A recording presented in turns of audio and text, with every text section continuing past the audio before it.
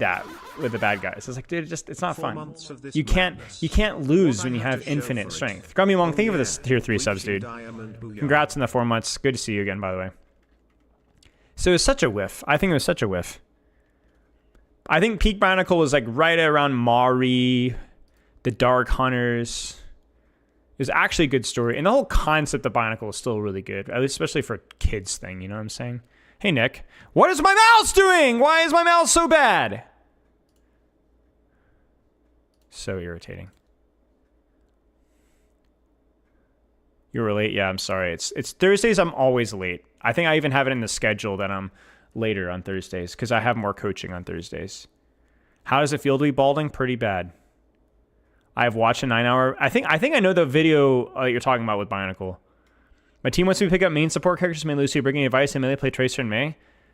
Is it a collegiate team? In which case, you probably should just bite the bullet. If it's just like random team that you're playing with, bail. Unless you really enjoy playing with them. The Rivals Madness? What about the Rivals Madness? Which Rivals Madness? There's like the craze, or the support thing, or the rank thing, or the performance-based SR, or the hero design, or the Emma Frost, or nobody went, or the role. Like, by the way, you said, hey, Orb. Why no more roasting sessions? One real important reason is because I just don't think they're as educational. They're more fun. I used to have it so where you could sign up for roasting sessions. I've done that for years where people could if they wanted to. It was optional, but they're just not as good. Like, it's funny, but it's not as educational. So if I ever did it, it would be more for like content or fun. You know what I'm saying? I know people were like, oh, you know, he's toxic in the roasting sessions, but that never really bothered me because the person signed up for it. So like, I don't give a frick what people are dumb, but mostly just because it's just not as educational.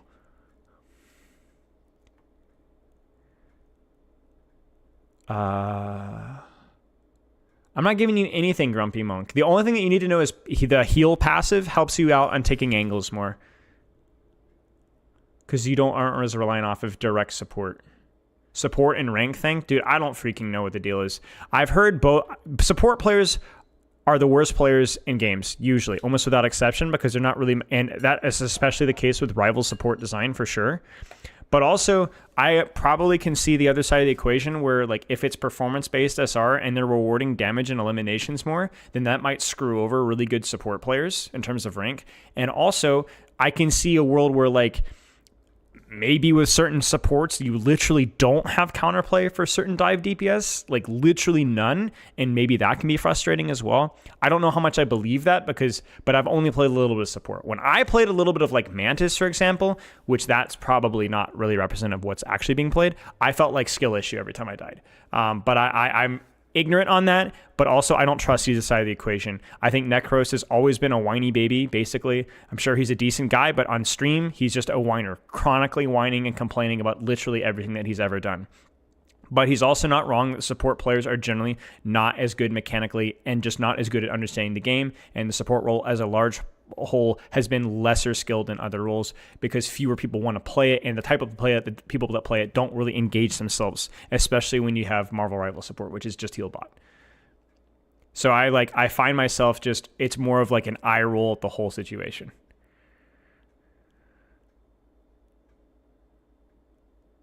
Support is kind of lame in the current patch. Well, that's what I'm saying. If it's performance, that's literally what I just said. If it's performance SR, then that's probably a problem. If this meta support heroes literally cannot outplay certain DPS characters, then that is also kind of lame.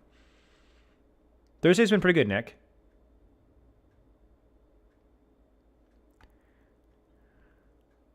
But I honestly don't know. I've moved on from Rivals. I don't really comment on Rivals stuff as much but I can tell you that the stuff that I likely had complaints about, months ago are probably still the case. And honestly, the game can crash and burn off of its decision to stick with those things. But Rivals has decided to make support that way. So if Necros is complaining about Marvel Rivals support, then he probably should not be playing Marvel Rivals. That's just more of an IQ check. You chose to play Rivals. They chose to make heroes designed that way. So, sorry, buddy. That's just how they made it. Dapper Sea Lion, think of the sub. Like, I'm not trying to be callous here, but Rivals literally designed support to be heal bot brain dead. So, if you don't like that, then you shouldn't be playing Rivals. Go back to Genji. But I know Necros, he'll go back to Genji and play versus supports that actually duel and require aim, and he will complain as well because he is incapable of winning those duels either, apparently, or at least without complaining. So you either have supports that are brainless and heal bot and raise an entitled bunch of mechanically incapable babies, or you have Overwatch supports that actually require mechanical skill and can beat you if you make mistakes. And which one do you want? Which one do you want? You make your choice. Which one do you want? So, I don't want to hear it. Nice, Trista. I'm glad you liked it. I've definitely leaned into the goofy titles. It wasn't on purpose the first 4 or 5 that I did, and then people were making memes out of it, and they were cracking me up. And I was like, dude, as long as the message of the video is really positive and constructive, I'll do something really silly with the title. And I they're really impromptu. I wake up and just be thinking about something and just want to talk about it. So, yeah. I like scrappy supports as well. That's the type of support that I played when I played MMOs back in the day. I did not like healers. I always played off meta, crowd control, off damage, off healing, multitasking, juggling a bunch of things at the same time supports. I really like support. That type of support's probably my favorite role in any game.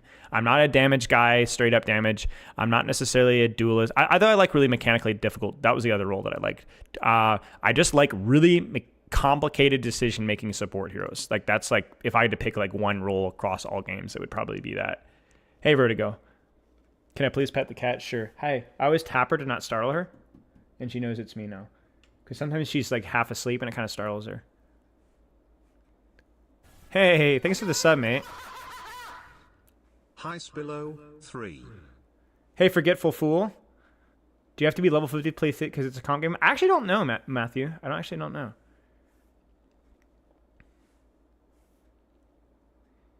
Multitasking is really fun. Yeah, I mean, it's really demanding and exhausting, but it feels really rewarding in the moment, Did I consume the 3 hours Ralph Rivals video? I did. Was it 3 hours? I don't remember if it was. I listened to it in the car driving to my brother's for a business meeting at 1.25, 1.5. I actually really enjoyed it. I don't think Ralph touched on a lot of, I think it was a much more, I don't know, I thought the Ralph video was great. Alexander, thank you for the sub. It's very critical. Much less, but that's Ralph. But I think he did a good job. Map games? I'm not sure what you mean by map games. I'm kind of a video game moron. I like Age of Empires is a good example of a multitasking, very intensive mind game. I like those kind of games. That's why I like Overwatch. You do not like Freya?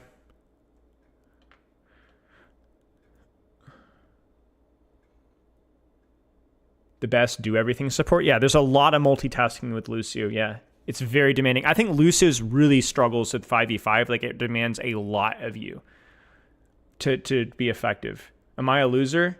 Maybe. Depends. Do you just self-describe yourself as a winner at everything that you do to random strangers? If so, then you're probably a loser. Yeah, I'm only reviewing Falcons and Crazy Raccoon. We looked at a lot of the day 2 stuff. I might skim some of the day 3 stuff just to get familiar with it, but I don't really care that much. Elite Dangerous, nice. A May VOD review, I'm not sure. Do dumbed down Rivals is a dumbed down in slow-mo Overwatch? I mean, I don't know. We'd have to have a long conversations about semantics and what you mean by dumbed down and so on. So I don't really want to get into it today. It's a good question, but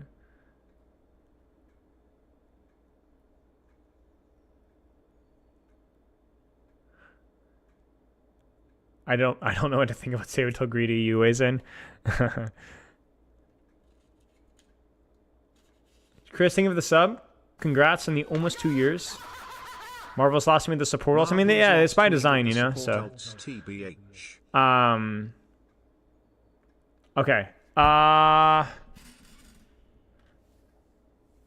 Hydrate using the moisture in the air. Hey, I got some water.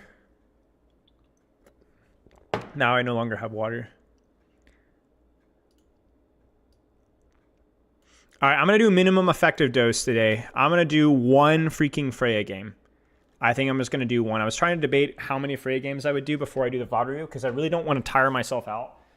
before I do the VOD review because I want to do a pretty good job if I can with the finals. So let's just do one Freya game, like minimum effective dosage. I did about 8 yesterday or 9. I won almost all of them because it was like late morning, which was great.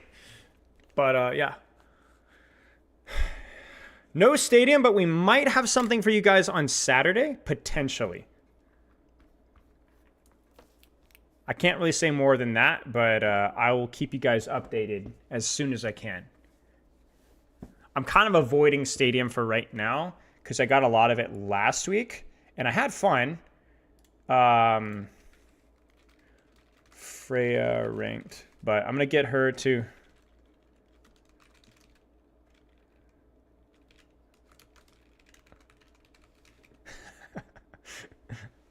Do you play any guitar songs? Kind of, sort of. What role does Freya fill? I don't know. Range, divey-ish DPS. I understand that people learn really well through analogy and comparison. But it's hard with a lot of the newer Overwatch characters because they kind of fit in their own niche. Juno, Hazard, Venture, right? What rank am I in the guitar? Probably silver. I have a good ear for music and writing songs and chords, but I'm not very mechanically gifted.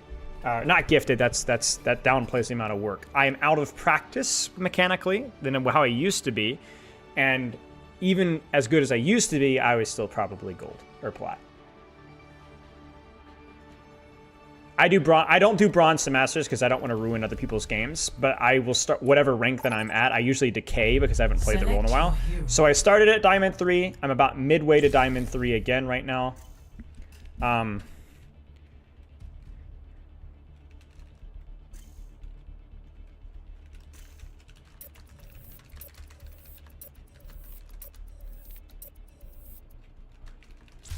Select heroes to ban.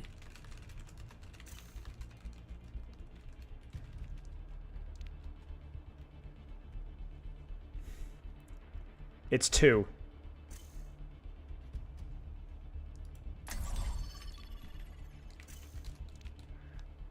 It's 2. It's hold me accountable.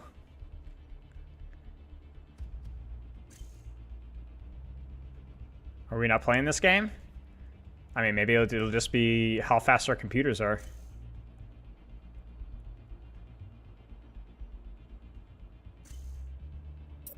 Okay, I guess we're not doing it then.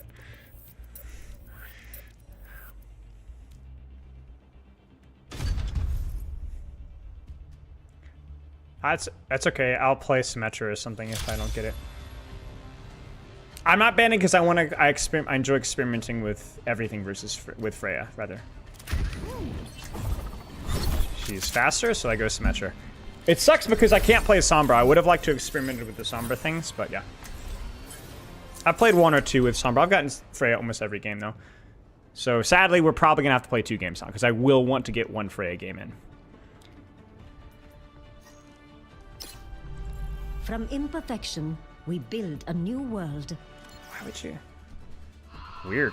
Hi. Never done. Play Genji, man. Cheers, Forgetful Fool. I could play Genji, but I'm trying to play something kind of weird or different. I wanted to play Sombra to learn about more of the perks. I don't want to play Mei because I don't think there's really anything new with her perks. Good 3, good 2, good kid 1. Round 1. Capture the objective. I have opened the bar. Let's get this done. Raksha Pranali Samritit Karna. We have company.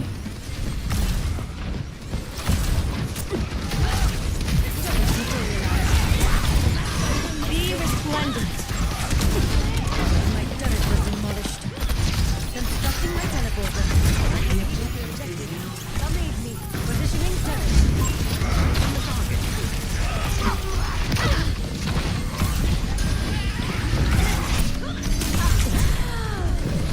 Adjusting turret placement.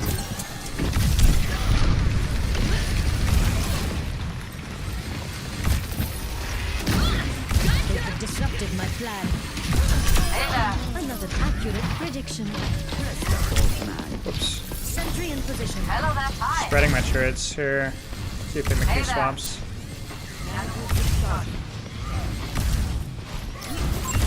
My sentry was destroyed. I can take the dual adventure, but I definitely need a turret. It's not a good matchup for me otherwise. It's really not a good matchup, period, but I feel a little bit more confident. Frick, I'm picking way too many fire strikes.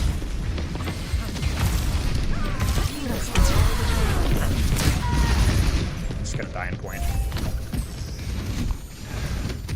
How's the volume? Is it too loud, too quiet? I have it turned down a little bit on OBS, but I do have it loud on my end because I realized that my game audio was too quiet last stream. Hello? Questionable TP, I was just dying in point. We were done too. Hey there. I could have disengages probably, but I made that I didn't think that went through. Hunting them down! Raksha Pranali Sindhu. Shoot. Too slow. Taking the point. Guide you! Winnable. Chaos will not be We unseated get in our. a day. Oh no, she got pinned. Frick off the map. That sucks. I won't teleport just yet. There's no real point. Placing a turret here. I think we hard angle here on the right side. Almost ready. As long as I stay away from Ryan, the angles are pretty free to me with this comp. So I think I go a little bit more angle mode here than what I've been doing. Time to go on a rampage. Aligning sentry positions. Dead one. Stop them. Yahi Barambasta Into the iris. Enemy here. Positioning turret. I don't want to press till the end of that. Let's take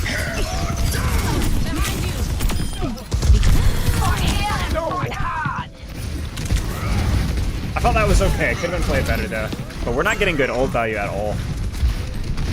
I don't know what JQ ulted, but we didn't get jack. Careful.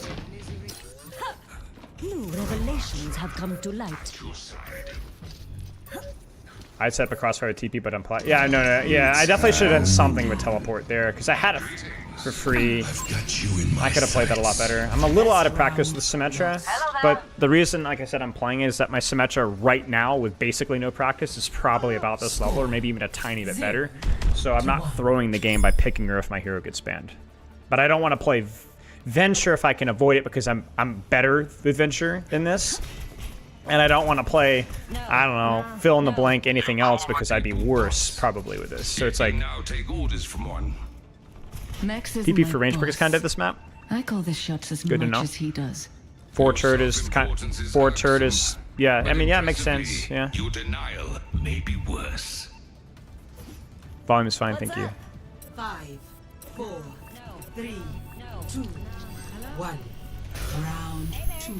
Symmetra's just another situational duelist. There's a lot of them. So like, you know, she's either really good or really bad depending on the status of her CDs. What's up? And so, case in point here, like I can hold this angle as long as I have a turret, but if I don't, we're kind of cooked.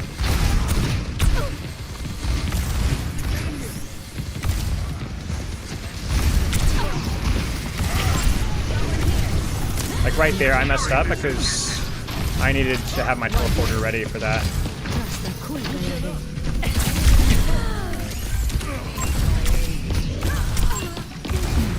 Aligning sentry positions. They are seizing our objective. Teleporter materialized. For the parched. Hi.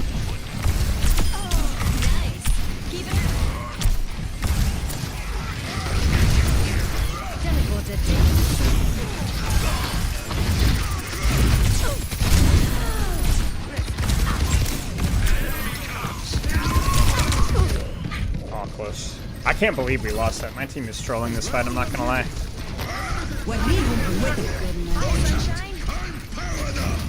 That was honestly pretty good for me there, I will say. Perfection was not I tossed the performed. other run, but that one was pretty clean. Teleporter manifested. Adjusting turret placement. Hello there.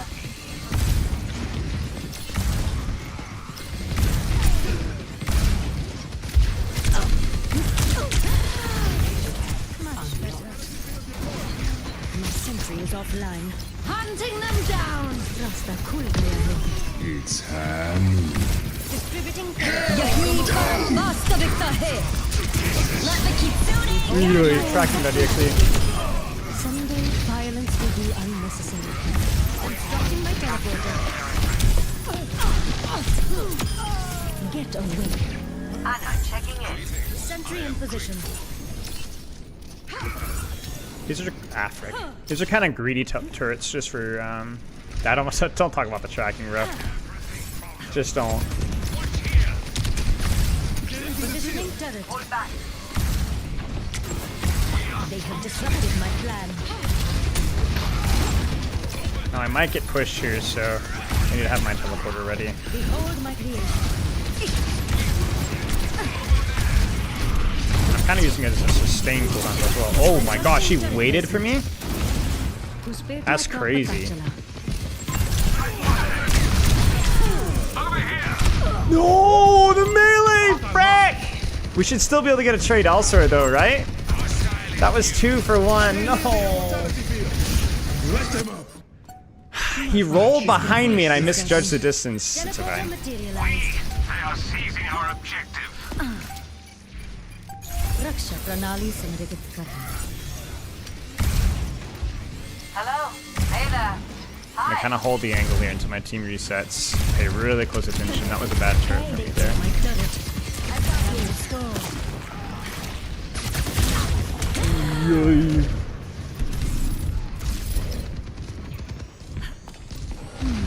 This Cassie's doing something silly. I can smell it.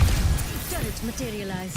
Teleporter taking I can take the shape. teleporter here because of the heal. That's a big noise there. Sentry is offline. It's hand. The Iron Forest watches over you. I have opened the bar.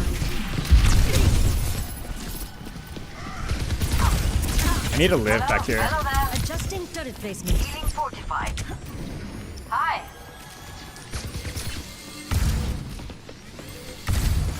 Hey there. The wounds Play almost underneath here. Turret materialized.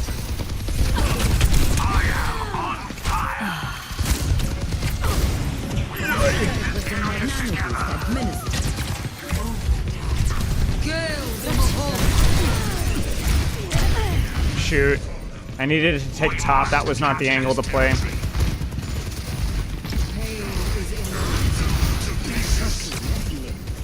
Hello there. I think I could have been flanking maybe even deeper there that fight. A chance to iterate is always appreciated. Teleporter taking shape. Not the best teleporter, honestly.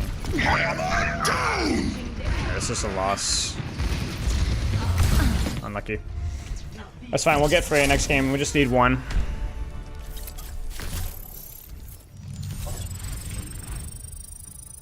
Spell wearing the red underwear? What? Oh,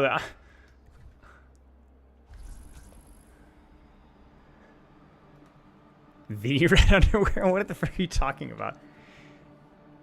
What's up, Storm?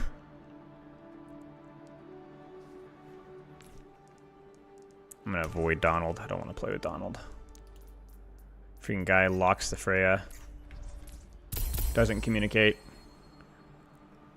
Have you studied at college? Yes. Bachelor's in finance. The red underwear? Oh, you mean the... Yeah, that was a birthday gift when I was in high school from... I was like 17 or 18 from a friend of mine, yeah. Anti-Donald Trump? Yes. Gone political over Freya. Who would have thought? Wow, how the mighty have fallen.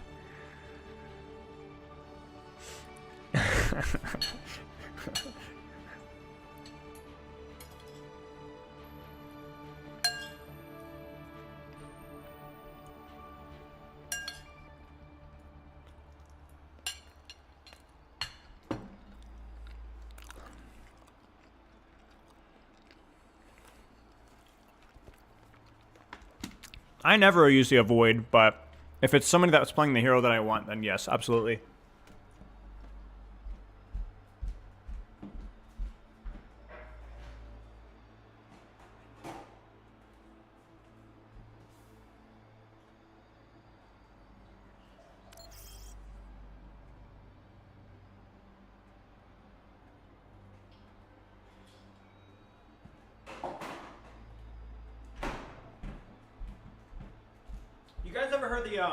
You guys ever heard the term the regression to the mean?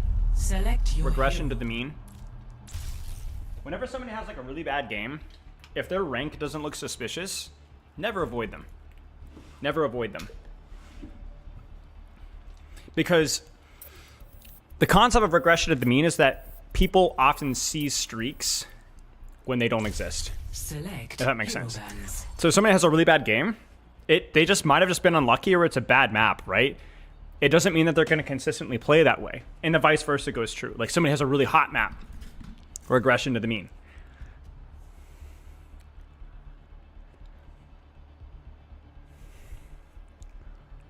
Wokalo? Is Bob here? Why does Pepper come up to me? Why is the first thing I see at Pepper? This is what she puts on my I'm coaching, and this is what I'm looking at here. Holy parasocial. What is that? Why is this? Why am I'm working? Like, give me a break.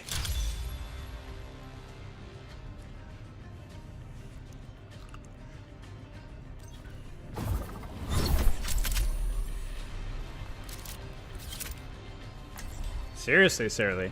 Yeah, I couldn't get Freya last match.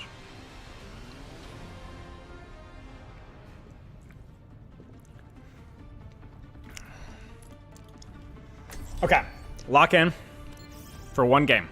Minimum effective dose. I always deliver. Oh, I didn't aim train, The shoot. regions of Earth are Okay, so I am going varied, crit and ice cold but mechanically. One human lifespan I is not didn't enough aim to train. save I'm trying to be consistent. If I was taking the characters seriously, which I am, this is how I would practice. But I'm breaking that rule apparently with the skipping the aim training. My bad. I did a lot of it yesterday, and it paid off. But it's okay. One. Initial flashpoint. Arena. All right, I am ready.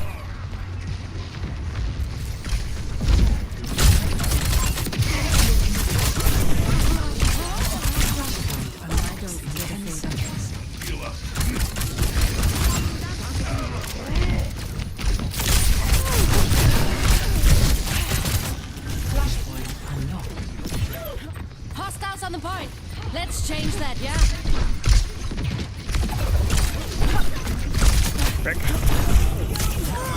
I had to go for it.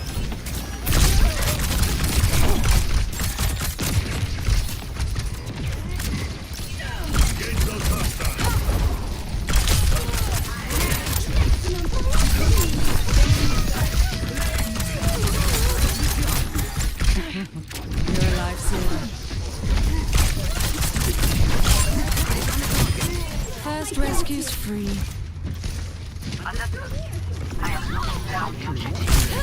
Oh dear.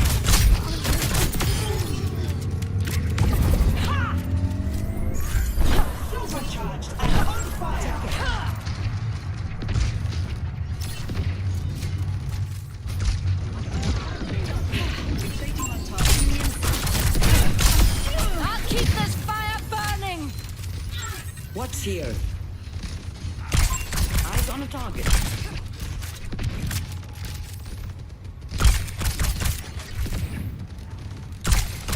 Engaging the enemy. Hello? We have enemies on the objective.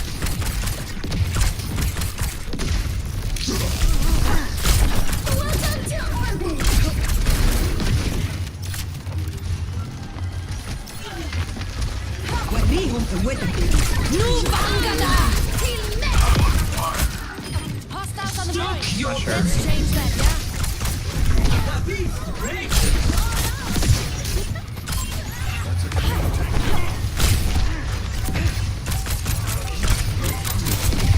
Gonna have primal me.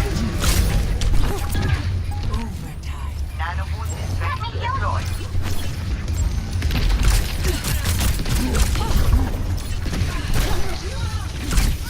Hello, we have enemies on the objective. My ultimate is ready. Get in there and I will give it to you.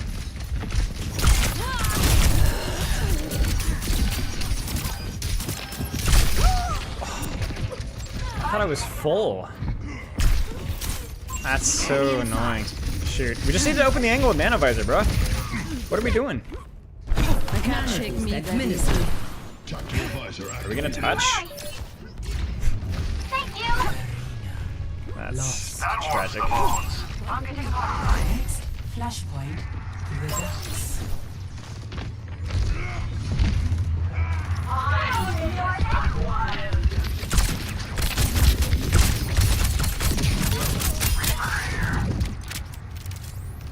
Thank you. Minor perk unlocked. Engage the objective. Flashpoint unlocks. Freya's in Vaxina? Nice. Frick. Should've launched sooner. Flashpoint unlocked.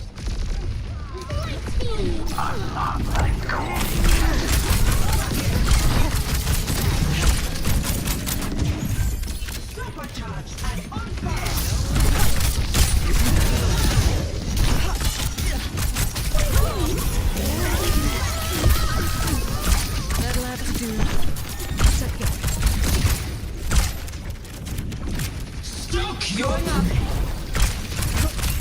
Welcome to orbit. Don't mess with the best. So Winston's making my life difficult because I'm not able to play nearly as aggressively as I'd like in terms of angles, as if I needed to clarify that.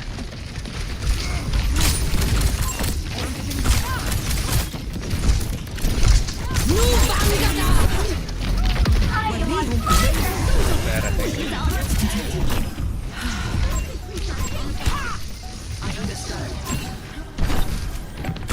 Frick. Just why you aim train. Overtime. Sunshine swaps at spawn camp. I think. No, we don't. He's getting speed out, so I can't go.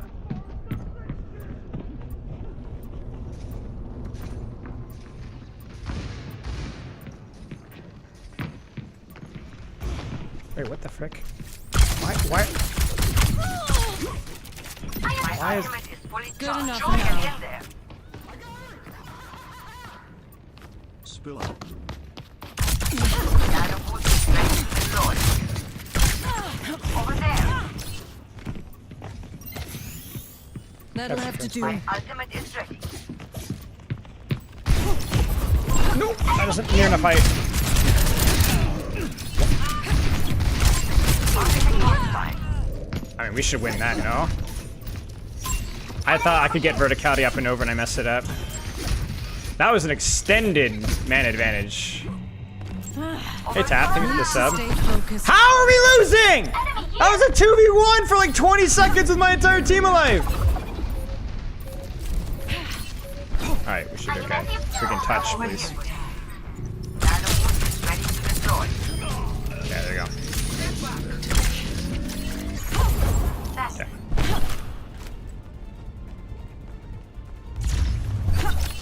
The ducks. Secure. Seriously. Next, flashpoint. My mistake there was that I should have had a better escape route, but I'm not as familiar with that architecture there.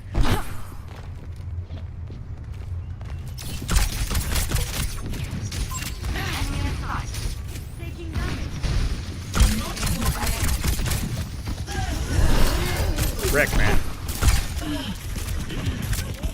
Flashpoint unlocks in 10 seconds. we are outnumbered. Careful.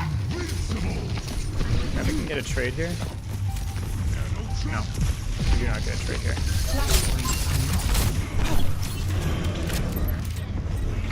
Really?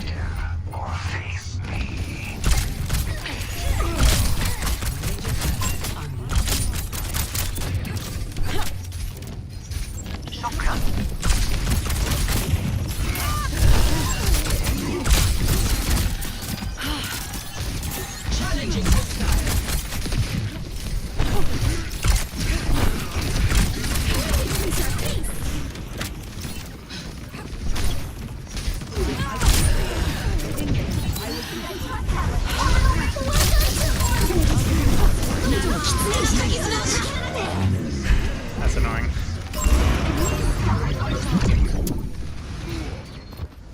Alright. Maybe? Kiriko's one? Always like to change. I will clear the objective. Stand with me. Thank you. Group up with me. I'll be right there.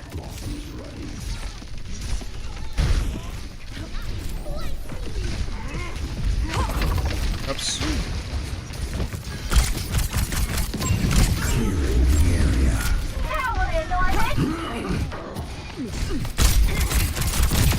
We need to clear off the point. Helping you out.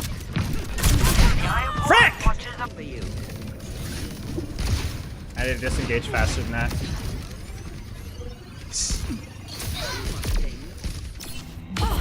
Vi prøver lige igen. Mess up my roll out there.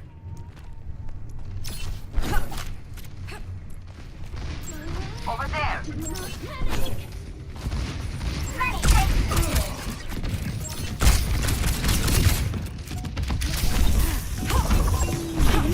I need healing.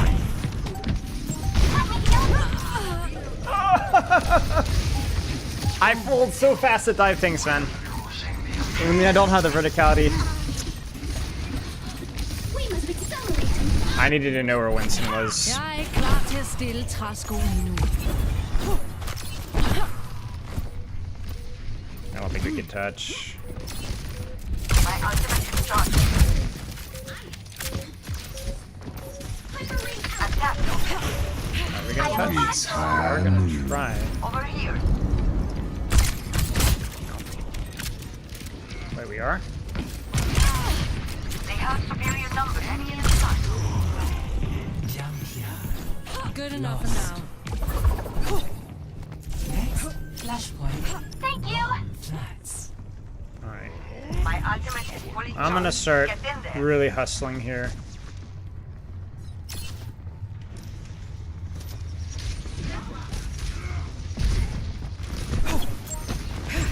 Over here. All right. Go back with me. Flashpoint unlocks She in saw 10 me. seconds. That's too close. Flashpoint unlocked. Enemy over here. Winston hears me. Over here.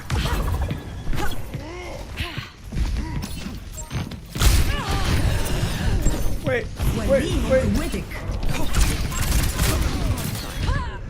How? I have. Oh, they're both on me with a support buck and my team loses the finals for. I'm committing a war crime. How does that happen? How does that happen? Take me that easy. How did that happen? For duty.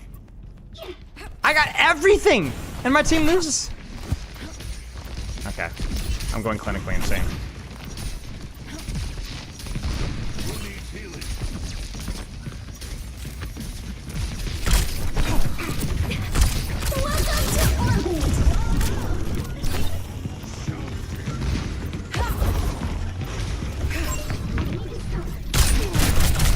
I cannot win that duel up close. Even with the element of surprise, kind of, sort of. I actually can't win that duel. Like, it's not physically possible. It's Even not if you hit that your bad. shots there, man. Not yet. Like, your burst isn't there. I think I just have to rotate away. At that range, you just can't win. On this point.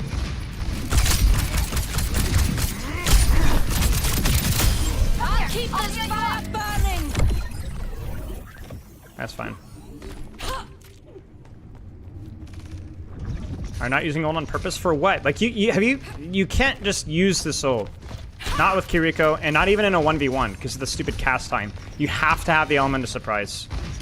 Otherwise it doesn't work. Either no Suzu or element of surprise.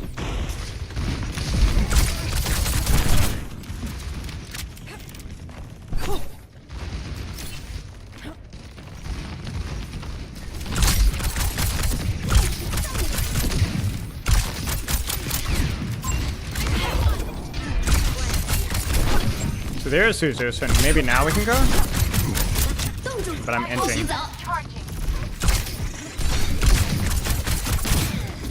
He's gonna dive me.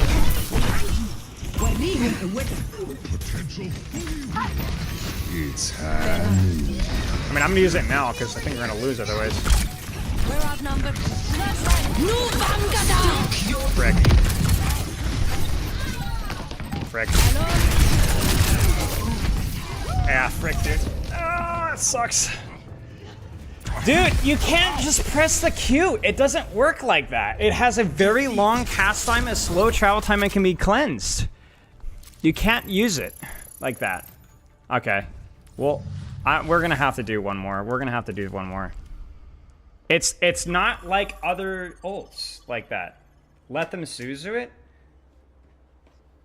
But that completely denies the power of the ultimate. It's not like other ults where like, oh, it'll force Suzu in other CDs. It's a single target ultimate, so it will literally just get Suzu.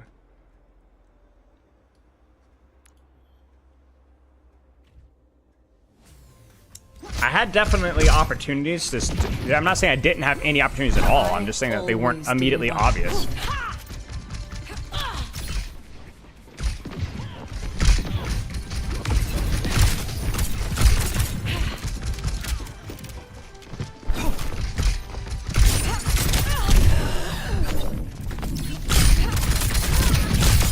Man skal aldrig glæde sig for tidligt. Better. Yeah, I'm not saying there was like, oh, there were no opportunities to ult. I'm not saying that. I'm just saying that it wasn't an easy opportunity. And in hindsight, of course. But like, I'm just saying that if I'm greeding for something, it's not unreasonable to play a little bit greedier with that ultimate, given the fact that other stuff doesn't work. Need to stay focused.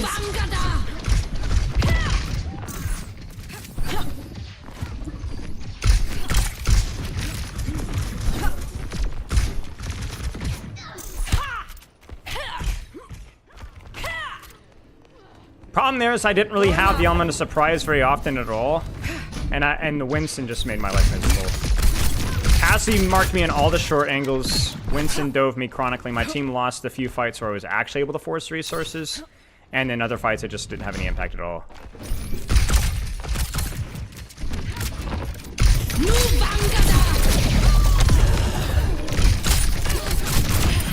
First rescue's free. So. Her ult's much more like Dragon Blade than it is anything else. Than even like Pulse Bomb. It's not just, oh, do what you normally do and get free value. You have to be like, the situation has to call for it, and you have to try to set it up. But if you can't set it up, sometimes you can't get it off. Or if you do get it off, you purposefully trade it for a lot lower volume, and I was just greedy.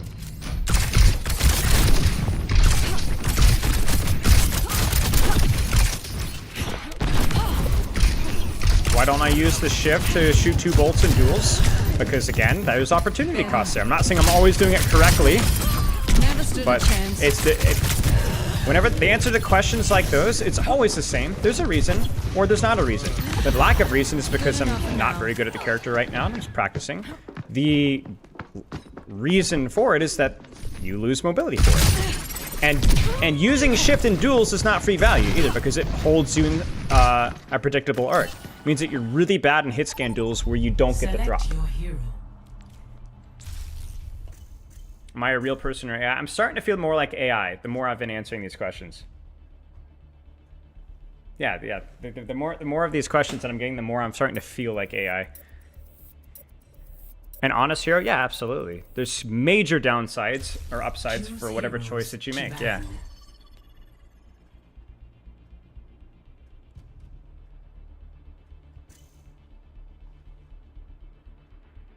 Is Freya main support or flex support? Great question.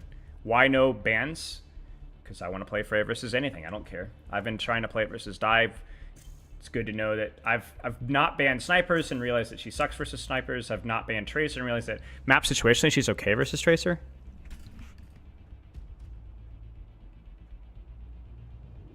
Said, dang, you called me lose 3 hours ago? Yeah. I had never tried Apex Black-In. You guys start a count for how many times somebody asks about bans? Yes. We should start a ban counter and a backseat counter. I forgot my no backseating command on Twitch, so it's my bad. I should have put it in there.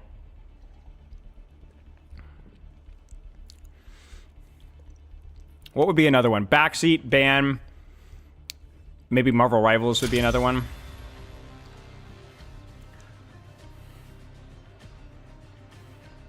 Oh, it's Avery Jane. I know this person.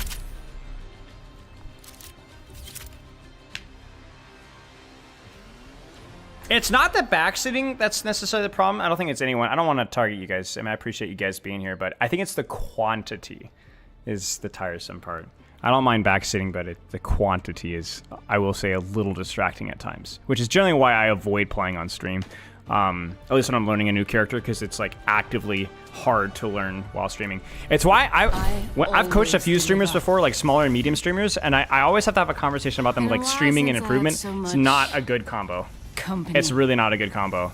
No, it's fine. It's fine. It's just you play so much better when you're not having to worry about talking or communicating or narrating, especially when you're learning. 4, 3, 2, All right, here we go. objective This guy. Do an idiot counter? Well, you guys aren't idiots. Fresh beginning. That's rude. All that promise. There's nothing wrong with asking questions, and it's like as a person, I'm not used to. Yeah. All right, I gotta lock it. See, this is case in point. I'm not. That's Avery and Mercy.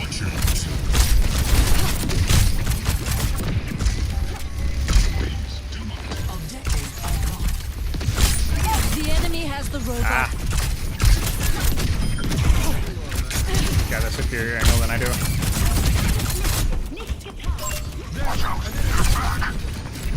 We have the robot. And isn't it friendly? Robot's moving the barricade.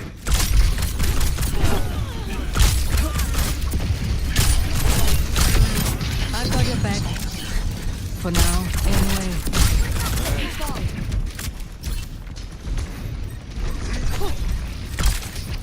See, I'm gonna avoid Sunshine's chat because I lost that game and I played poorly. But if I beat Avery, I'm definitely gonna be going over her stream and talking trash. So that's the real mature thing to do. Make sure. Checking in. Frick. Let's give them one.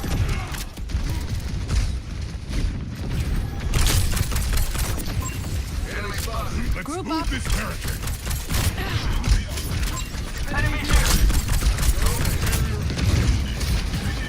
Step right up.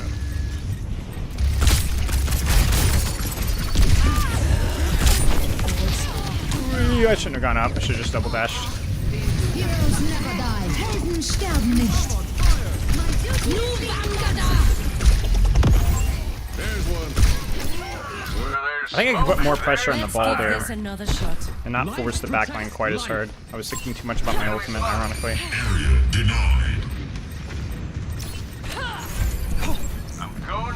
I think I think this. I think I think this. It's very late, very delayed, and I'll get there at about the same time in a much more rewarding angle.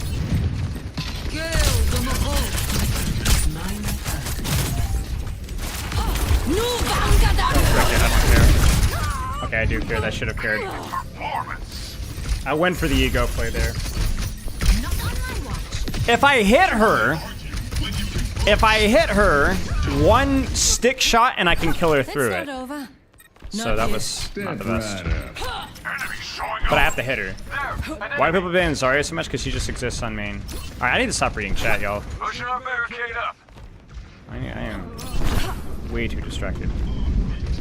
The frick is that noise? Good. Need healing. Lucky we were getting rezzed. Ah. No one can stop me. Enemy here. These barrels are smoking. Back on my feet.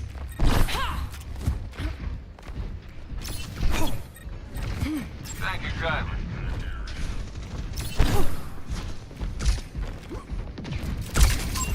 Enemy spotted.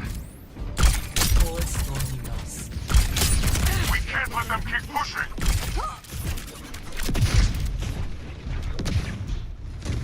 Spotted an enemy. Where is that son of a gun? The tree is ready when you are. Oh no! My duty is being done. Enemy spotted. I'm with you. I'm really feeling the barricade. Step right. Jagten fortsætter. Think that. Life protects life. I'm on fire. They're about to pass us. We have to stop them.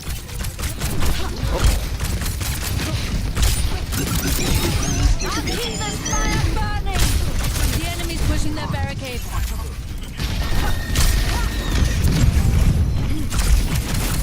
Don't let them take the lead.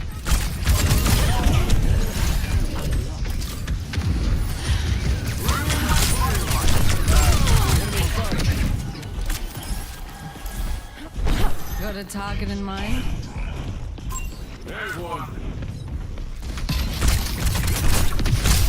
Don't mess with the best. Enemy spotted. Over there.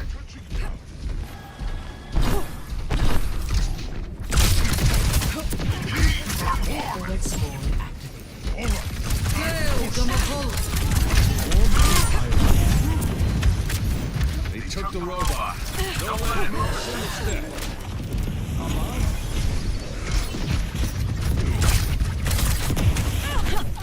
Where there's smoke, there's fire. I'm gonna die. I'm gonna make it expensive. Better. Guess he just forgot. Watch out, they're back. Over here. Life protects life. Nu Vangada!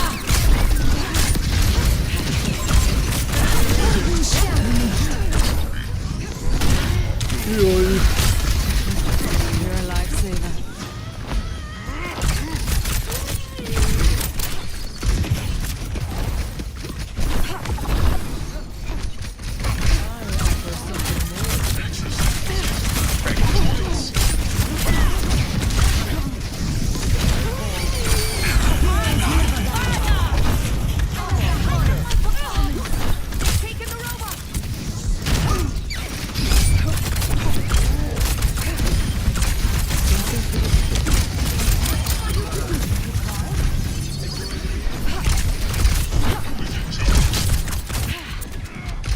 Thought you sucked me. I'm really feeling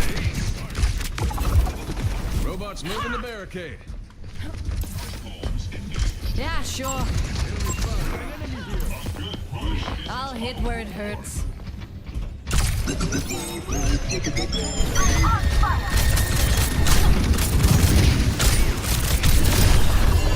Safety in Thanks. numbers. A little bit of ego there, I'm not gonna lie. It's fine, let her get the res off. Wait, what? Step right. Nu Vangada!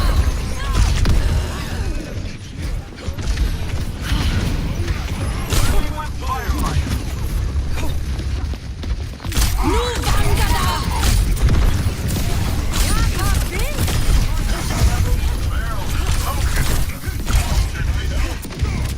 Enemy's got the robot. Don't let him get away. Moving out to the butt.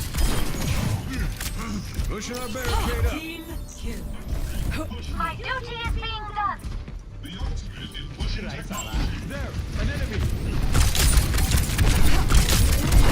Gale, Domopol. Helden sterben nicht. Life protects life. Control the robot. 2 minutes. Give them their medicine. There's one. Last mistake.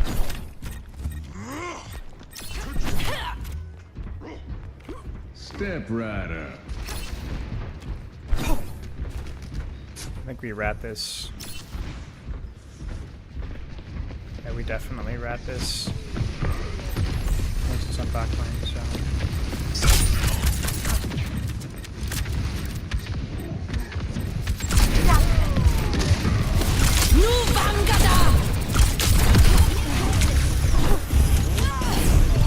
I need healing.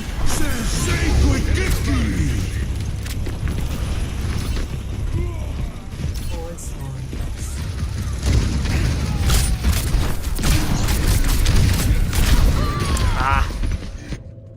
It's okay. 60 seconds remaining. We can stop them pushing. Join us. It's not over. Not yet.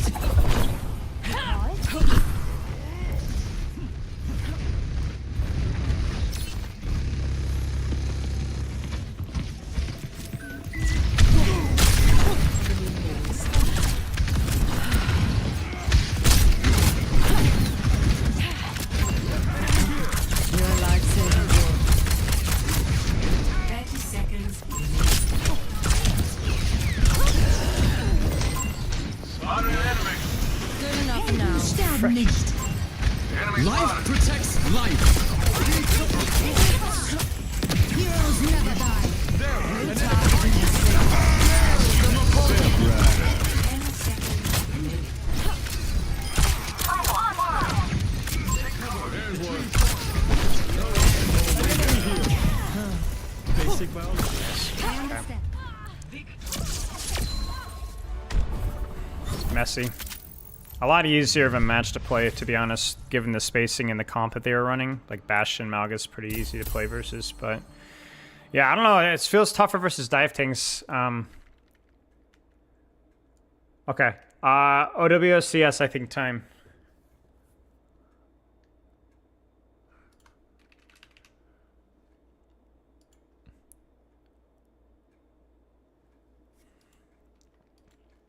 How to play Freya? I mean, my impression so far is more divey than you think, less pokey than you think. Let's put it that way. More like an Echo. I've found my matchups when on any map with verticality is way better than I thought it would be versus divier stuff. With I think dive tanks are definitely the hardest part, right? Like Winston's and Divas have been troublesome, but I've just had a hard, and this was even when my mechanics were doing better, like yesterday. You have to catch snipers or hit scan by surprise with a shot, otherwise you just can't win. Yeah.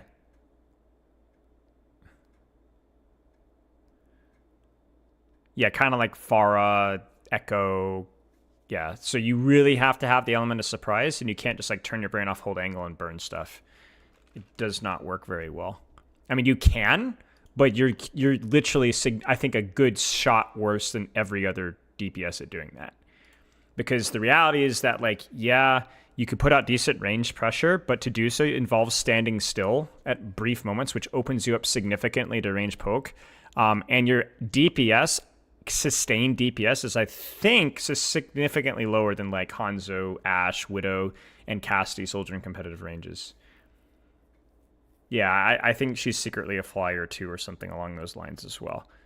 Which is why she feels so bad on certain maps. Like even some of the Flashpoint stuff, just because it's so flat. Like I was having a hard time there. But obviously that was just a messy game period. I wouldn't really blame much more than that. So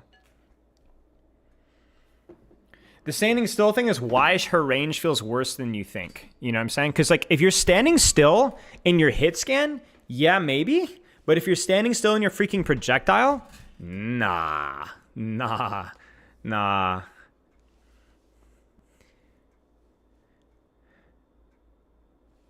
I'm not sure about Stadium, to be honest. I'll talk more about it over time, but we'll see.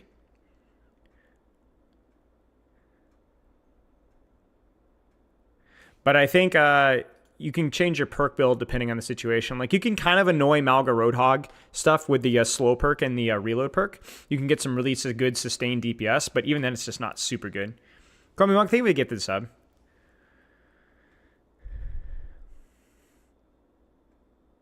I've heard people have performance issues to stadium, but yeah, I'm not sure. All right, I'm going to eat a little bit, and then let's get into this grand finals review. I don't know the final score. Spoiler alert, spoiler alert, spoiler alert. I'm about to spoil the result. I assume everybody's seen it, but yeah. Crazy Raccoon wins again, obviously. And if you guys didn't see the Crazy Raccoon versus... Cheers, nerdy. If you guys didn't see the Crazy Raccoon versus Words, the words are coming here. Nightmare, that was a really good match. We reviewed that. That might be posted on YouTube later next week, maybe. We'll see.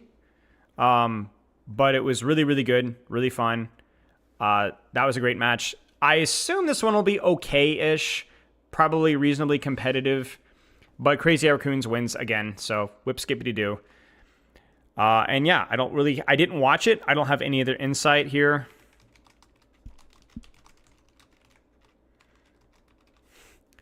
Yeah, show the cat. Yeah, sure. Seems like she'd thrive in a map like King's Row. I've played Freya only once on King's Row. We lost because I trolled 2 fights, at least 2 fights, but I did really feel good on King's Row. I was playing versus a sniper and a flanker. I think it was like Genji, Ashe, or like Hanzo Reaper or something like that. And I felt like I had a lot of flexibility what I could do. It did indeed feel good. I always play until Masters, Ryoga. I always play until Masters regardless of the character. Characters like Freya are a bit harder because they're more mechanically demanding, which is hard because I don't play the game as much as I used to. And then there's characters that are like like early Overwatch 2 Mei, Brigitte. I did some Brigitte stuff that are a little bit easier because they're more of like positional focus. Wait, yeah, why is there no chat? Good question. Let me try and reloading it. Hang on a second. What the frick? Try saying something. What? What? That's weird. That's weird. That source is just dead. Hang on.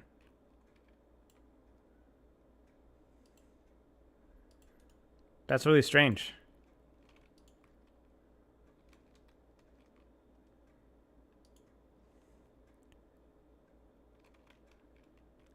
That's weird. It's on my playing Overwatch scene as well.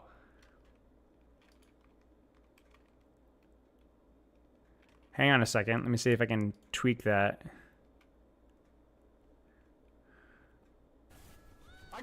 Yo, thank you for the 5 gifted subs, dude.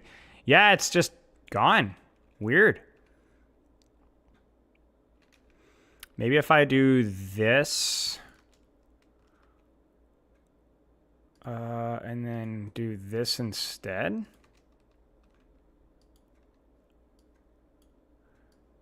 No, it's not working either.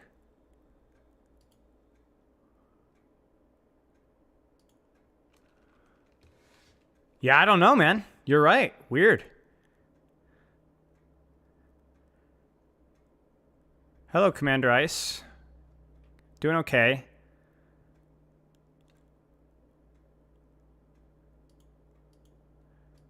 Yeah, I don't know. I might have to restart OBS, but I don't want to restart stream. So we might just have to live without chat visibly now. So I apologize. No idea. The scene works fine here, but it's gone elsewhere. So rip indeed. That's okay. I'll hide the black screen so it doesn't look like anything's missing. You can't use OPR. You have to be in China. Commander X shouldn't have been using it. I don't think Commander X has, unless Commander X is in China, he shouldn't have been able to do it.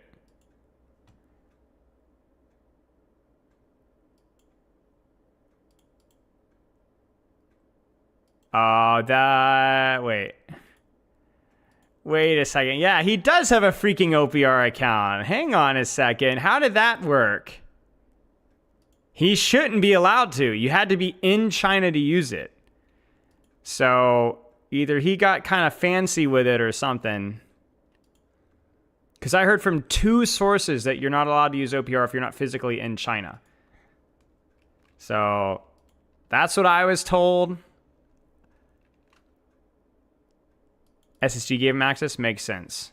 But I don't think they're supposed to do that, is from what I understand. Which is fine.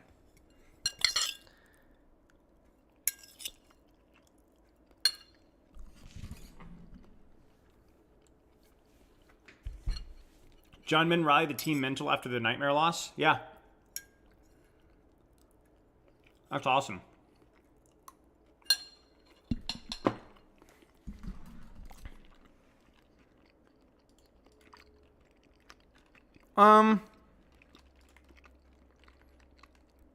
So technically it's like a different source.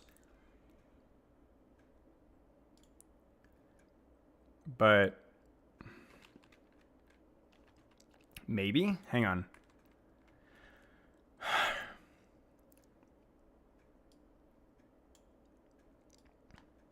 I could do like a really scuffed version. Like, you know. That. You know. There. Well, no, that won't work either.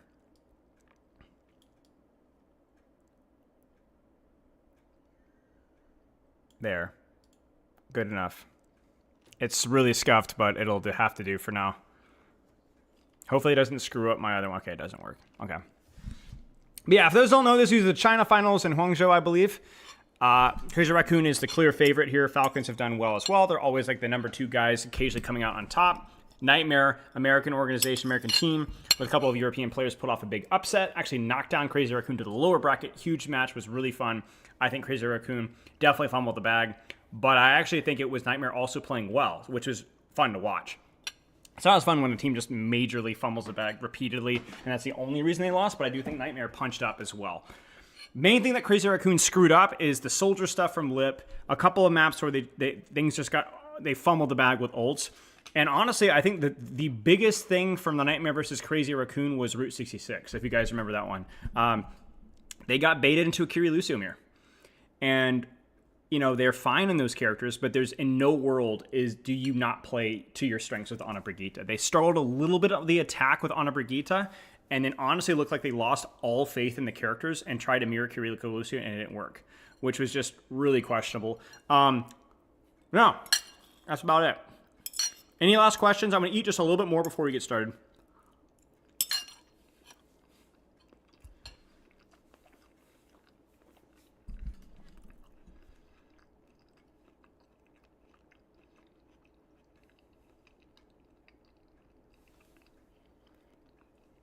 Consider worse than Kiriko Lucio right now? Could be. You just can't convince me that that's the case on defense on Route 66 with Crazy Raccoon.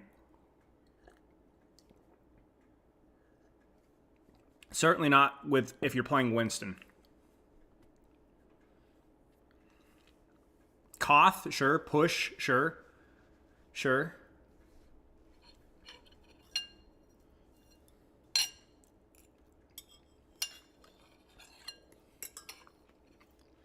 No, she was not as good as on Kiriko. I don't know how good Shu's Kiriko is, but no.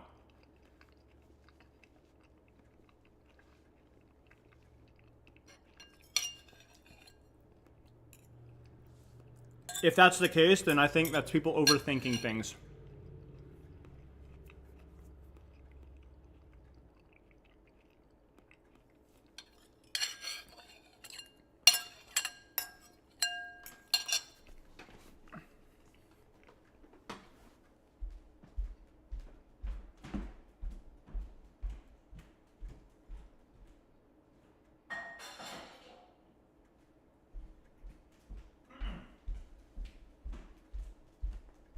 It could be the nade cooldown reduction. Could be little things.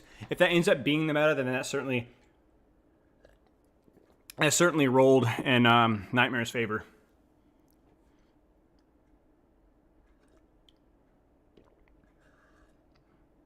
I'm not familiar at all with Korean Kiriko players right now.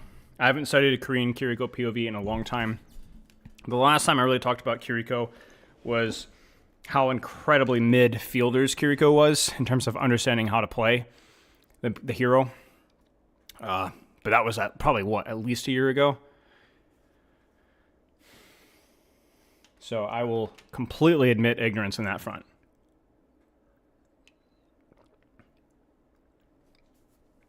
All right, actually, I lied. I actually need to take my pills. Give me 1 second.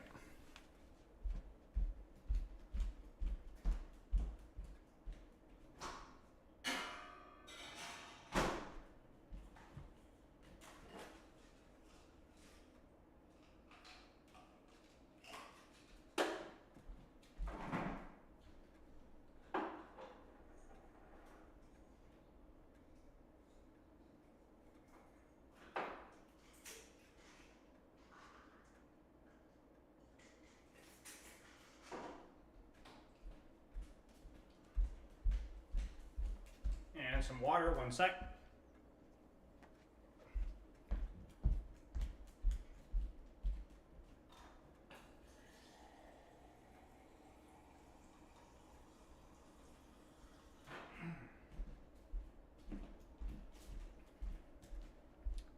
Yes, I'm doing drugs before watching. Yes.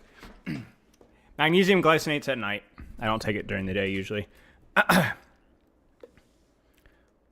Fielder now knows what a flank is. Well, that's good to hear.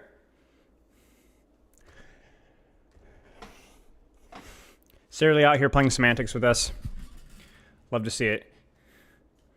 Okay, let's take a look here. Don't really have many great options in. How's the game volume? Let me actually pull up Epic so we can utilize that as well.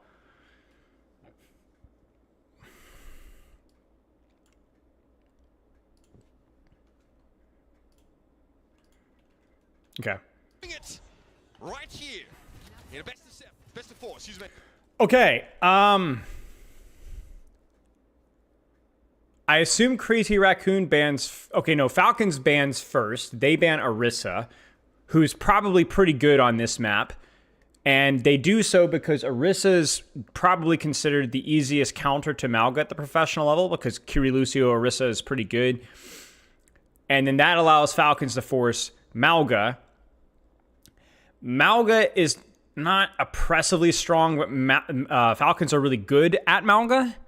And the problem with Malga is that he counters Ram, and then you ban Orisa, and because it's a very congested map, Dive isn't necessarily good enough to beat it. Now, I would be curious to see how Winston Kiriko Lucy would function on this. I think there is just enough space if you're running a flyer to make Winston work here, but clearly it's not good enough for sure.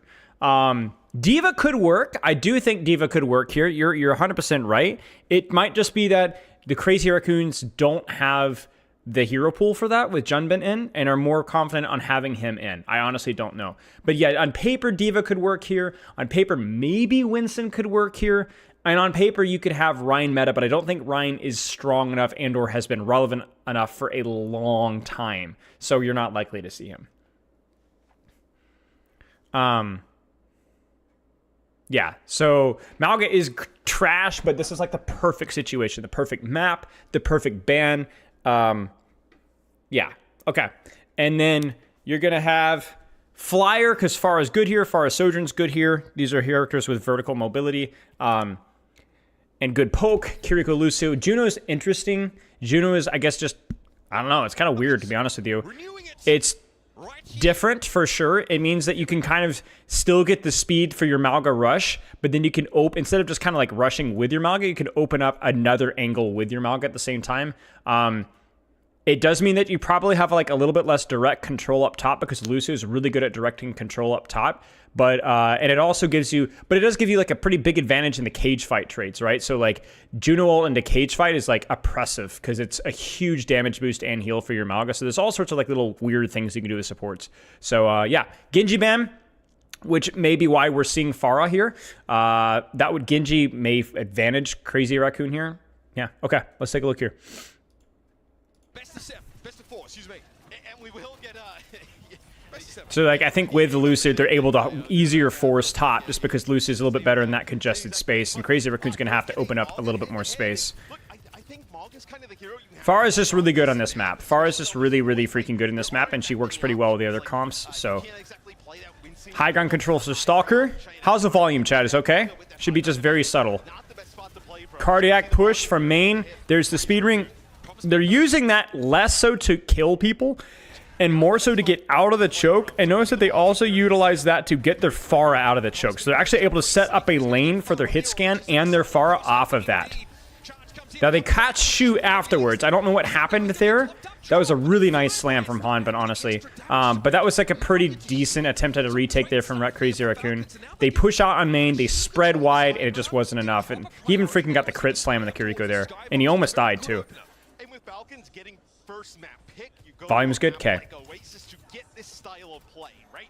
You also Find a like- different tank for Rush or Brawl. I agree. I agree. The problem is that Malga was good for so freaking long, like actually good for so freaking long at this level, that people just have like echoes. Like they just don't have experience playing. Like really, there are 3 tanks that have been good in short ranges for a long time. Orisa, Ram, Malga.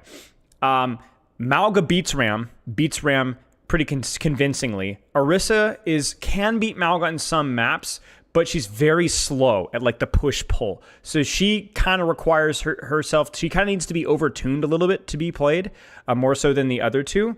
And that's pretty much it, you know? So it's just like, you have this like perfect little toxic microcosm, you know? And on the other side, probably doesn't bother you that much, right? Because Proper can pick up that. He's checking that far off flank, you know? He's like, where's he saying? Where's he saying on that far off? There's the angle there. Farah's getting the spam over the top. They're able to get the Malga underneath.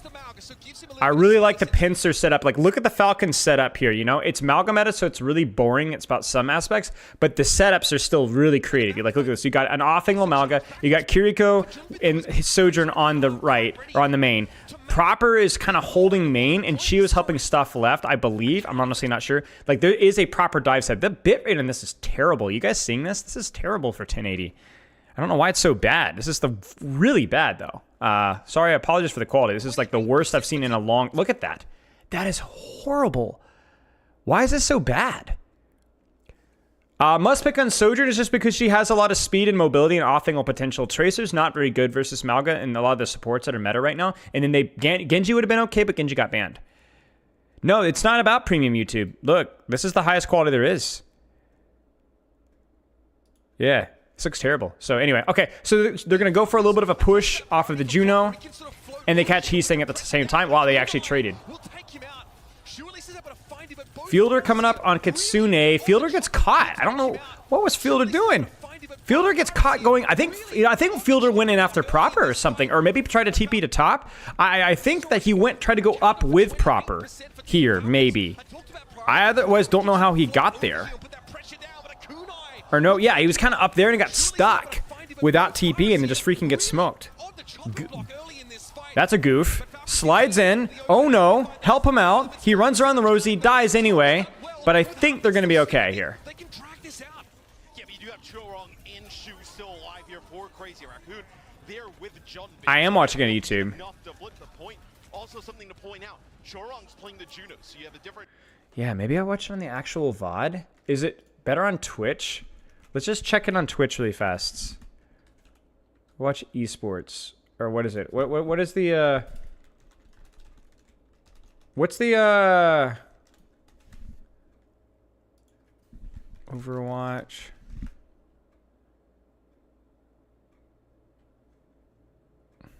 OW_esports. Got it. Because this is distractingly bad.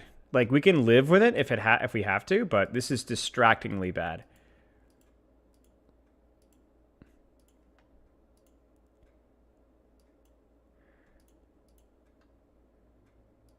Okay, I think I found it.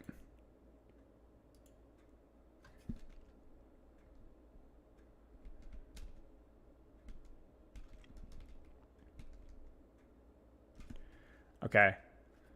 In terms of the backline. All right, we are at 45. I mean, look at this pixelation. Look at this. You can't even tell what number it is, barely. And then this, is this going to be any better?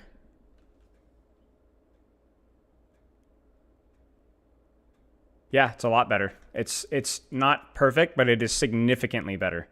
Wow, that is rare. Okay. Okay, I guess we're doing Twitch, which is a little bit annoying because skipping back and forth will be, I think, 10 seconds instead of 5, but that's okay. Hello? Okay, so retake here. Yeah, this quality was just horrific. Flip from Crazy Raccoon, holding off angles. Falcons takes the angle to probably Kitsune on point or Sojourn ult. Probably Kitsune first. Yep, the Kitsune first. Angle from Pharah is forcing out a lot of resources. They're going to Sojourn ult to kind of... And the Sojourn ult's more to prevent the Pharah from getting any more damage because as you can see, that angle from Pharah hurts so freaking much. So they actually Kitsune, Pharah is still punishing, and then they use the Sojourn ult to contest the Pharah. The problem is that Pharahs are kind of on islands on this because there isn't really like you don't really have good vision on your Pharah for a lot of the flanks that she's taking. So they're gonna double Juno, they're gonna double support ult and cage fight. Beats used, but that is they have to win this like now because they don't have any angles and it's still even here.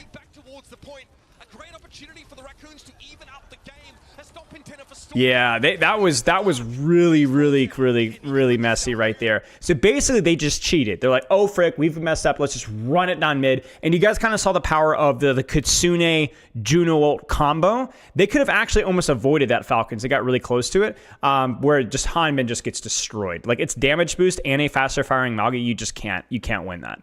I think the problem there was that I think it was more than the Malga caught in the cage, where you could just sell your Malga there and live and do something else for it, but I think they end up catching more than one. So that was really risky from Raccoon. They almost tossed that. It's impossible to get rid of that Malga with the orbital ray rolling on top of him. The Kitsune rush as well. I don't care about rush versus brawl definitions, to be honest with you guys. It's all semantics. It's literally all semantics. It's however you want to interpret it. All you mean is this is a speed composition that does rotations. Whatever you want to call that, it's fine. Every composition in Overwatch takes angles. Every composition in Overwatch does poke from range. Every composition in Overwatch rotates. Some of them are better at others, but most of Overwatch compositions are hybrids, and trying to use an archetype is just, it's a fool's errand, frankly. It's not worth the attempt. Yeah. So just whatever you want to call it. Rush, brawl, doesn't matter. They take angles like freaking dive. They execute dives like dive. They poke like poke. It doesn't matter. This isn't Overwatch 1 with double shield anymore, you know? So... And that allows Junbin to put down so much damage. He finds 2. That results in a fight win for... Like, this is freaking dive staging. This is dive staging right here. This is dive staging. This is off-angling, forcing the backline out before you take space with your core. Forces Kiriko back. This allows you to open up your lane. Now the Malga, Junbin, is isolated, so Junbin's going to get poked out and then disengage. Because Junbin's disengaged, now Falcons will walk forward. This is dive principles, right? They're actually not even rotating as 5. They're angling to clear out the space, like a dive comp, with Malga. This is just how Overwatch works with 5v5 especially. Wow, that was... Where was Heesing? I think Heesing hard flanked. No, he actually just goes over the top. Okay, so I lied. He goes up and over the top. And who does he catch? He catches Stalker. That's a surprise. So I think the cardiac was late there for Heesing, or the commitment of Malga was really late. That was a missed time play. I think Heesing went in before Junbin had run. So Heesing goes in by himself. He gets his 1, but then Junbin tries to go in too late, and then they just get smoked. They were down with old economy a little bit there, but that was a little bit of a misplay there from the team play timing of Raccoon. Yeah, it's the cage fight barrage there that happens for Falcons, so that allows them to move on in. Take the point. I just don't think it's productive to try to call what type of compositions because even like on a Brig comps rotate, you know what I'm saying, like these. Now Lucio speed comps rotates more, or Juno speed comp rotates more, but I think when people try to make archetypes for a comp, they try to tell you how it's played, and inevitably when people try to tell you how to play a composition, they forget. They start cheating the system or trying to make easy solutions, and it's just not how it's supposed to be played. Yeah. Okay.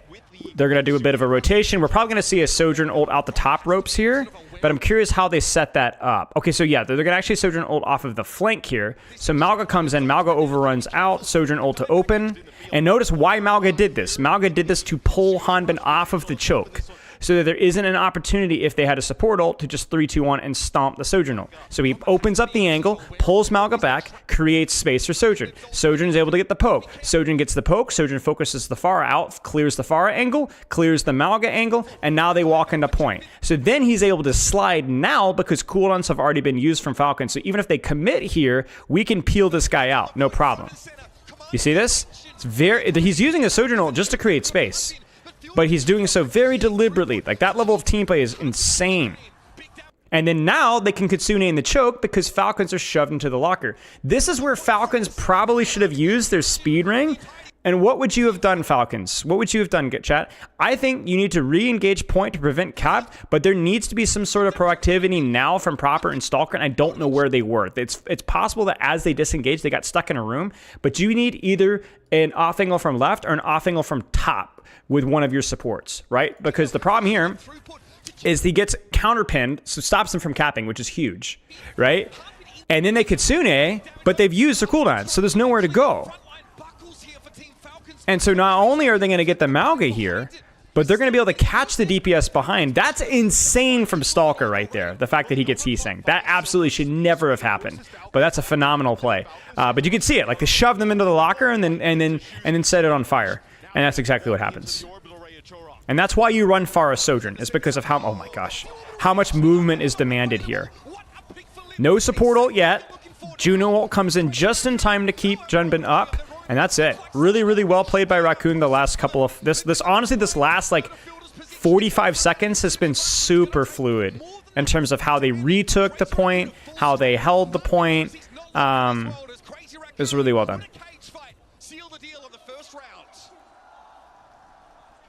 Nicely done.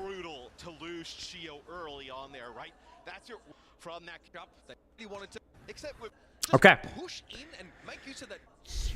The key thing is you can see it at the pro level. How does a Malga position short range off angles, short range angle? How does a Pharah position verticality? How does a Sojourn position wide angles, right? They play in the positions on the maps that play to their character's strengths. And you'll have a Kiriko play with a person if the angle's good for them, right? They don't try to fit composition archetypes. They just play spaces in the map that are strong for the individual characters at the same time. That's why we've seen so many times Pharah's on an island by herself, and they're still playing her because she's freaking good for the map. But not everybody, there aren't supports that aren't, Mercy or whatever, that can really position up there with Pharah. So it's just Pharah by herself. Still worth playing her, right? So, yeah. All right. More Pharah here. This is probably, again, it's just really strong. Disruptor shot here is really clean. Sojourn slides here early. Juno is really good here for the same reason that we said earlier. Just more open space. Speed ring is good. I think on a lot of maps that have like even this, for example, yeah, you don't have boot threat, but Juno doesn't need to worry about it as much. So this is honestly just kind of mechanics. It's really hard to break down that. That's maybe something that they VOD reviewed, like the perfect rotation for the perfect HP trades. And this is where things get really messy. But still, even as messy as things have gone, look at the final setup for Crazy Raccoon, right? Check this out. Right here. So here.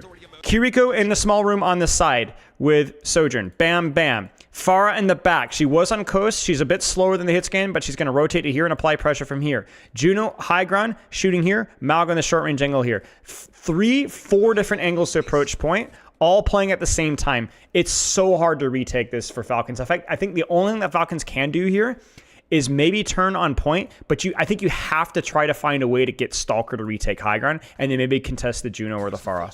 I imagine that's what's happened. No, actually, Stalker goes inside, but it is a little bit scary to do that because now Pharah can kind of peek this lane here and shoot Stalker out pretty easily. And imagine that's what we're going to have happen. Yeah, there it is.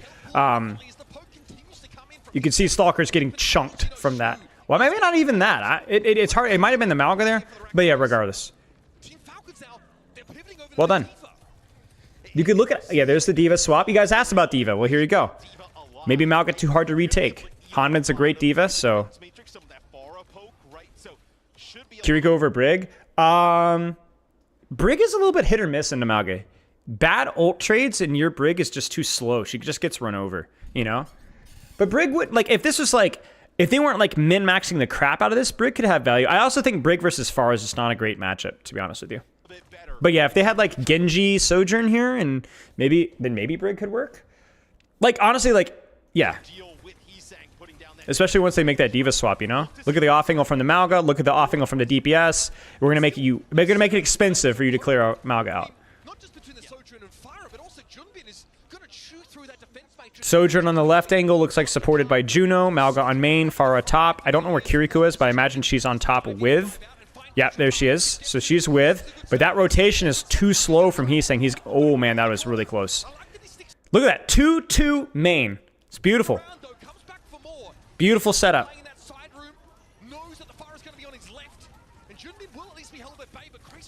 Junbin's literally on the back line.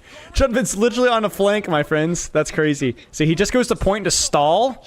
Cardiacs to get himself out. Kitsune is used, and then they're going to respond with Kitsune here. Is it in time? It's not. Barrage is used. That's actually pretty big for proper. 1-for-1 and shutting down the opener of the Kitsune is totally worth. And then Stalker gets Chorong. Oh, wow.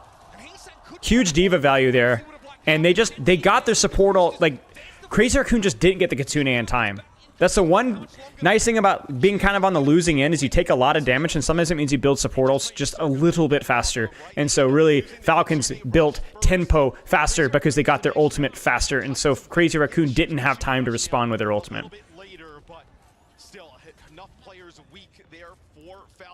I don't think Malga will get nerfed too much anymore. I don't think you really can. Because we've now gotten to the point where Malga is being played more now for his freaking overrun. His run. It's not even his cardiac anymore. So, I don't know. So, let's see what's going on here from Falcons. Falcons holding top. Sojourn on the angle. Juno kind of hovering in between. I don't know why Diva went top there. Maybe to deny the angle. I don't really like that because as soon as Diva flies out, she kind of opens up that angle. Lip super deep. Junbin cage fights, but I don't know if he caught anybody. It's still useful because, yeah, so then they're going to Juno ult on main and the proper gets caught in the rotations. You're seeing Farah's die a lot first because she's just somehow the slowest person in terms of how aggressive that she is. And there's the Farah trade. She just doesn't rotate quite as quickly and as safely. A lot of her positions are just inherently more risky. We might see Junbin... we might not see Junbin swap, but this Diva in these messy fights are really good. Because you can rapidly reposition without taking a lot of damage. I don't know if Junbin can't really mirror Diva, so I don't know what he would swap to, but...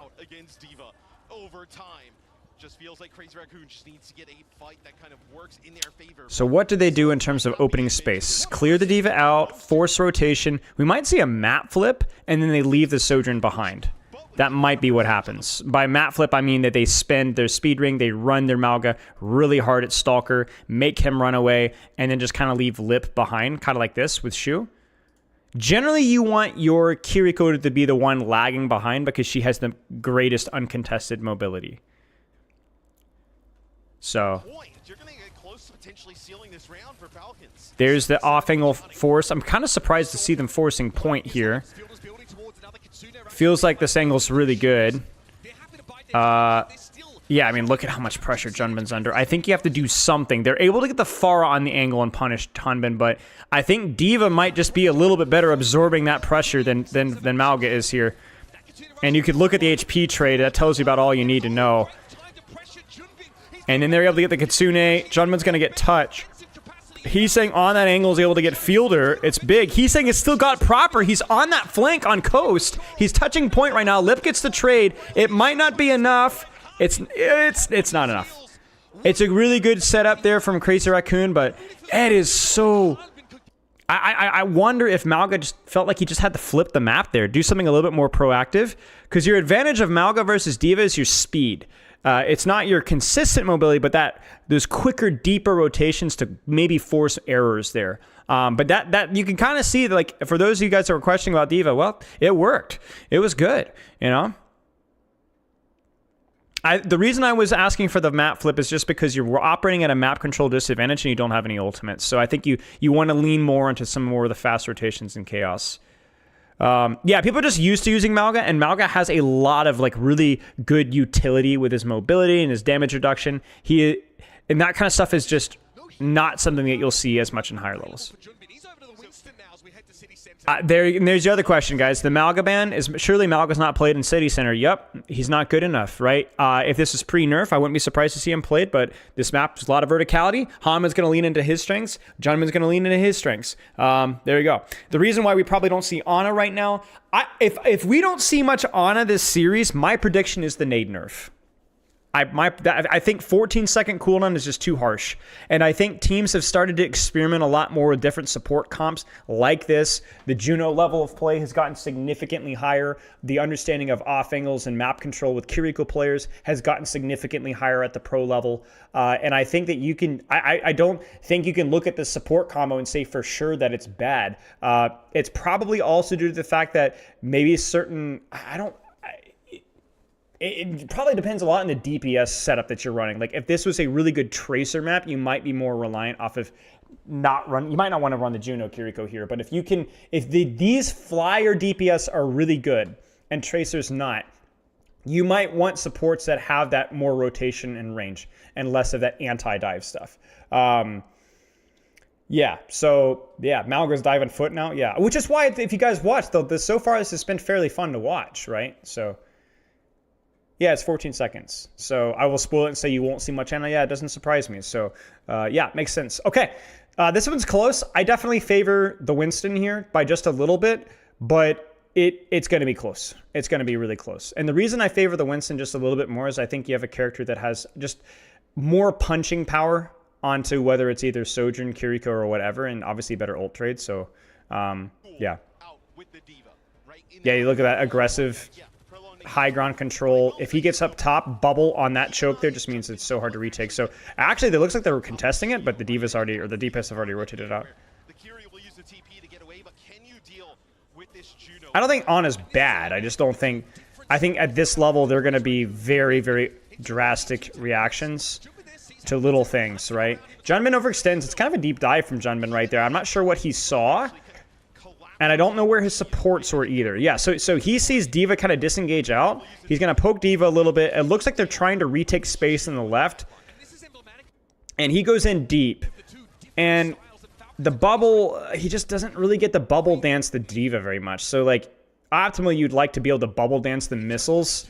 And he just soaks the missiles. And I don't know where his support lineup is, but it looks like they're getting gate kept by the top. So whatever Falcons was doing up top kind of isolated Junbin there. So without the replay code, we can't really look into it, but it looked like Falcons kind of lost space and then retook space, and then Junbin dives on the backline, and then his backline just can't follow up because they're getting off-angled from the top ground. Yeah, I don't want to talk about on an aid, man. So I mean, you could look at how strong these characters are. Sojourn on the left angle, far up top, D.Va stalling point, like it. This feels like the comp designed for this map with how much space that you can get. Sombra goes, Lip goes Sombra. She's pretty good in this map, man. There's a lot of things that you could do.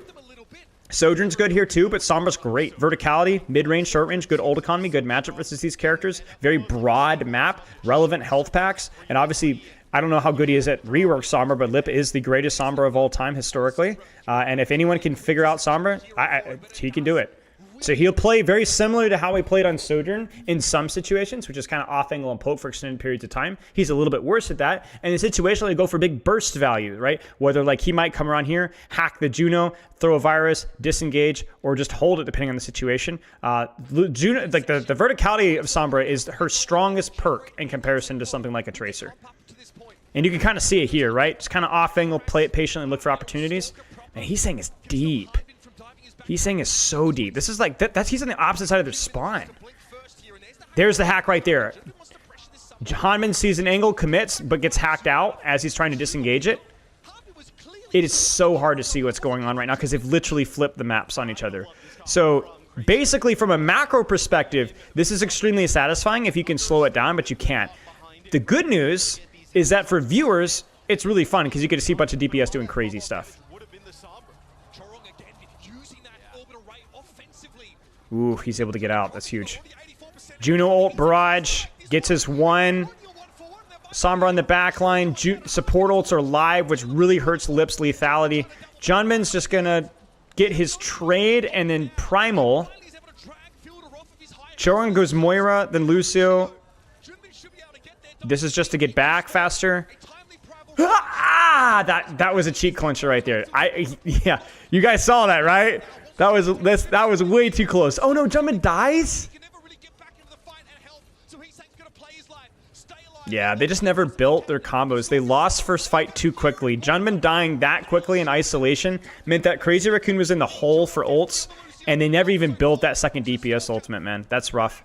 Falcons earns it. Falcons earns it. Falcons is able to force the Malga stuff and their counter Malga stuff when and where they can, and they're able to squeeze it out. Good stuff. Question's a good Sombra.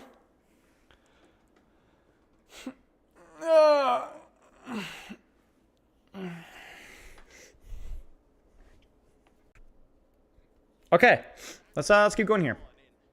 That was fun. That wasn't too bad. That was a lot of good space and some hype DPS stuff, and yeah. What are your thoughts on Caesar salad? Interesting. Okay, Crazy Raccoon map choice. I think maybe it's not a Crazy Raccoon map choice. I'm honestly not sure. I don't remember how the map thing goes. Ban Malga because flat map.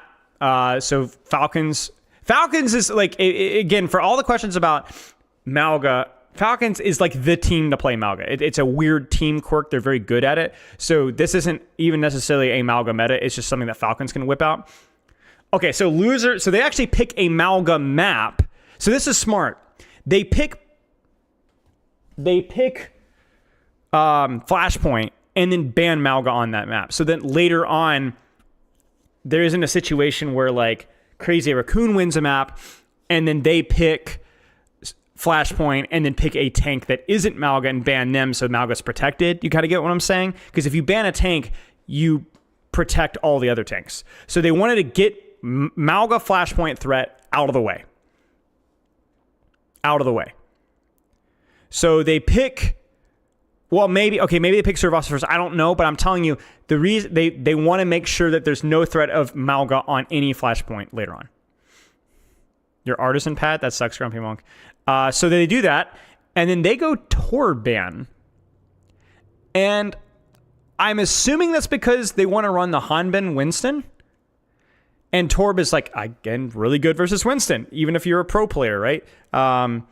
So they're like, it's just weird to me that like you're gonna ban Malga, but these guys like this team both runs Malga and is like the diehard Winston dive on Flashpoint team, which makes no sense whatsoever. It's like that one toxic NA Roadhog player that also is like a Mercy one trick. It just doesn't. Grumpy Monk, thank you for the 5 more gifted subs. I don't understand.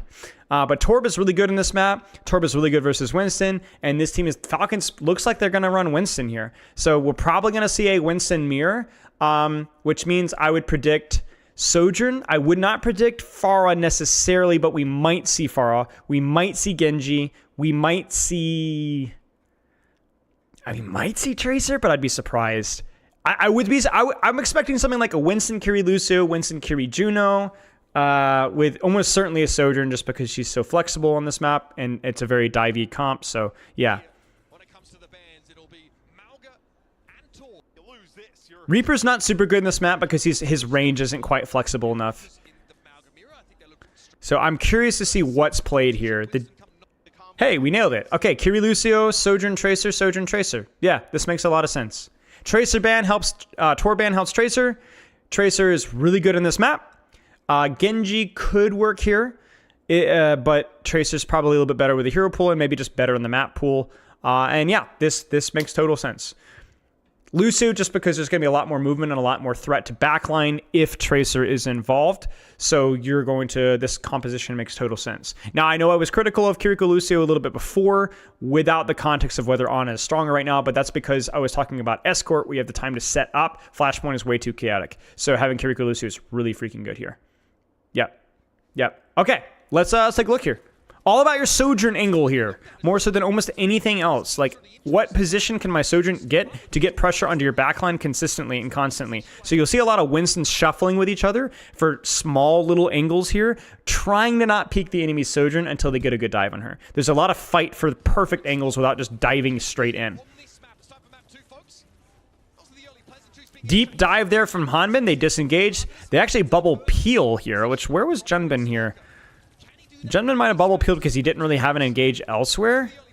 Yeah, I don't know where Junbin was, but it didn't look like he had much of a good engage angle. But that peel bubble does mean that Falcons are going to get the superior angle for Stalker. So Stalker is going to have the high ground, which means Stalker is going to be able to get more damage output, which means that Crazy Raccoon on paper will be taking more damage while trying to retake point. Case in point right there. Suzu's used early.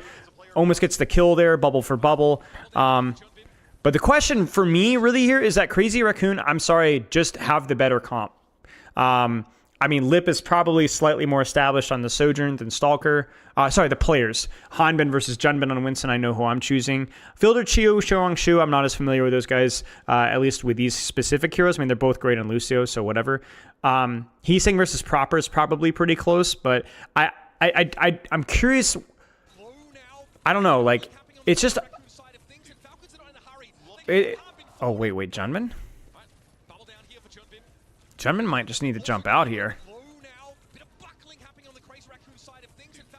Yeah, he gets smoked there. So maybe Falcon's just, like, Hanbin is probably fine in Winston, but it is unusual. I mean, 54 to 24 there in that first fight, the neutral. Just so much more damage out of the... Juno Lucio, because Juno's gotten nerfed. And Winston's gotten buffed and is strong. There's always multiple moving parts. Kiriko got slight buffs. Winston got some significant buffs. Juno got some slight nerfs. Malga got significant nerfs. Arissa got significant nerfs. How are they going to retake here? Clear the Tracer, clear the Winston. Clear the Tracer, clear the Winston. Look at the off-angle setup there from Falcons. Really, really, really, really good. And they're actually able to just get Shorong on the rotation there. Lucio is actually pretty fragile in these comps, especially on this particular point with how open space it is. It's really hard to rotate from cover to cover in this wide open map. So it's helpful on the game mode, and it will be helpful on other points, but it's going to be tough. Proper getting PTSD from this section of the map, those who know. Oh, no, wait, it was Lip, wasn't it? Lip? You don't chase like that unless you are absolutely sure you were just going to run through the opposing Tracer as 90... Off-angle setup from Winston Tracer. Sojourn on the height. Lucio kind of baits a dive there. Like, I don't know if this was on purpose for freaking Chiyo playing with fire. And just kind of sits there as like, look at me, look at me, look at me, look at me, and baits the dive out and gets bubble out. So Junbin is kind of out of position, and then they were able to respond with Kitsune. Kitsune is used, but they have the high ground with the Kitsune, and that's just it. Falcons basically takes first fight advantage somehow and just chokes them out. So the rest of the fight, they're operating at a disadvantage. Like, it's not that more complex, to be honest. Really well done. That's just basically like you win first fight off of whatever, mechanics, setup, rotations, whatever, and then the rest of the two fights are just, oh, we have a better position than you, so we win. Oh, Hanbin! He was greeting for the primal there. He wanted that jump into the primal. I can relate. That will be first cap for Crazy Raccoon. That's a pretty rough error. Little things like that matter. Hazard down. Hanbin best tank at the moment? I don't know. Depends on what tanks are meta right now. Hanbin played really well last round. I think Junbin is clearly the better Winston player, but Falcon... Oh, dear. That's not good. What were they beat engaging on? I don't understand why you would open with beat. So, beat is a really hard ult to use here. It's really easy to disengage because there's so many characters with disengage cooldowns. I mean, literally everything does, right? And it also, at 225 HP with the Sojourn, Rail, and Winston shots, and Kiriko shots, and Tracer, you can Ajax or die during the cast frequently. One of the common uses for beat is to run down Sojourns so that they either panic and ult and die, or you're able to just prevent them from popping the ultimate at all. Because she's got her mobility, but she's more limited than some of the other characters. I don't understand this beat engage, though, because they're not on top of anybody. I don't know what they're on top of. There's nothing there. So maybe they walked a point, maybe they misscouted, maybe they miscommunicated. This would be a situation where you would walk on the point and beat engage, yeah, sure, but do so once you actually connected with something, because you can even bubble off the Sojourn and prevent her from getting defensive beats sometimes. I don't understand this beat at all. That's a really bad beat. Hanbin, Junbin's going to walk on a point. He's going to stall. I think maybe Junbin wasted bubble early, like on the cleave here. And then they saw, yeah, he used his bubble and they just speed right past him. But they sped right past and wasted his bubble onto nothing. There was nobody there. So it was honestly, it felt like Junbin was honestly baiting them. I honestly don't know. But that's kind of a miscue to say the least. And as this, they're actually going to get there before the point even flips, it looks like, which is really nice. But what happens now? Beat is used in response. Stalker is able to kill Lip. This is getting really messy. Hanbin, Primals, Junbin, Primals. What a messy, weird fight. Like, this does not feel earned at all. I don't know. It honestly, Falcon's retake was so freaking weird. Maybe I'm trying to like go back and look here. Maybe it just threw Crazy Raccoon off. Where was Lip? Yeah, the beat from Chorong is honestly not even good. Like, he doesn't even beat anybody who's in trouble. I mean, nobody's even in trouble at all. It kind of baits a bad beat, forces a bad beep, and Lip is just kind of in Narnia. What a messy series of things. What a weird series of events. Oh, thanks, Tima. Okay, so they're going to open Sojourn ult to get out of the choke, expecting Kitsune or some sort of rush, and it forces the Kitsune. So then they just need to disengage, and they do, no problem. And so you kind of see this sometimes where they'll use the Sojourn ult, the beta Kitsune, and they'll kind of want to see if Falcons will overextend here, right? Is Proper going to overextend a little bit? Did it take a lot of damage? Backline of Raccoon did. But that's a fine trade. And you're just, again, waiting for them to overstep. And kind of exactly what happens there. And at the same time, you've got Heeseng sneaking around and backcapping, applying point pressure. So then they're looking in two different directions. It's like, you kind of get that feeling. So even if Heeseng dies here, and he probably will, he's the one that helped them win that fight and cap the point, no problem. And as long as they get one more trade, they need to get a trade here. They need to get a trade here. Okay, then Heeseng will have plenty of time to come back to point, no problem. That was pretty well played there from Crazy Raccoon. That was a good fight plan. This is a challenge. You can't just set up. The setup has to be within the context of what you're trying to do. Like for here, Heeseng goes on a far deeper flank than you're used to seeing Tracers go. You're not used to flanking super hard here versus a Kiriko Lucio backline because you can't really assassinate them very quickly. So you play shorter range angles, kind of fight the Tracer, fight the Winston, and so on. But when you're trying to pressure point, because you're trying to bait them into you and then tickle them from behind, you know, it works. And that's exactly what was planned out there and done very well. Sojourn ult's going to be probably opened with here, and this is kind of exactly what I talked about earlier, where Crazy Raccoon has an opportunity to beat, engage, and run over this Sojourn. So if I'm Falcons here, I'm probably playing really cautiously, not really forcing anything, not even popping my Sojourn ult until we get Chio with beat. So we pop this, we do this, then we can layer on top of this. Now, that's not game over, because then they can Kitsune rush on top of that, but that opens up enough chaos where there's a chance where you can pull up, you can get a pick out. You can get a pulse, they can mess up their beat, and so there's a lot of layering here. So I would not expect Falcons to do any sort of hard commit until we see them to be a little bit closer to beat. And you can kind of see it here. Play it patiently. You got plenty of point percentage. There's the engage. There's the ult. 95%. There's the beat layering on top. Will Chio get the beat in time? Chio will not get the beat on time.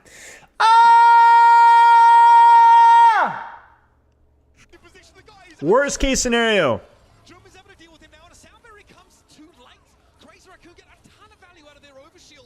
You have to get that timing right. You cannot afford to get that timing right.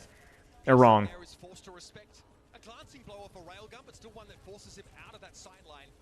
I really like this setup here from Crazy Raccoon as well. Just total faith in the beat, you know? And then the Kitsune on top of it means that you're probably going to have an extended pressure advantage. So, yeah, that sucks. You knew exactly, we knew exactly what the plan was. It just was not executed very well. Falcons, I don't think, can touch this cleanly, but they're going to try, I think.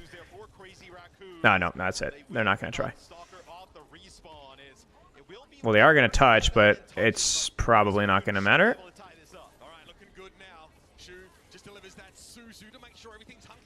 Double Kiriko is probably the reason why we're seeing more, or double TP, excuse me, is probably the number one reason why we're seeing more Kiriko. That plus, you know, actually, the on and nerf is irrelevant on this map, but yeah.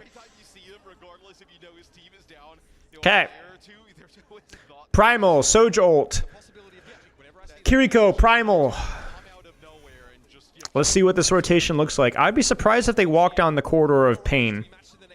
I wouldn't be surprised if they actually push them this way with Sojourn ult, because this is a really, really scary space to be up against a Sojourn ult. You know, if you're Falcons, you're kind of thinking about going towards point. You're like, oh, what's this little rat doing behind us? And that's a rat with a Sojourn ult, and this is really freaking good. Like, you could see it here. They're trying to catch them in a rotation. So they're actually pincering them from 2 angles. Like, Falcons don't think they're going to fight them here. It's like, oh, we're going to go to point. We're going to play. No. All of a sudden, so this is huge potential. It's a shame that we don't have ult yet, because an ult here, I think, just wins you the fight. He might still pop it. Yeah, they're still going to pop it. And he focuses down the Kiriko.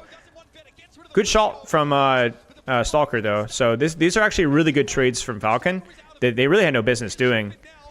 Things get really messy there for a second, and losing this fight would be crippling from Crazy Raccoon, because you had a really nice setup, and you gambled a little bit there with your fight plan, and yeah, they're going to win it out. So that shot from Stalker, those shots from Stalker were massive. Massive. So that was really, that's a huge fight win for Falcons. People are calling me a doomer? Who's calling me a doomer? I'm not a doomer. I'm the opposite of a doomer. Okay, so what do you do if you're Crazy Raccoon here? You're probably just going to kind of play it patiently for your ults. Because you have a window here, right? So they'll have Kitsune here. And so at the very least, we'll have like neutral ult trade, which is not terrible. But yeah, we'll have to wait and see. I'm a boomer, right? Good angle here from the Sojourn. Oh my gosh, Stalker, just free fight win, man. That's the second fight in a row Stalker's handed them that free fight win. Because you have a good Sojourn angle here. You can just be nice and patient. Go in here, 3, 2, 1, get your beat back. Post recall, man. Wham! Heeseng's getting murked. And then now Lip is isolated, so Lip goes out. And do you pop ult if you're Crazy Raccoon? I don't think you do. I think you need to wait. Comments of your loser video? Oh, I mean, I don't care that much. People watch the video. It's part of the fun. Okay, so for Kitsune, we'll probably see Crazy Raccoon trying to punish Kiriko or Sojourn, because I think if your Falcons are like, oh, Kiriko, and then Sojourn ult afterwards to match the Kiriko, and then the beat on top, and then Crazy Raccoon just has to pray. You just have to pray. Oh, Heeseng went for a pulse. He cheated for a pulse bomb and then died. That's why he fricked. That fricker. He cheated. Freaking pro players, man. Them and their pulse bombs. Look at this guy. He's literally by himself going for a pulse bomb. He thinks he's him. What a moron. That's why you don't cheat, ladies and gentlemen.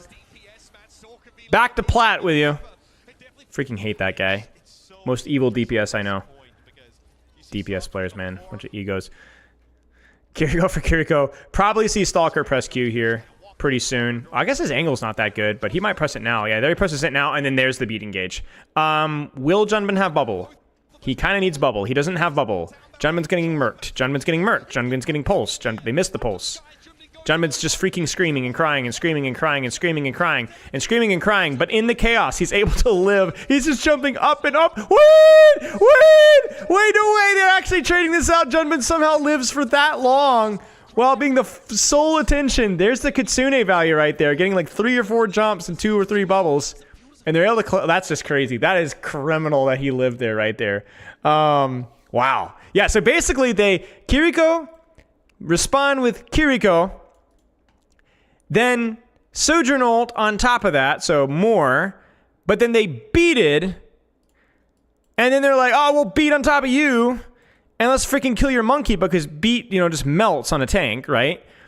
But somehow Junbin just goes boing, boing, boing, boing, boing, boing, and during this entire time, they're losing their people elsewhere.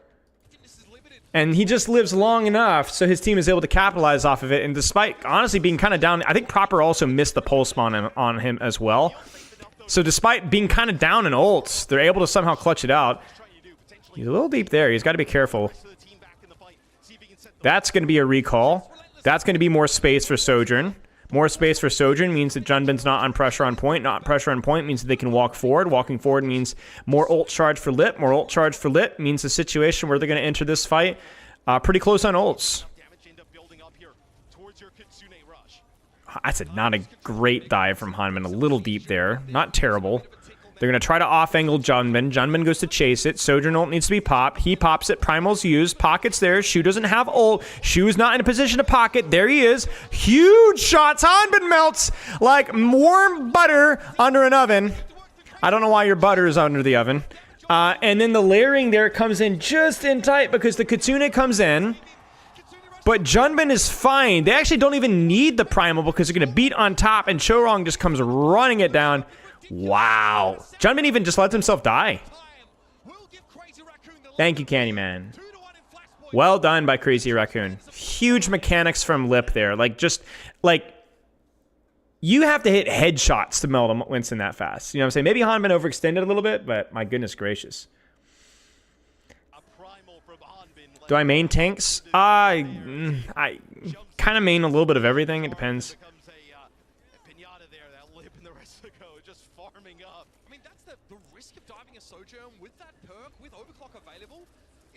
That's true. That's true. Actually, Mitch makes a great point about the Sojourn perk there helping out a little bit. So just a little bit more DPS than you're expecting from a Sojourn ulting. Junbin's going to hit them on the rotation. Crazy Raccoon really like hitting Falcons on rotation. They don't let them set up an honest dive. Junbin sets up a flank, and sometimes it looks like he and Heeseng just go. So Heeseng's going to get recall force, but Junbin's got Primal. He looks like they were looking for Lucio. They get the beat, and he's going to get out. Is that a good trade? Yes and no. I think it's less about forcing the beat and more about you might kill them. You might just sneak out a kill. You get what I'm saying? Like Heeseng could get headshot, right? But if Junbin sees that opportunity, because what I mean by rotation, I mean that they're not setting up, they're moving together as a team. So they're not really angled all properly, you know, and maybe they're kind of relaxing a little bit, talking, communicating. All of a sudden, just Junbin, Heeseng go flying in, right? And there's that moment of vulnerability where errors can happen. And so worst case scenario, okay, yeah, you get 1 for 1. And like case in point, right? Like, what is Chio doing? He's trying to push post beat. But the problem is it's post beat. And so Chio gets caught napping, and he's freaking dead. And as long as Shu and Chorong don't fumble the bag, and they don't, Proper misses another pulse bomb. And that should be it. I like the Kitsune as well, just to guarantee the fight win. Don't need to take any unnecessary risks. Nice shot, Lip. No, you can have nothing.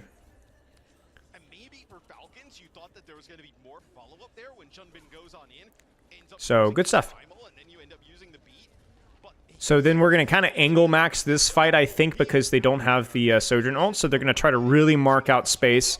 So they don't really have any sort of like ult fight, like a lot of trading back and forth. So they're going to spread their wings and flap their wings. You know what I'm saying? They're going to fly to the moon. And you're going to like really focus on see if we can catch Tracer post recall. See if we can catch their Sojourn messed up. We're going to see if we can, like, I don't know where Hanbin is, but Hanbin's getting freaking murked. And I predict it's something, maybe he got pulsed. Yeah, see, he extends here scouting and gets freaking pulse bomb just while staging. And that right there, I mean, he's literally 25, 30 HP right there.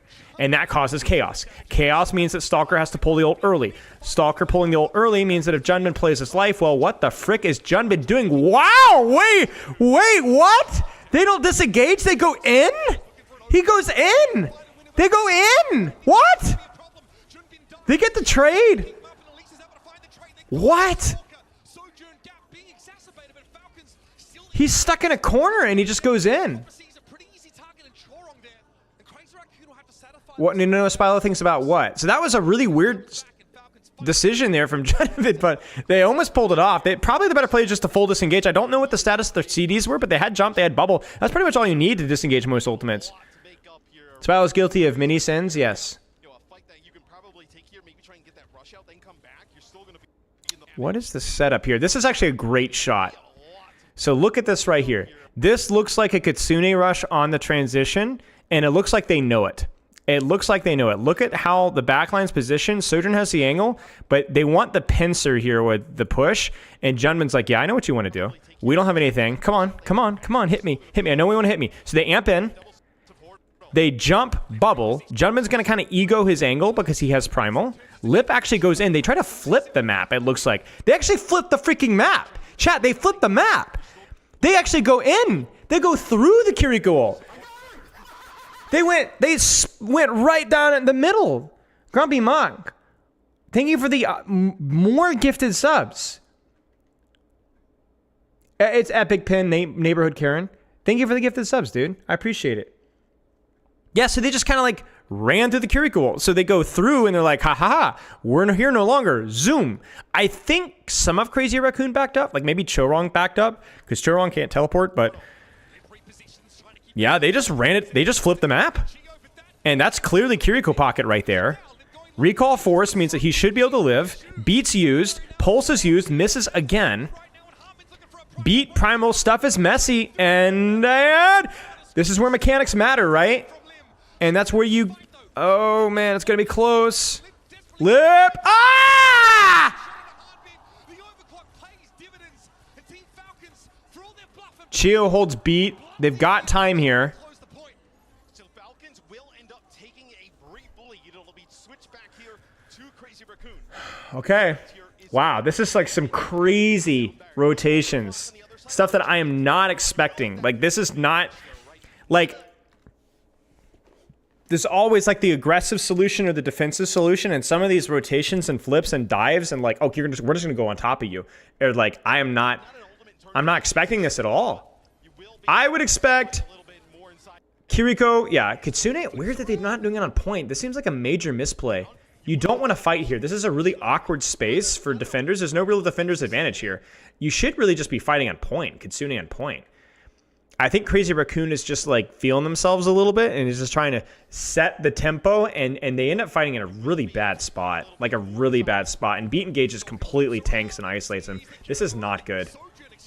If Hanbin can... Okay, if Hanbin doesn't live, but this is... If Crazy Raccoon wins this, it's way more stressful than it had to be. Wow, that tracking is just unreal. I think they're still going to win it, though. Hanman gets melted. Maybe there's something else that went wrong there, but that just felt like not a good fight to take the beat. But so, I'm not going to sit here and, you know, hindsight and pretend that I told you guys that it was going to be good. I told you the opposite. Somehow it worked.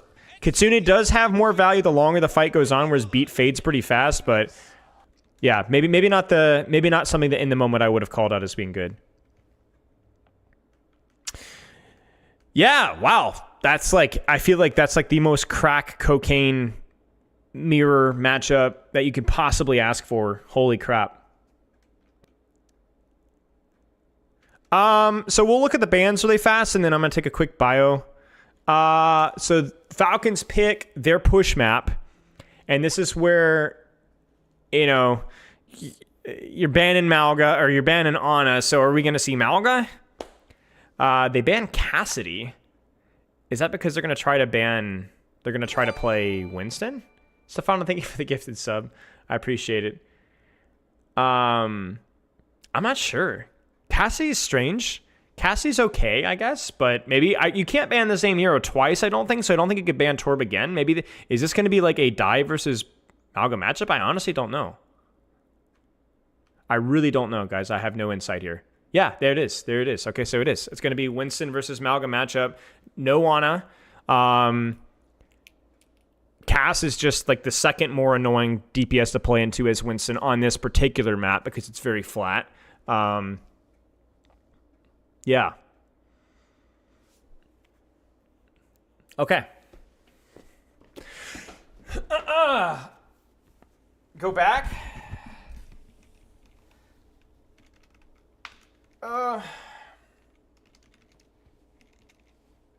You're a sub now. Congratulations. Maybe I went back too far. Yeah, I went back too far. Where was the lady?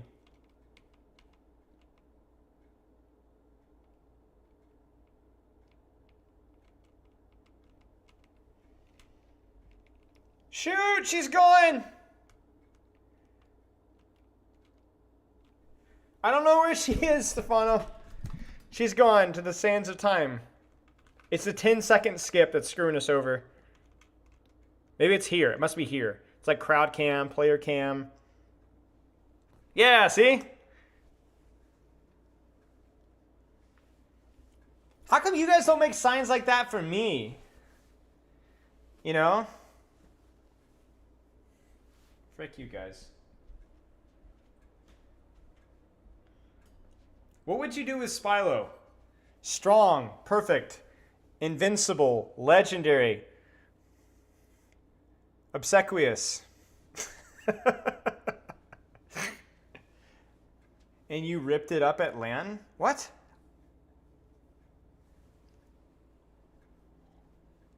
Sucky, poop, indefensible, lame, and odd.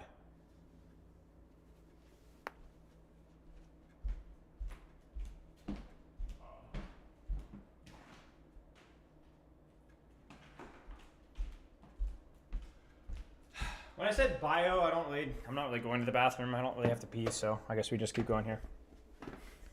How? I mean, he played Sombra for like 2/3 of one round of Koth in a game. Hello, John Lennon. I do not speak Arabic. I apologize. Spylo's torsos were lining up with that guy's head. Wait. Hang on. Wait. Wait, I'm tilting. I got it! No, the subscription thing has to go away.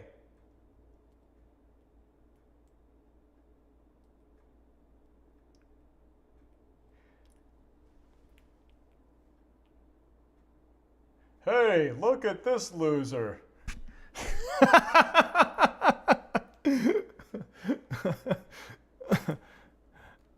You regret knowing Arabic, man? What was being said? Do I dare ask? I'm gonna drop me a follow for that. Thank you, Hottie. How long did you ban me, man? I was gonna give you my freaking 5 cents of ad revenue for drops the last couple of days. Every single time I freaking go in there, I'm freaking banned. I've been banned for like a week.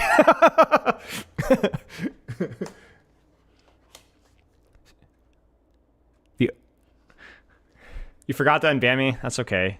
No harm done. Johnny kind of gave him the moniker. Lots of harm done, honestly. Haven't slept all week.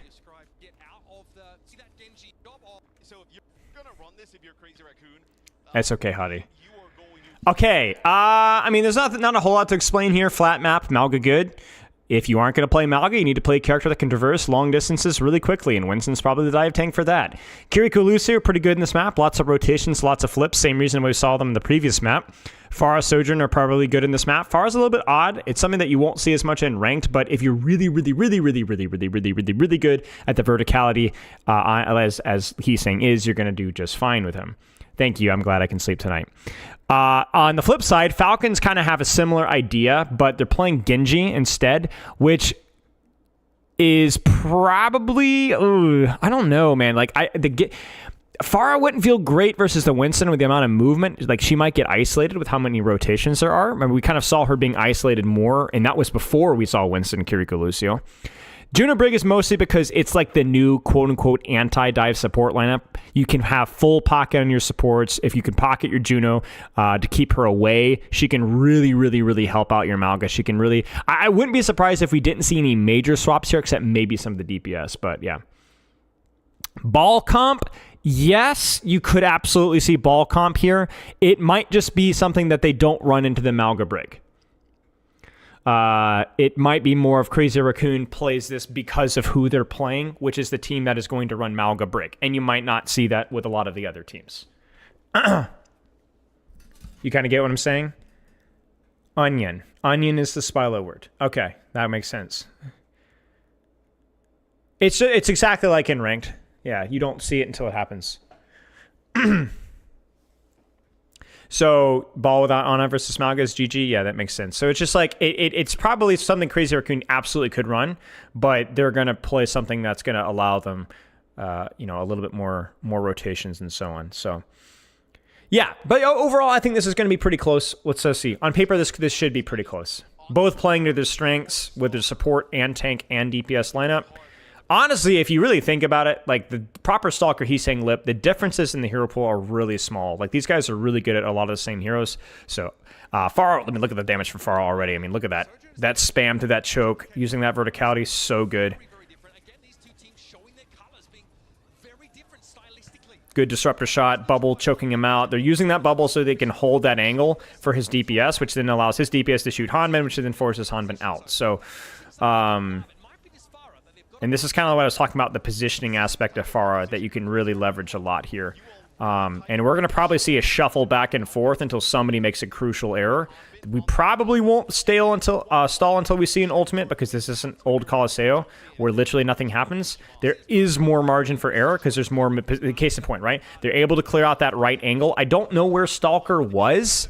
This is kind of the downside of the Genji, is in this particular neutral, he just feels kind of useless at this range. So you can kind of lean your Genji up on the jump pad, but even then there's still like this 15-meter distance between you and the enemy team. And so if you can't get your Genji here, then he can't really do anything. So I don't know, the Pharah feels so much better in this first fight.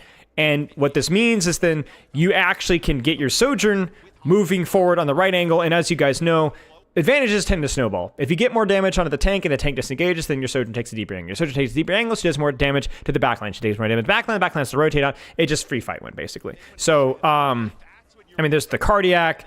Now Lip deepens. He's holding his rail. He's still not using his rail. He's still not using his rail. And then now they're freaking fricked. It's a good shot, but I mean, it's just, you have all the angles, all the space, because the neutral pressure, I think the difference maker here was really Heesang. And the difference between, and I wouldn't be surprised, I mean, I don't know how Genji ages on the rest of the map. I haven't watched enough of pro meta on this particular map, but I wouldn't be surprised if we saw a swap. I wouldn't be shocked. He's gonna stay. Maybe the architecture gets better. Okay, no, he doesn't. He swaps as soon as I say it. Tracer's fine here, flat map. It's not maybe the best comp to play versus as Tracer versus the backline, but yeah. Yeah. So there's a swap to Tracer. That's going to feel much better.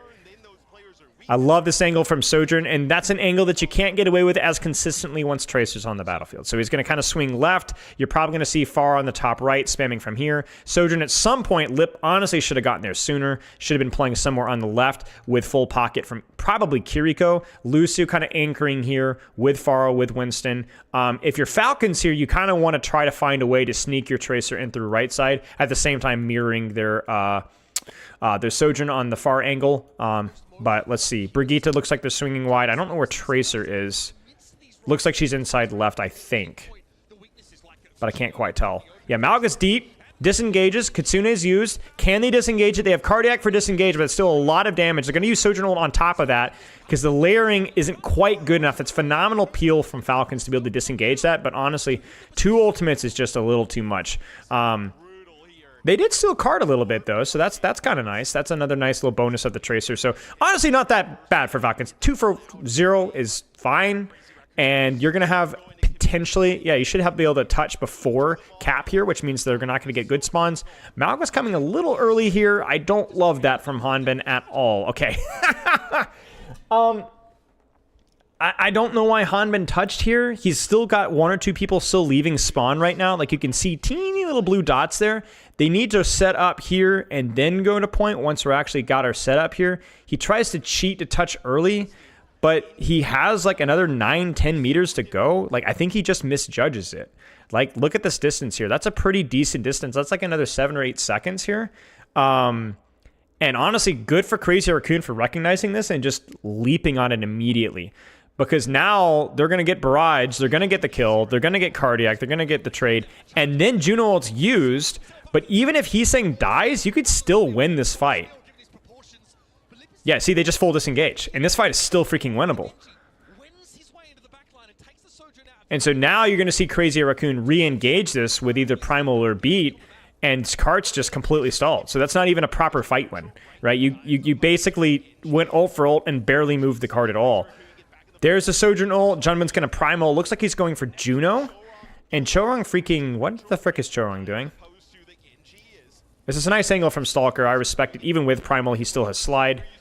Chorong just trolls it. He tries to dodge the shot by, EU strafing it kind of, but doesn't end up getting it. That's a huge mechanical error. Now, Fielder does get his rally forced. Was it an earned rally? It doesn't look like it. I don't know why he rallied that, actually. He rallies when there's no pressure there, and I don't understand that rally. So a couple of pretty big errors here. I like the retake here. I like the setup from Falcons. Chio does a phenomenal job living out the Primal. The Primal is fine from Junbin. He probably jumped away from this angle because he saw the Brigitte, so there's no point in Primaling here. But I don't understand this, and this is obviously a huge error as well. So kind of messy, this here. Yeah, Junbin's Primaling Juno. And then as soon as his Lucio dies, he just clears out instead of staggering further. Both these support ultimates to get moving. Yeah, I guess with the positive B for Crazy Raccoon, if you want to look for one, right, is you ended up probably, Okay, frick, dude. I think that you might want to try something really aggressive here and go for a messy trade, but you really cannot let anybody other than Winston get cage fighted. Trying to primal Juno equals GG. Even Koreans can't do it. Yeah, one armor pack and it's just kind of over, you know? Which is tough because it's like, who do you primal? The rallying Brigitte or the Sojourn with the rallying Brigitte on her? Probably, yeah. Honestly, now that you're thinking about it, but you know that's hindsight. So, I think this is probably a fight where you beat engage from an angle or something, or from like a flank and try to connect on either one of these guys, or maybe this guy, and just let this guy get his one, just as long as it's his one. As long as we don't give a two-man cage fight, I think we're cooking. There's the beat engage. Again, it feels a little bit odd, but at least they were able to connect with it. I say again. Yeah, see, he kind of chokes out the Stalker slide. Wait, what the frick just happened there? What did Stalker do? Stalker? So Stalker's really trying to not use slide. Wisely so. He just walks. I don't know what happened to the slide there. That's so strange. That shouldn't have happened. The Pharah, I think, hits it direct as well, which really helps. So watch his HP. Bam, bam, right? So that's huge from, again, he's saying getting so much value with this character. But that feels so unearned. Maybe that's why he got directed, is that he just didn't think he was under any serious danger. Nice shots. Holy crap. There's the cage fight, but as predicted, I think he only got one. No, he got nobody. He actually got nobody. Huge. That's huge. Yeah, you can't jump pack damage on Juno, and one armor pack is often good enough to compensate for a lot of the damage.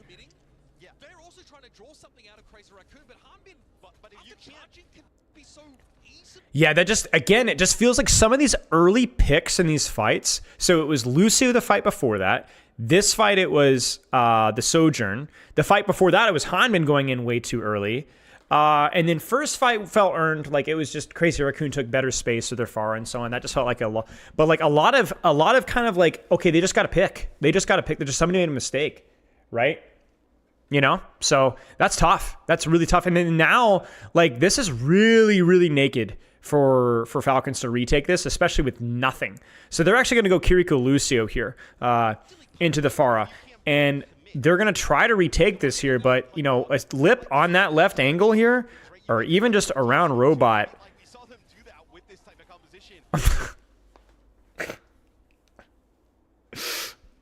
It happens again! Where's Chorong?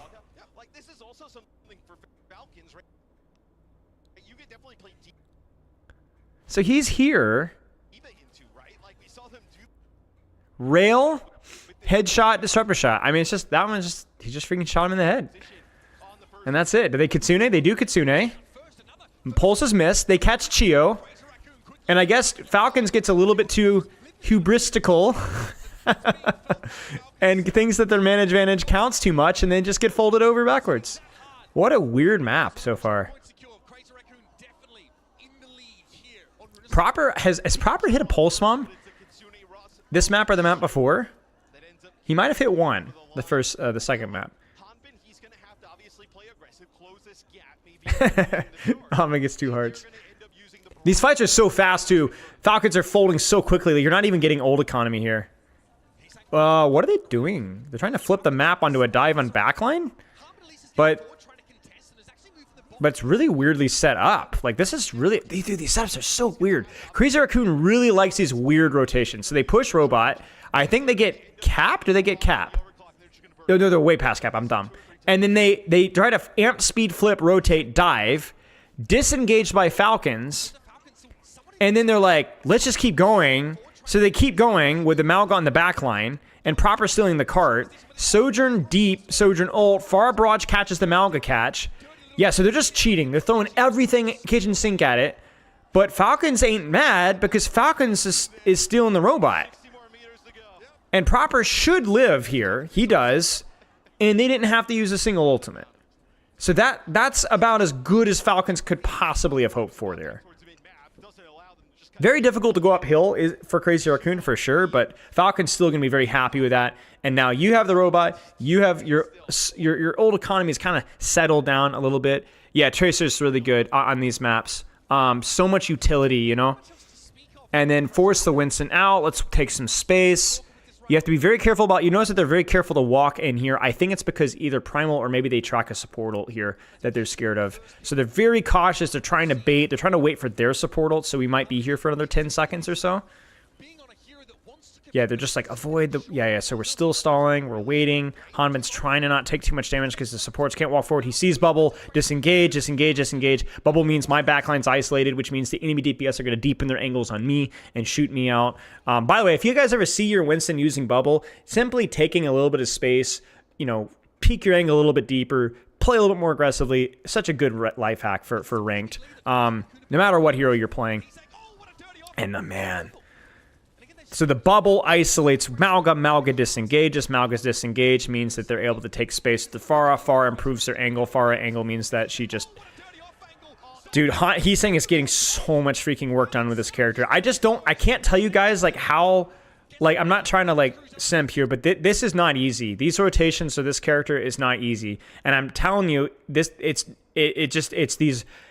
It's not just the rotations, but also hitting those shots. It's just really like Hottie, how many Pharahs do you know that could do this consistently on this map? You know what I'm saying? Like all this push pull, you know what I'm saying? And he hits him during the overclock cast as well. I just now noticed that. And then honestly, you can even use an ult here if you'd like to chase these staggers. They might just walk away. That's just insane. That's just so cheap for Crazy Raccoon to get that. So cheap. And now you can just Kitsune on point, beat, make it messy. Sojourn on the left angle. It looks like this looks like a Primal. I think opening with maybe Kitsune. I don't know. I think what Primal's really good at is messing up value from support ults. So what you do is you use your Primal to prevent this guy or this guy or this guy from sitting inside Sojourn ult or Kiriko and getting value. So it's just like a disruption ultimate, even if you don't get a kill. So we're going to probably see a deep dive that will be responded with Kitsune, but that's not good enough because he's going to knock you out of it. And so then we're going to have this forces this, but before even this, he's diving deep to set up this. And then Shu's going to pop Kitsune. Hanman has to back up. Hanman, especially without cage fight, he cannot keep that backline busy while Primal's on his backline. So you're going to see Junman pop Primal here, and Kart's just going to keep moving. And then that's going to force Beat as well. So a 2-for-2 trade. We're going to see Chorong pop Beat on top of that. And then the only way I think Crazy Raccoon loses this is one of two things. Number one, Junman overextends. Number two, if Hanman catches more than one person in cage fight. I don't think Junman got beat, though. So Junman has to be careful. I don't know that he realizes that or not. And they got him. They got him. Oh, he got more than one. So that is not good. And Proper's running roughshod. How many did he get in his cage fight? So Junman doesn't get beat, which is crucial. So he's not able to hold spaces aggressively. He always OTP and KR ranked. That makes sense. Yeah, so Hanbin's out. Junman's out. Hanbin's deep. Beat is used. And how many does he get with cage fight? Give me the frame. Give me the frame. Give me the frame. Give me the frame. 1, 2, 3. Oh, not good. Huge cage from Hanbin. Hey, Lunkinator. Spillo, super perfect influential language original. Wow. Really well done from Falcons there. That could have been so bad. Wait, what perk is Junman using? What perk would you use? Oh, he's using the heal bubble. Freaking pro players, man. That's crazy. Crazy that he lives that. That's so much more ult charge for Shu. It's like 15% ult charge right there, I think. They always use heal bubble. I know, but I would say they didn't used to. I used to be like, yo, why? I used to people. Everyone chats like, nah, all fire is better. All the pro players use all fire. I'm like, nah, I think heal bubble is good if your bubble doesn't explode. And then all of a sudden the meta just pivots and they go to heal bubble. I'm like, frick me, dude. I can't do this, man. All right, Heesin goes in. Ooh, he gets off-angled. Oh, he tries to cheat. That's a nice little bait there. And there was an angle there either from Kiriko or Sojourn that kind of poked him out from the left side. I think it was Kiriko. Yeah, Fielder on the left gets him. That was nice. Lip, Junbin, they need a pick now. They need it now. There's the proper pulse. Doesn't get the kill, so Suzu's there, but it does the job. It kills the momentum on the push, and Falcon's going to be able to walk back in. Can they open up the angle with Stalker, though? Stalker's kind of been shoved into a locker most of this game, and that's been a part of the problem. Okay, so they're going to be able to get the robot moving here. Do you think Kiri Lucy or Junior Brig is better for Falcons? I don't know. Historically, I'd say, honestly, I don't know. I'm not near as familiar with Fielder's pool nowadays. I have no scrimmage insight here. But yeah, certainly not. Probably Kiriko Lucy versus this, like Hottie was saying. What do you do here, man? I think you just kind of, you stall it out. You got good angles. You have push advantage. You don't really need to force anything. If anything screwy happens, just pop Kitsune ult. Tracer angle from Proper is just trying to pepper it, but he's just too far to really be any sort of a lethal threat. So it's really on Falcons to do something, and I think they do. I think they send Stalker inside the room. Do they? Yeah. Look at that. They got to break the choke. They got to do something silly, right? So you combine 1, 2, 3. This is how you break chokes right here. You just cause chaos. So bam, bam, and bam. And that's it. Beautiful. Beautiful job. Beautiful. And they even time it with the Kitsune on main. Huge. What a great play from Falcons there, man. Wow. Beautiful.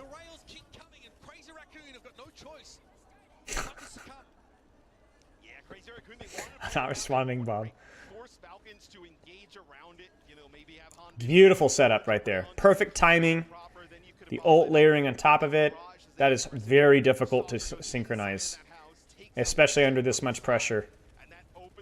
I want to see Stalker swing right just a little bit. I think part of the reason why we haven't seen Sojourns isolate themselves so much here is because they want that opportunity to disengage. Hello, Venta. Hope you had a nice stream. Thank you for the raid. Ah, oh, Crystal Rain. Boy, you really brought the trash with you, didn't you? Yikes. Crystal, am I allowed to speak with you now? Like you're like royalty now. Like you're like official Overwatch League sponsored famous person now. Like am I allowed to say your name? Is your name like copyrighted or anything? Do I have to like pay you to say it? Like, because you're like, you know, big stuff and all that kind of stuff. So do I have to like serve penance for like calling you trash or anything? Am I going to have like a hit squad? $5 every sentence? Oh, okay, that sucks. The smear campaign? I don't know what you're talking about. Smear campaign? Are you gaslighting me? Are you gaslighting me about me gaslighting you about your smear campaign? Or smear campaign? I don't know what you're talking about. Chad, we don't know what... Why would I do that? Why would I do that? Why would I do that to you? More allegations. Yeah, exactly. No, I'm not the establishment. Frick you, dude. No. I'm not a Marvel Rivals sellout like Venta, nor am I an Overwatch, Blizzard, Activision establishment like Crystal Rain. I'm a Maverick. I'm a quantifiable, classic, respectable, competent Maverick. Yeah. Yeah, she's definitely gaslighting me. Typical. Can't trust them. I'm not establishment. I'm not borderline establishment. I still make angry YouTube titles that are clickbait, you know? All right, what do we got here? This is pretty rough for Crazy Raccoon, I will say. SMH, my head. Yep, exactly. I'm not a fence sitter either. I swear, every single time I say anything like that, one of Relf's bots just come crawling out of the woodwork. say, oh, fence sitter. I don't know what that means, but I'm gonna. Frick you, dude. Yeah. If you guys don't know, Crystal Rain and Venta were at the last Content Creator Summit, and we played board games the last night we were there. I don't remember what games that we were playing, and Venta threw a typical tantrum, just threw a tantrum, flipped the board, and then we had to restrain her. It was a big ordeal, and then Crystal Rain started to lose, and then she spilled her drink all over the entire table just when she was starting to lose. So yeah, kind of needless to say, I will not be doing anything with them ever again. Okay, typical fight here for Crazy Raccoon. You have Sojourn ult disadvantage, and this is like this big, juicy space. Like, this is just massive. So Sojourn ult has a lot of space to work here, even if it is into Primal. And obviously stuff like Barrage can feel pretty tricky here. I didn't forget about that. Yeah, you just freaking flipped out. You and Venta got into a brawl. It was really messy, really ugly. I felt sorry for you. Yeah, so. Yeah, okay. Sojourn ult, deep. Beat there to sustain. Beat for beat. Sojourn ult for nothing. Junman's going to pop bubble early. They're going to disengage that. That felt like a bait. Yeah, and it works. Kind of a miss there from Stalker. I mean, that's kind of like a obvious bait here. I mean, look at this. Like, that's bubble, yeah, but they're all behind a corner. And even with proper Zangle here, like, I don't think you guys can push that. Like, that's like the lowest tier bait ever. So if they don't get a kill now... Yeah, so it gets beat out, I guess, but they might be able to catch somebody. The barrage is used. The beat is used. This is a giant mess. Falcons layers it really well, but man, I don't know if I like that Sojourn ult push. That felt like that could have gone egregiously, I say, seriously wrong. You won the fight? You did not win the fight. I had you in a headlock, and I let you go just because I felt sorry for you because, your establishment and all that kind of stuff. You got nothing else going on in your life,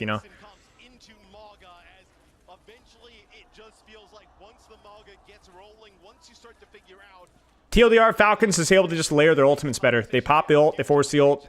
The Sojourn ult didn't get any kills, but it did force, I guess, enough isolation to where they're actually able to execute on there. Malga swap, more of a panic, to be honest with you here. And this part of the map just is not feeling great here. They're going to commit with Cage Fight, catch with Cage Fight, but they're able to suck with the Pharah perk to kill the Kiriko. So what should have been an easy fight win here is getting pretty crazy here. There will be time potentially to touch. Maybe. Yes, plenty of time. I'm dumb. I forget the meterage. So he's just going to touch and recall out, and then, yeah, he's cooking.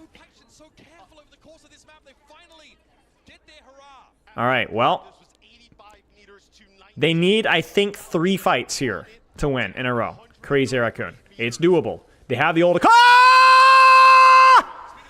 They got him! Proper leaning on the back line and just zooms up off of the rail and just melts. What a crazy play. They know they're at the disadvantage, and they know they have to make it chaotic. Worst case scenario, you force ults out and loot, but they just freaking punch them in the throat.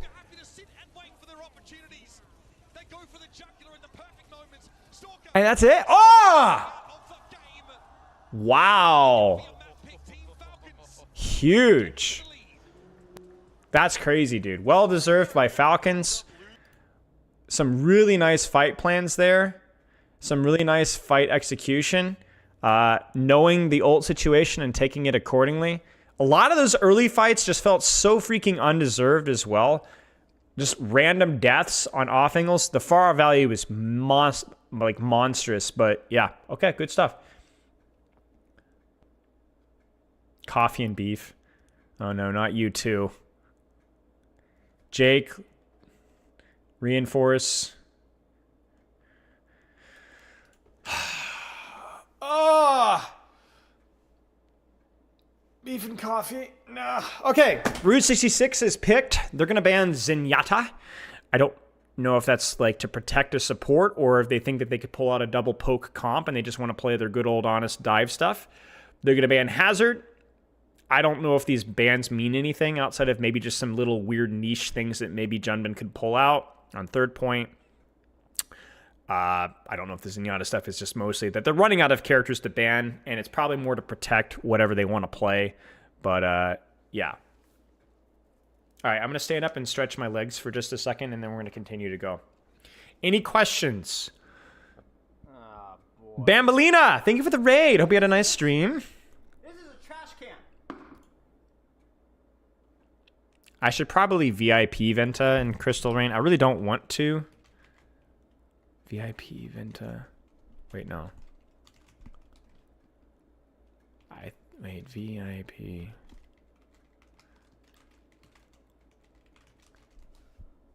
No, I will not VIP you. You are dirt. You are worth nothing. You are less than dirt. You're a nematode.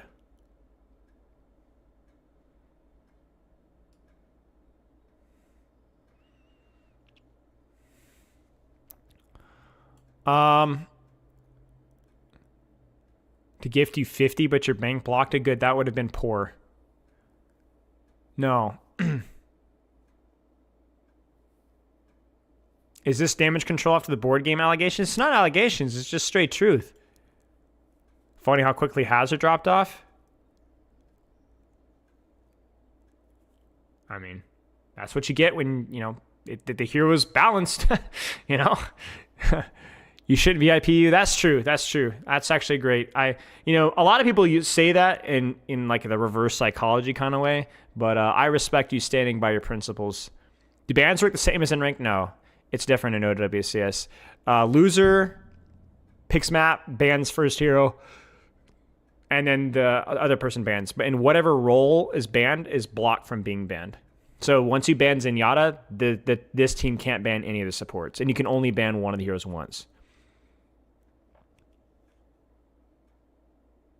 Hazard didn't really drop off. Not as in like he's bad. He's just, yeah, he was played a lot. I gotta stretch. Yeah, he's hard to play. You know, there isn't really anything to say besides he's just not as strong as he once was. He's kind of more balanced. So, you think Falcon should have banned Winston? Oh, good question. Maybe, I don't know. You know, you gotta look at the Winston ban kind of like you look at Crazy Raccoon's Malga ban, where it's like a map where you really need the win or you really want the win.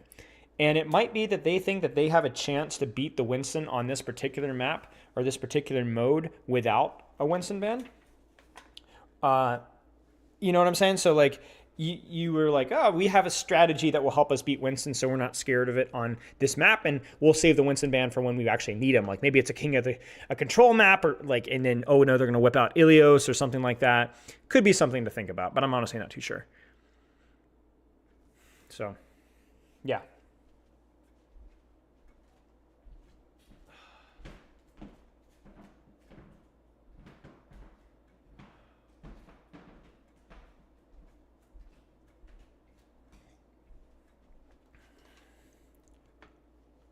Ban Ball and Ilios? Yeah, I mean, maybe. Ball and Ilios is really just ruins.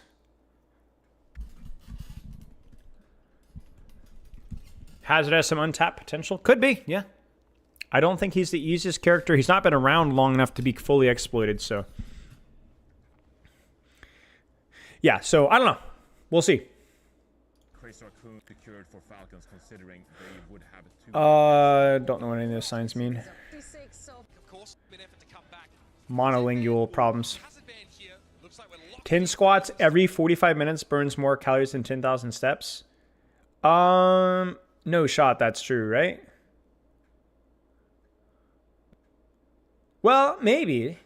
Because if you're doing 10 squats every 45 minutes, well, that loses a lot of context. Okay, so if you think about it, if you're not doing 10,000 steps, how many steps are you getting in an average day, right? If you're not purposefully going for a walk, I would probably get 5,500, 6,000 steps.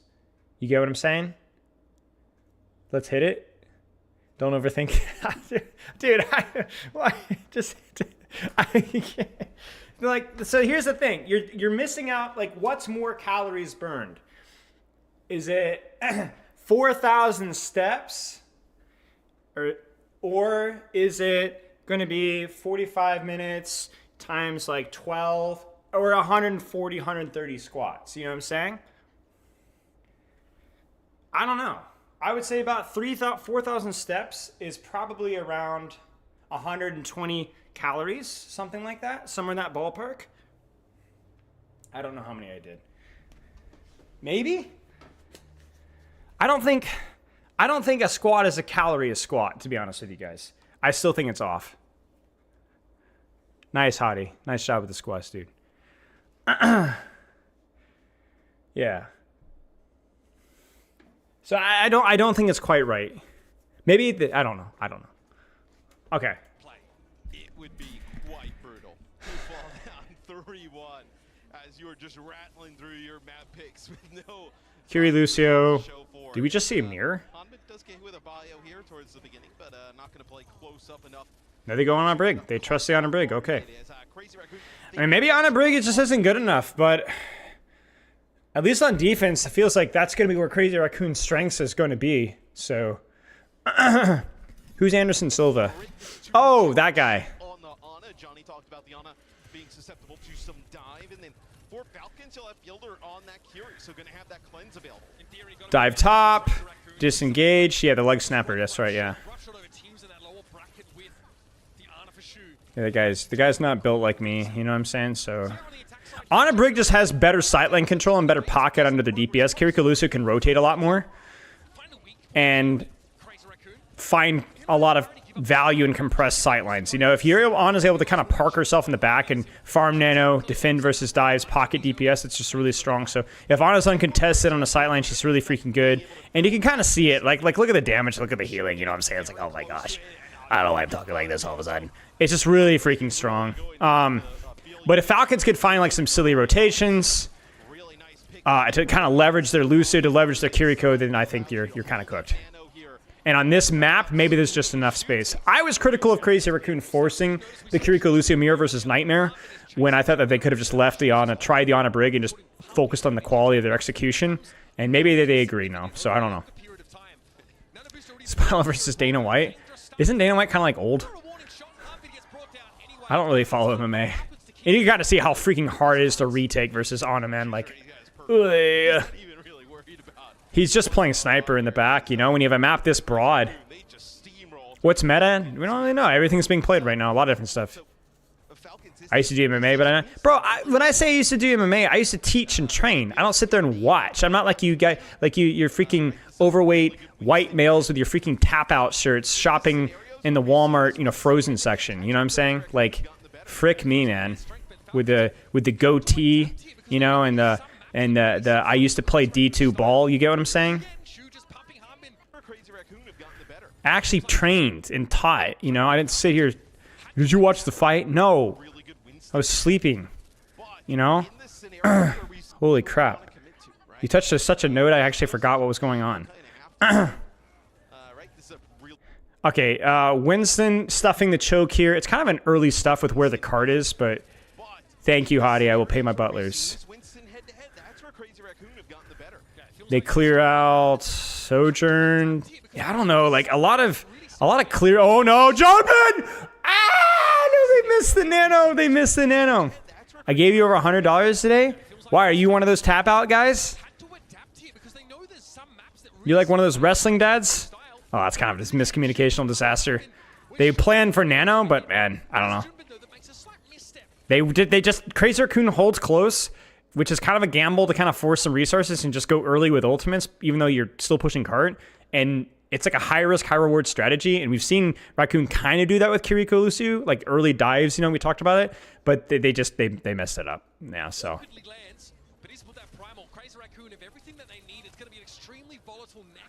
Oh, I talk about UFC. I just don't know anything about UFC, bro. Paul, thank you for the gifted sub.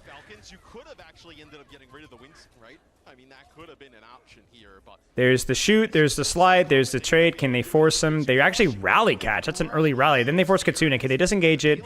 Primal's going to be used. Maybe. No, he actually disengaged it? That's actually crazy. That's actually so valuable. They nano brig, Sojourn ult goes in. Stalker's cheating. Sleep darts miss. Shu is so freaking washed. That guy put him out to pasture. I cannot believe they had all the space there, but Falcons just kind of brute forces it, and they make it work because of a couple of minor errors. But they're still going to get traded backline because Winston's still behind, Sojourn's still behind, Tracer's still behind. So really like high risk stuff, honestly, from both teams there. Briefly, you're poor, you have bills to pay. Nah, dude, you're a professional gamer, bro. You're freaking rich. Freaking rich, bro. I saw a comment today about how rich I apparently am, and I saw a comment today that I'm actually living with my parents. So I'm actually not sure which is the reality that I'm living in right now. So I'd appreciate some insight from Twitch chat, maybe YouTube chat. The Malga brain rot.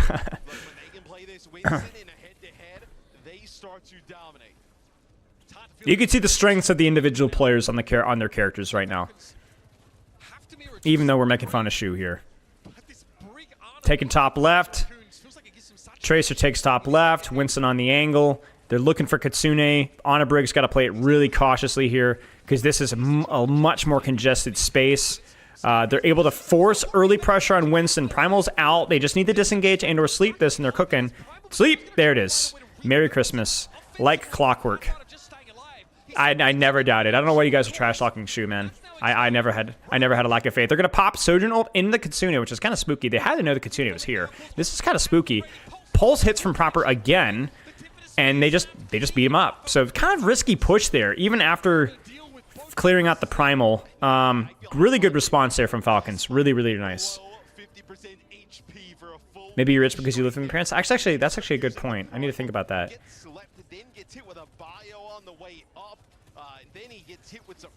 The Sojourn almost coffee, yes. Kitsune is coffee. Beat is coffee. I think Primal's more beef, maybe. I don't know. There's not a lot of beef ults in this. I think Rally's more beef. You know what I'm saying? Definitely more beef. Staging from the Winston around the side. Nice. Wow, he's actually got on top of the Kiriko there. That's really nice. So that's going to clear backline out here from Falcons, which then isolates. Which is why they're so aggressive on Hanbin here, not just because of the Nano and the Rally, but also because his backline's kind of out of position here. So he's going to bubble off backline here. Turn. Oh, they look for a beat engage? Oh, my bad. I didn't even think about the beat. I think that they were looking at Chio, and I guess Chio was out. But then Chio somehow snakes his way back in, up and over, and connects to the beat. Lip gets folded. The Nano's used. It's double Nano, but being down one means that you might not get the punish. They do get Chio, though. That's really big. They try to pulse. Wait, what is going on? This is so chaotic. Onabrig, super messy. He's got Rally. He really doesn't want to use it. He might have to, but he doesn't want to. No! He needed to. Oh, no. I think he tried to ego it for the burst heal, just like yours truly, because obviously I'm sure wrong. That's me. And he screws it up. The Primal's pretty real. It's fine. But it's not good enough. That's actually disastrous. You have to hit your ult combos with this because things are going to be so messy here. Covers the architecture when you're running on a Brigitte. You have to find those moments of invulnerability and nail it. Otherwise, they're just going to trade you till eternity. Cut the raccoon off of his head. Oh, no. Oh, no.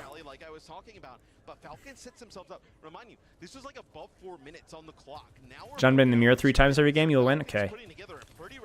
Yeah, see, like, raccoons are kind of screwed here, man.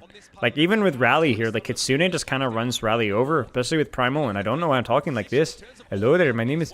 I can't tell if it's like Irish or... Rally, there's the rotation. They're trying to catch the engage, but they're just going to keep layering it. Ah, it's just, you're freaking fricked, man. That seems like such a silly... Maybe they... I don't know why they rotated like that. You know you got Kitsune, Sojourn, Pulse, Primal. I think if you're on a Brig, you just kind of force Cart and kind of wait for Heesing or Lip to kind of do something. You know what I'm saying? Like, kind of play more patiently and play your open sightlines. I don't think this is the backline to do higher risk rotations. So it's like Crazy Raccoon doing a Crazy Raccoon rotation that we saw earlier, but you can't do that without Kiriko Lucio, I don't think. No, waiters. And now really nothing for Crazy Raccoon to be able to use. Fielder's gonna have this Kitsune rush. So again, wide open choke here. There's a Kitsune. They did disengage it. They do definitely no. They do disengage it. Chorong might get traded. If they can get Hanbin on the trade as well, it will be worth. Hanbin does not think so. He misses the health back, but Hanbin gets his 2. Hanbin gets his 3 off of the Kitsune, and more bubbles. But you gotta see what I'm saying. Like this, it's so freaking hard running on a brig into this one on this particular point if you don't win your spikes of invulnerability with around your nano or around your rally or whatever. Thank you, Storm. All right, this is it. Like, this is Raccoon's moment here. Like, last fight, but also, like, the moment where you can actually have a defensive nano here.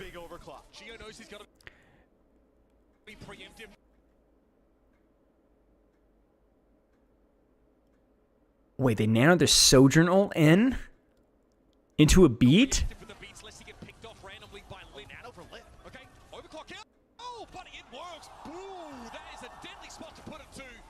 Wow, okay. I guess, you know, with the 150 perk, what is that, chat? What is the damage with the overclock perk? Is it like 250 or 260 or 270 or something like that? And then you nano that, and that's like 400 or something? I think, yeah, so it's 250 and then it's 375, right? Or whatever. Either way. So Chorong was playing very ratty, very patient, because obviously he wasn't getting nano. So Shu dies, but it's really expensive. They have to melt Hanbin here. Oh, good trade from Fielder. Huge trade from freaking Fielder out there, man. Yeah, I think this is probably cooked for Crazy Raccoon. They need to go fast characters, but I think the spawn advantage. Stalker, pulse bomb hits. Judgment, can he live? Ah!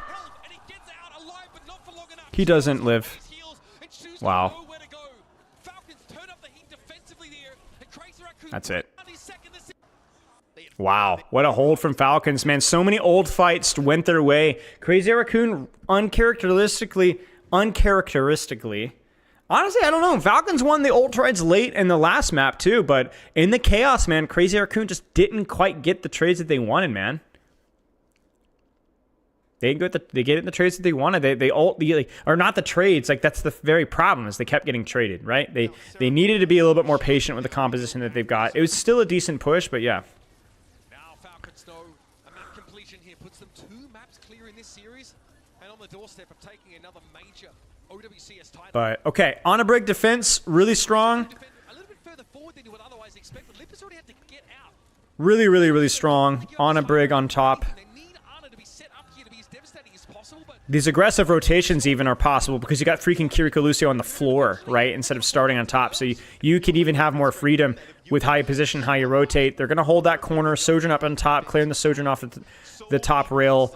Deep bubble, defensive bubble. Junwing goes top, jumbo bubbles. His knees pocket. Oh my gosh. That is a huge error. What a sleep from Shu. Good Suzu from Fielder to prevent that kill from happening. But that feels like a major misplay there.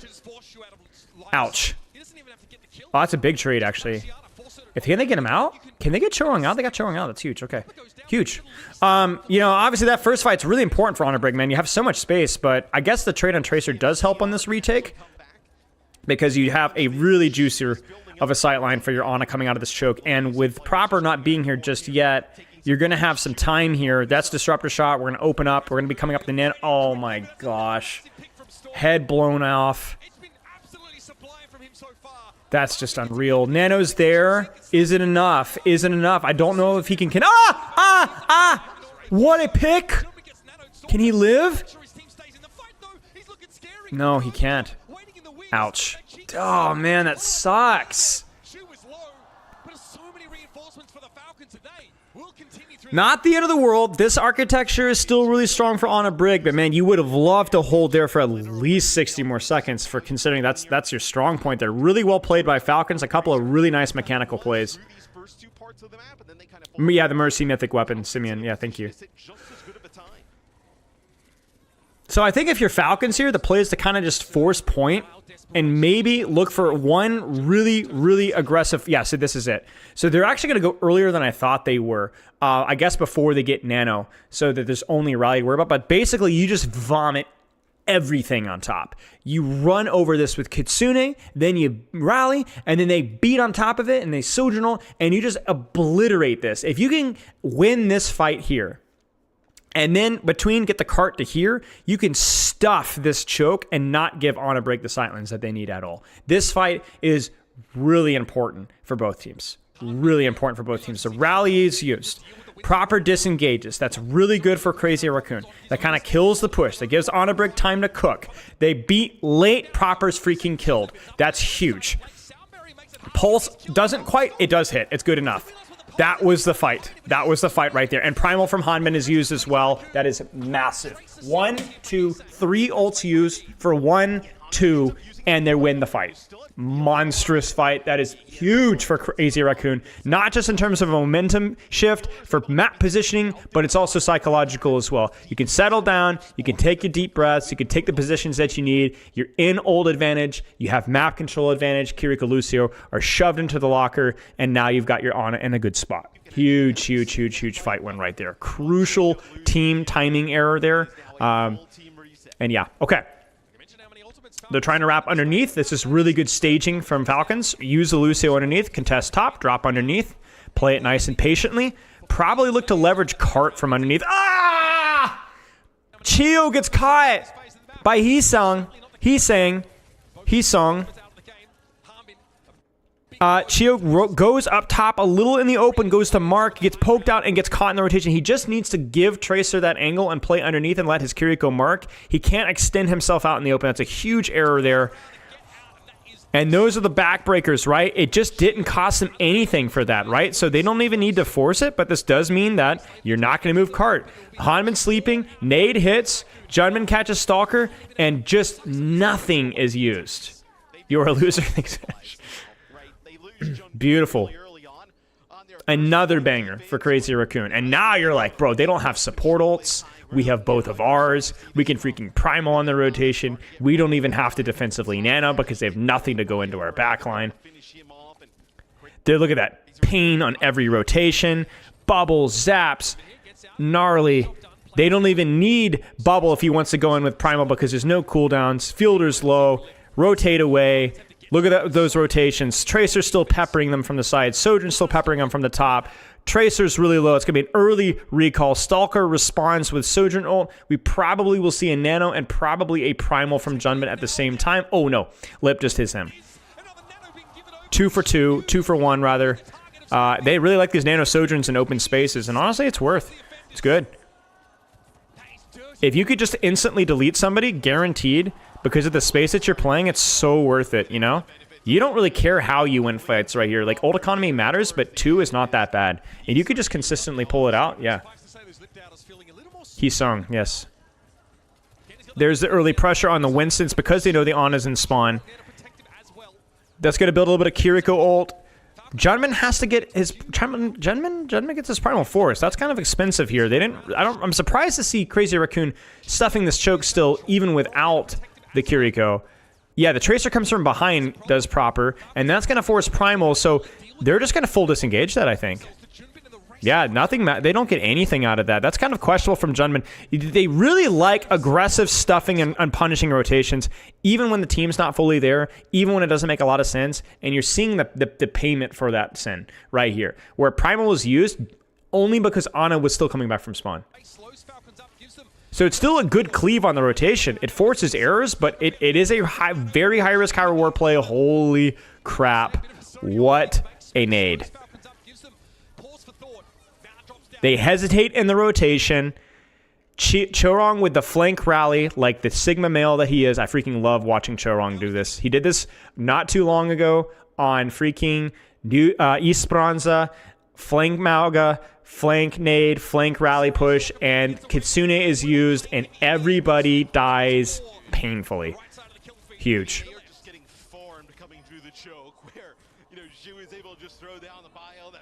Yeah, layering means that you don't want to combo ultimates, but if you combo the ultimate that allows for lethality that you otherwise wouldn't have, it's a bit of a safe... basically, stacking is the safe play, but not the efficient thing.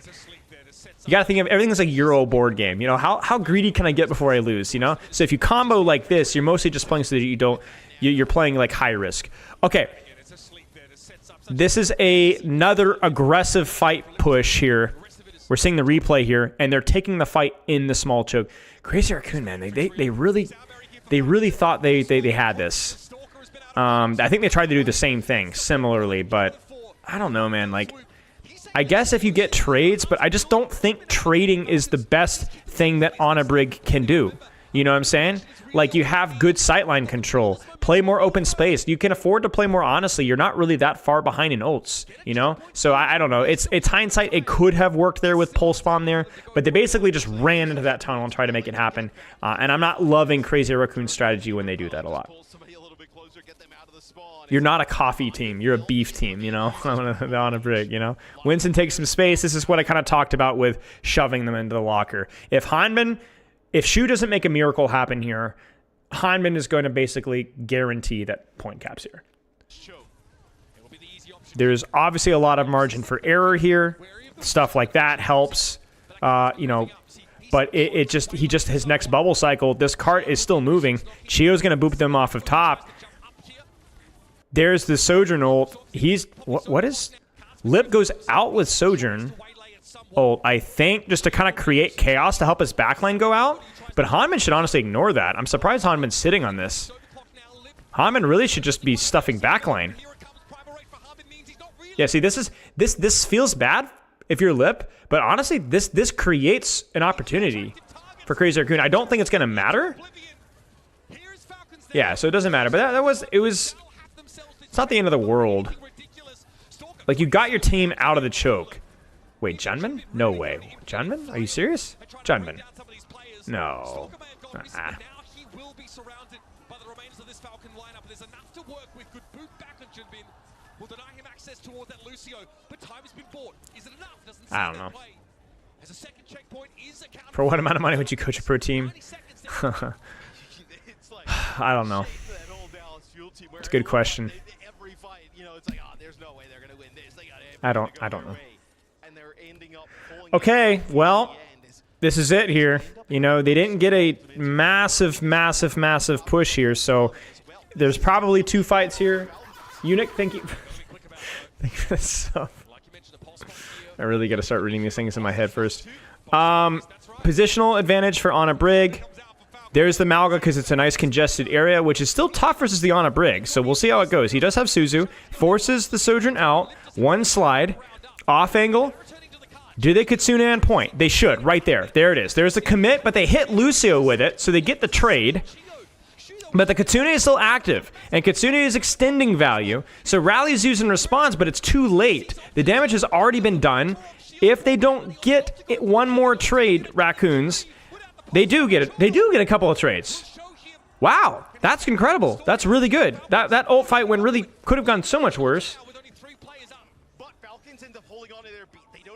Cheers, mate. I appreciate it. Like that could have been so much worse for Crazy Raccoon. So they see the bubble. Crazy Raccoon goes in really aggressively into the double support ult, trying to like get a trade. They get a trade, but then they get traded back because Kitsune is really strong. But then in the chaos, Malga's just not able to keep up and get the trades. They're able to get traded back. Can I coach CS? I don't know. Parts of it, I'm sure, yes. Most combat games have similar principles, but other parts would be harder for sure. Marking Tracer. Pulse misses. Sojourn ults used from main. Can they disengage it? They peel off proper. They're able to mostly engage. Shoo! He gets the nano off! He gets the nano off! Oh my gosh! He was at 99%! Oh, right here, ladies and gentlemen. Right there. It's over if he hits that shot. Oh. Can they get him? That should be it. Oh my days. What a mess.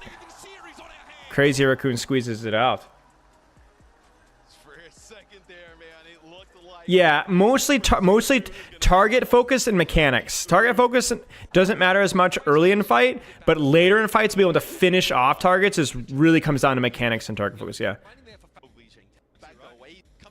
Crazy. All right, 2-2, babies.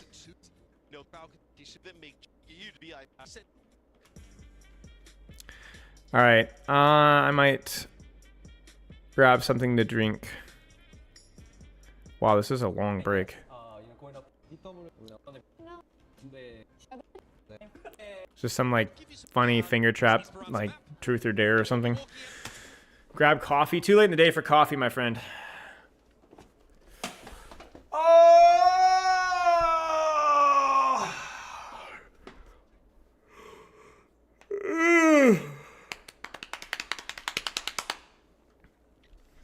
It wasn't just a break. What was it?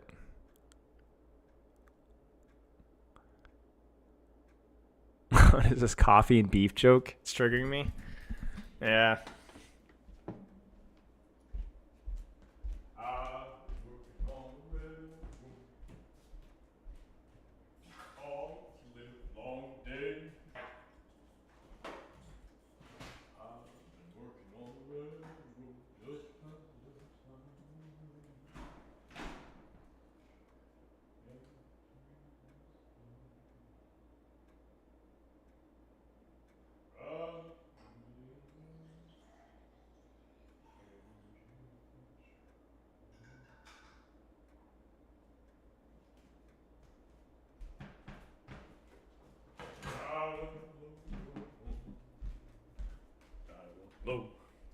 Blow.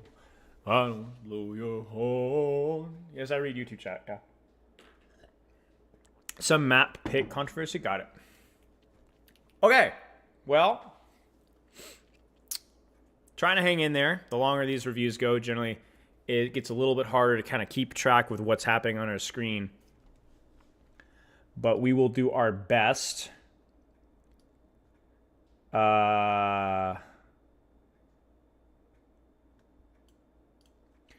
Falcons apparently didn't get to pick the map here because they were literally seconds late to the map pick ban due to miscommunication on the organizer's part. The map was randomly selected as a punishment. Got it. Okay. This is the map they're going to pick anyway, Commander X said. Okay, that makes sense. So that's good. I'm glad it all worked out. No, I don't know anything how this happens here. So, okay, well, we've already seen here. So Falcons are going to ban Brigitte to prevent any sort of cancer for their poor Malga comp in terms of Ana Brig. Brig isn't great versus Malga necessarily, but can kind of keep the Ana alive, deny some of the Malga stuff when there's enough space, and there is on this map. And so the Brigitte ban is going to make Ana more difficult to play. Now, I actually think it could be possible. I would love to see a team try Ana Lucio here, but maybe it's just too tough. Crazy Raccoon, ban Tracer, because they prefer to abuse the fact that he's saying has that hero pool that's maybe even more flexible than proper. We saw it earlier, would proper be able to perform the same level of far as he's saying? Answer's no. And so you force him onto, Genji, who's better on this map maybe, but maybe not quite as good.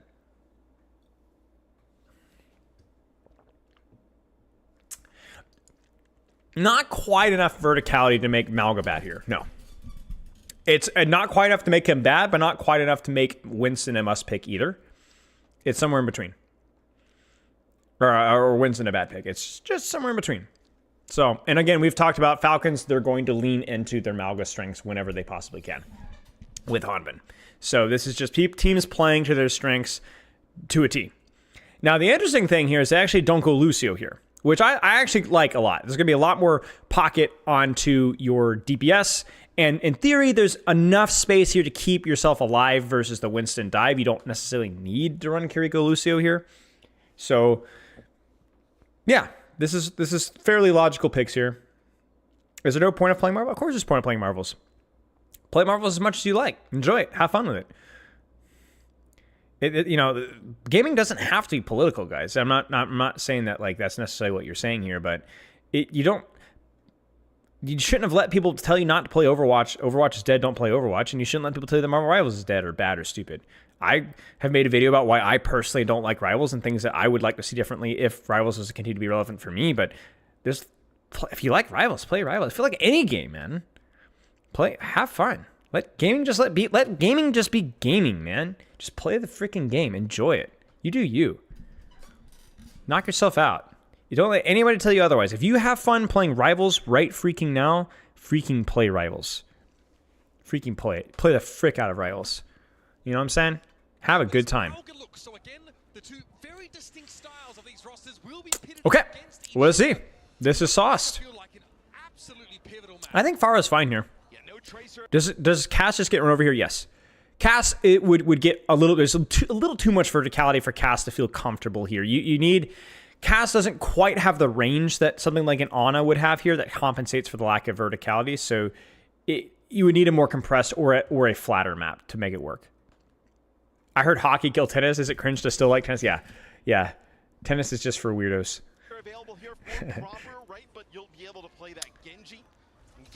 Farah getting the spam in. They're looking for a backline. Oh, man, look at that pincer. Oh, Malgus. So, ooh, the flippity floppity flip.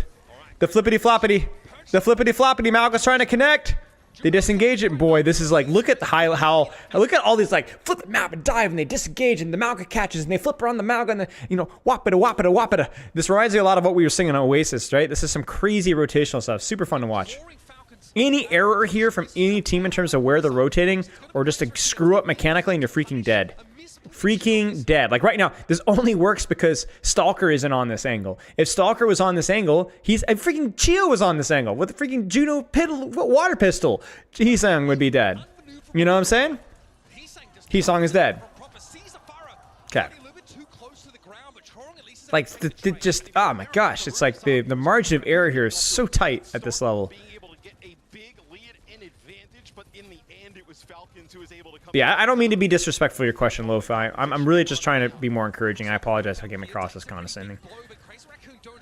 Whenever people ask me a question, I kind of have to remember that I'm speaking to people besides just you. You kind of get what I'm saying? But, wow. This is so close.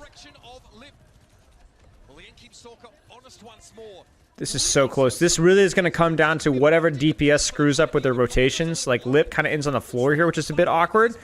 But he does have a really nice angle on Hanbin, which forces Cardiac. Juno isn't quite able to get the rotation that she needs. It's hard to see exactly who screws up or why without replay codes, but you can kind of, if nothing else, I want you guys to get an appreciation of the amount of rotating around the map, flanking and angling, and then they counter-rotate and they counter-angle. Teams fighting for it. It's just really high-level stuff. Coach Curtis's MLA? What is that? I think your family hates you. I think that your family hates you too. And you can kind of see Genji's contributing a little bit more just based on the architecture of this map compared to what was happening on Runasapi.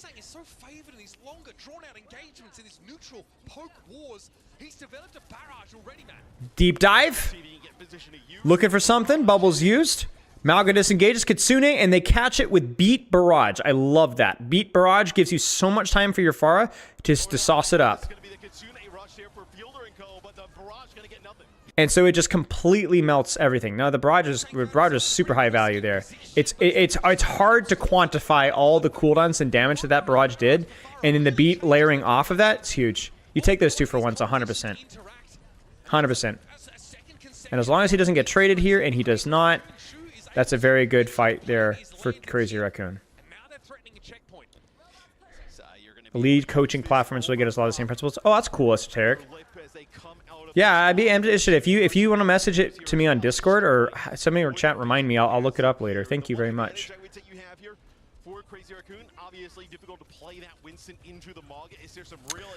Farah is...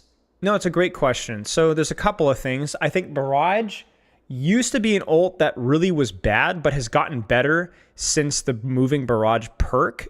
And it's gotten significantly better in professional play. It's a difficult ultimate at the time, but it has a lot of reward. Whereas Farah back in the day, Barrage was just not all that useful. It's very punishable. Now, it's a lot better than it used to be. And so what used to be a hurdle that made her decent in ranked, but not as good in pro play, that hurdle's kind of gone. Couple of other things. Farah, since her rework, has a lot more mobility. So you were rewarded for being... I mean, look at all the crazy rotations we're seeing here. Farah couldn't do that. She can now. So you can't just AFK and spam a choke necessarily as much as you used to. But if you are as intelligent and quick and responsive as he's saying is positioning, he's a Tracer player, he's a Genji player. You play Farah like that, you're going to pop off. In addition to that, I think little things like the concussive blast perk, which is really high reward if you can get the suck for the rockets. And I just think that she has a really high skill ceiling too. I think with that increased mobility, I think her skill ceiling has dramatically gone up. So I think part of it is probably due to the fact that, you don't see as much hard hit scan in ranked or in pro play as you do in scrims. So, there's a lot of dive stuff, and Farah just functions a little bit more comfortably in there. But I think just her skill ceiling has raised significantly. I think her team play capability with her concussive blast and her barrage has also gone up significantly. And I also think that Heesing is just he's insane at Farah. So we see Farah decently in pro play, but we don't see her a ton. It's still usually by people that are just exceptional at the character. But when you start giving heroes more skill expression, don't be surprised when you see professional players finding ways to exploit that a little bit more. But yes, I agree. She is still fairly map dependent still, even though she has more flexibility. Yeah, double teleport with Kiriko, yep. To an extent, Bob, yes. So changing out your concussive blast perk does mean you lose a little bit of that mobility. Yes, absolutely. But interestingly enough, as you guys have seen a little bit, sometimes those rotations seem to matter a little bit more on neutrals and maybe not quite as much in ult fights. But honestly, it's hard to say.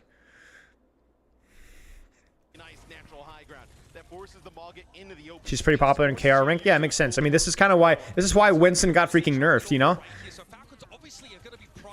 There's regional metas.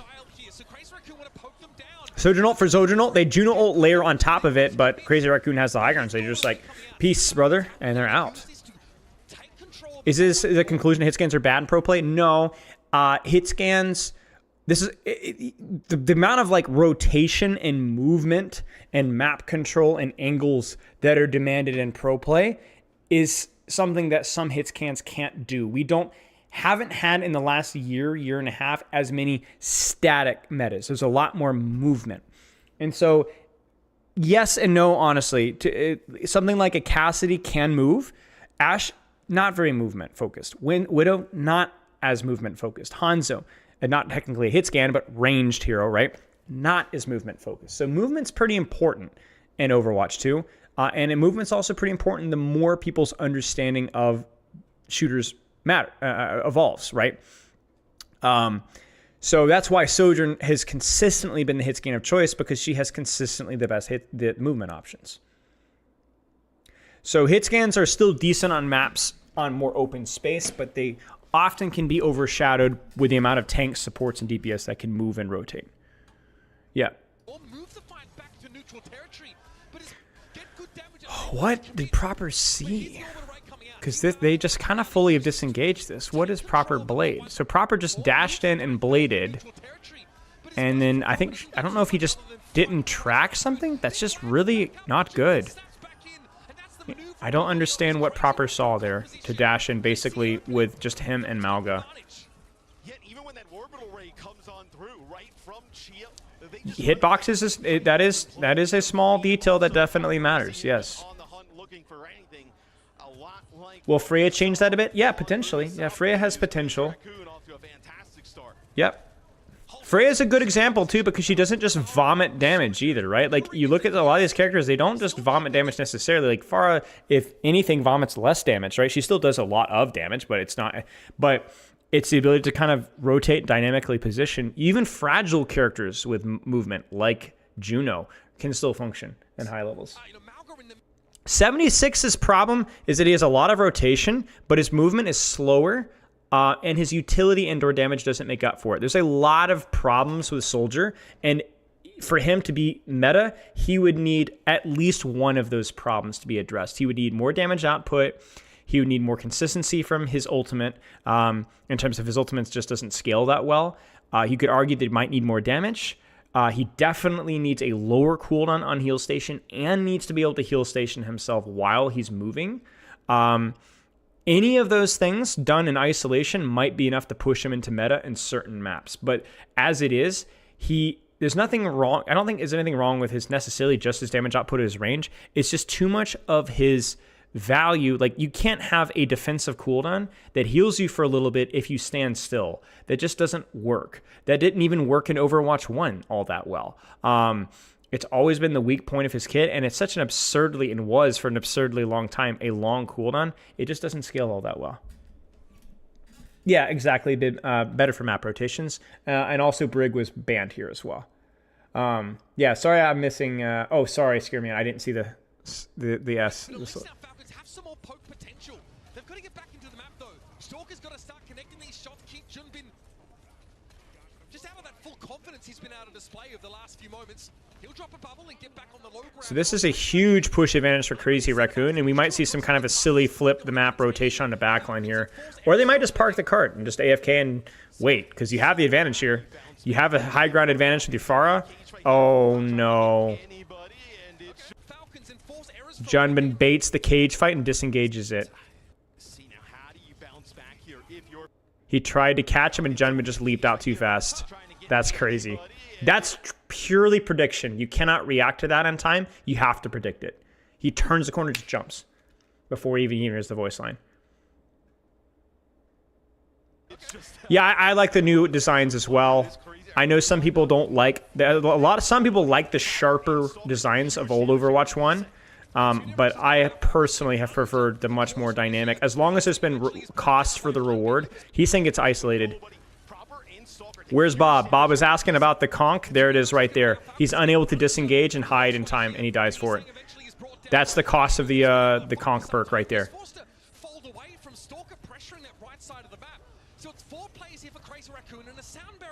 As long as you can have heroes with strengths and weaknesses and not be entirely great, I like it.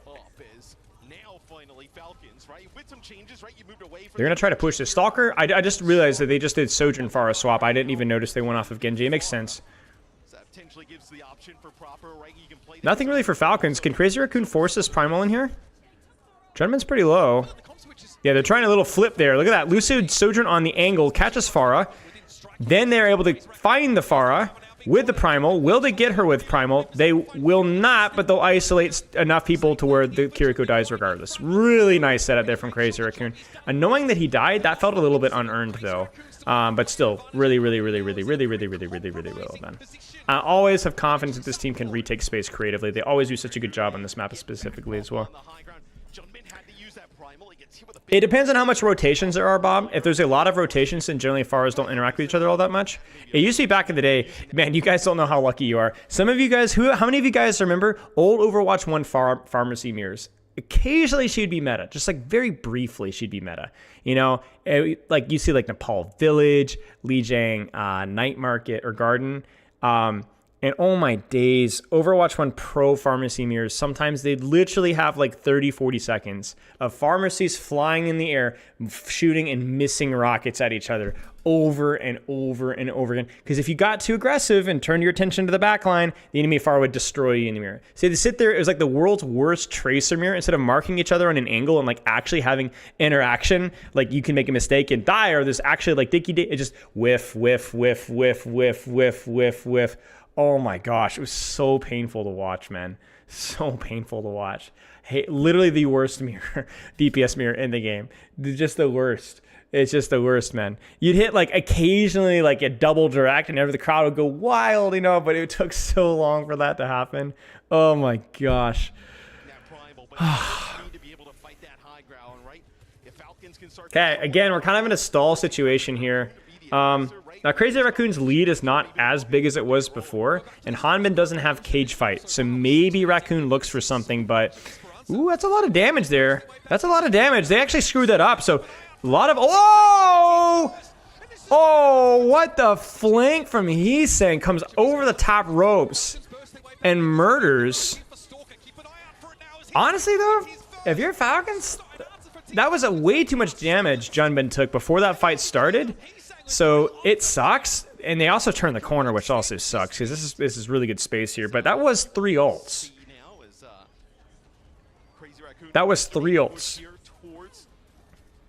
So I don't think either team's super unhappy with that. Yeah, and rockets were much slower. Yep, much more splash too, if I remember correctly. Yeah, they disengage this because they know they're going into the Sojourn ult and cage fight, and they don't have anything. So they're just going to kind of bait and play it nice and slow up top, try to force a bad cage or a bad Sojourn ult, stall the cart with Winston, kind of disengage really quick to try to bait. He's going to touch cart, and he's going to jump out. He's going to touch cart, he's going to jump out, you know, try to bait the cage fight here. Proper's trying to take the top for Sojourn ult, but then that gets marked by Winston, and so you're like, I wouldn't mind if Falcons put more resources into clearing this Winston out, maybe, and just so they can get that angle for their Sojourn ult, but because this feels kind of bad. It always sucks when you have an ultimate advantage. Oh, they caught Junman. They caught him. They got him. Finally, they got him. But it sucks when you have an ult advantage. That was a really good cage fight there. Wait, they're going to barrage this as well? This is really messy. But anyway, finally here, I'm going to finish my sentence. It sucks when you have an ult advantage and the enemy team won't let you use your ults. They just kind of disengage in kind of rat mode. You have to kind of force your advantage somewhere, right? If you can't force it on high ground or force it on cart, you have to, you know, throw around the fact that, okay, you don't want to fight me? Well, I'm going to make you fight me by taking this space, taking that angle, taking that sideline, right? And that is not always easy to do.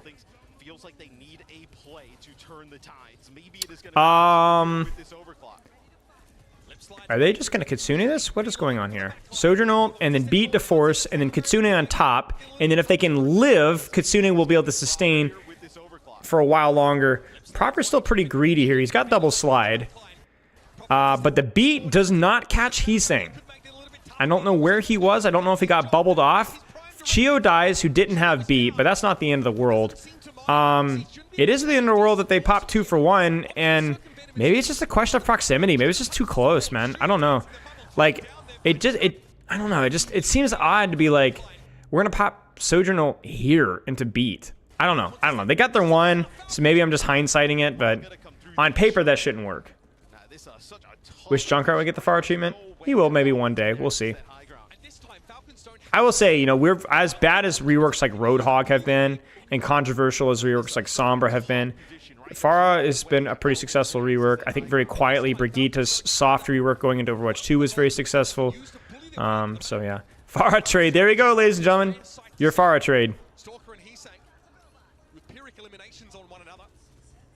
And that advantage is Crazy Raccoon, honestly, just because you have the ult advantage, and you're the guy that died didn't have ult either way, so...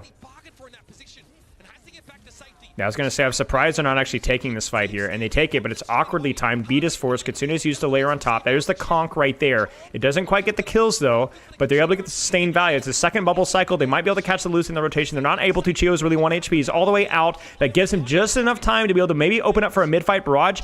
Primal's used to chase. They only have so many defensive cooldowns, and the layering is really good. Hanman's going to be isolated. Is he going to get out? Oh, he gets barrage bubbled, and the trade happens. And once again, Crazy Raccoon is throwing the kitchen sink at the wall. Drywall in shambles. And you got to ask yourself, was it worth it? Was your moment of rage worth the progress that you're getting here? And honestly, I think so. Because you're again in a situation here where you can really force a messy fight here. Oh, no, he missed the conk follow-up. He missed the conk follow-up. Kitsune's used. Can they get anything else here? We're in OT. They need to win this fight. They don't need to use anything else. Okay, we take it. And Falcons have the old economy here. A flip of the Runasapi. You'd win here? Haha, that's funny. Raccoons have probably 3, maybe 4 fights here. Probably 3. They're going to hold height. They're going to play patiently. Look at the retake. Again, the same retake we saw earlier. Lucio Sojourn on the flank. Winston on main. Kiriko on top. Pharah gets caught. Great rotation. There's your new Pharah. Ladies and gentlemen, cage fight misses. Kiriko ult is used. Beat is layered. Sojourn ult is popped. Crazy Raccoon, happy with the result. Trade happens. 1 trade. Do we get 2? We get 2. Junman gets his 2. And we get a 3 for 1 trade. Crazy Raccoon is now in the driver's seat to win the game. The only thing that could possibly go well for Falcons here is proper Stalker pulling a miracle. And the worst part about it is because you have to push robot, you actually have at least one person anchored to point. You can't even take all the angles that you want that Crazy Raccoon is going to. We're going to see Sojourn on the top there with Lucio at least. We're going to see probably just Primal on Lucio or Kiriko. Yeah, they're just going to isolate the Malga. Malga's by himself. Malga has to play really safe around the corner. There's the Sojourn ult. There's the overrun. He's using it just for the damage reduction. He's isolated. He's killed. Who's next to touch? Button. Who's got the button? It doesn't matter because all their buttons are not enough. Because Crazy Raccoon has the Qs, and that's that. Beautifully done. Yeah, I mean, it just was really not super flashy, you know? They just played to the strengths of the composition. Some nice neutral fight wins there. Some really good setups. They win the ult trades. And crucially, like, they were able to blow a bunch of ults at the wall, but they always won those. There were very few fights where they blew a bunch of ults and somehow miraculously lost. They always won. So they won the fights they were supposed to or needed to win. They didn't make the crucial game-losing error, and they were able to get enough of a lead, you know? Yeah, keep the bot in a great location for ages, right? In that high ground, and just kind of keep, easing it forward, you know? Man, I don't know if I can choose an MVP, man. It's just so freaking hard. I think he's saying played pretty well consistently. He just causes so many problems with the Pharah, even when he's not in the kill feed, you know?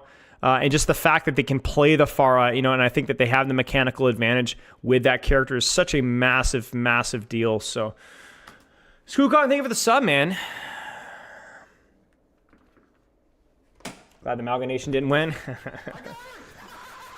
Oh! As a Winston player, glad that the Amalgamation didn't Circuit win. Royale. Falcons pulling a wild card in this one.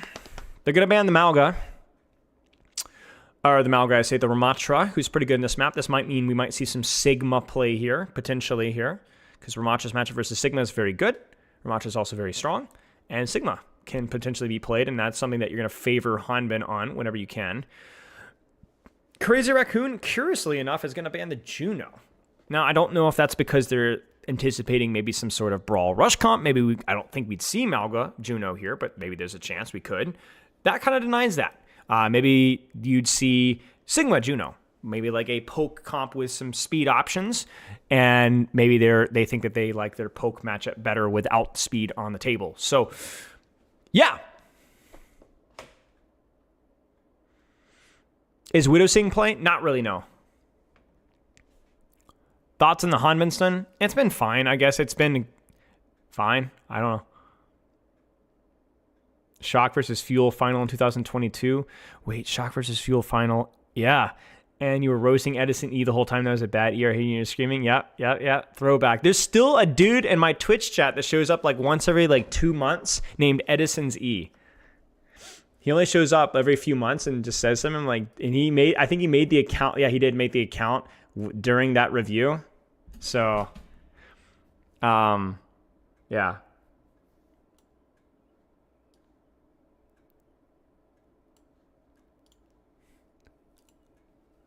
Yeah, that was fun. The match was pretty fun. The hot take is that meta was kind of boring to watch. The match was hype, but it was like a very main focus. There wasn't a lot of space control. I don't know how much of that was just because of Kiriko Kitsune Rush being... I think it was just Kitsune Rush being overtuned. So people were not really motivated to take any angles very much, but yeah.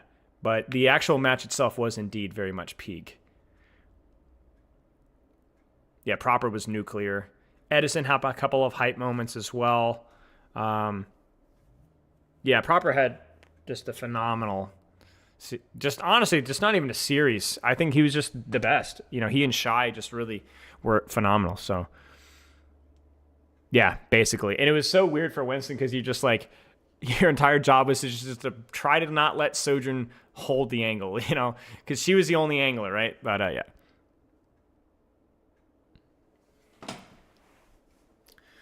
Oh my goodness. We'll take a few more minutes. I'm going to get up and stretch my legs a little bit.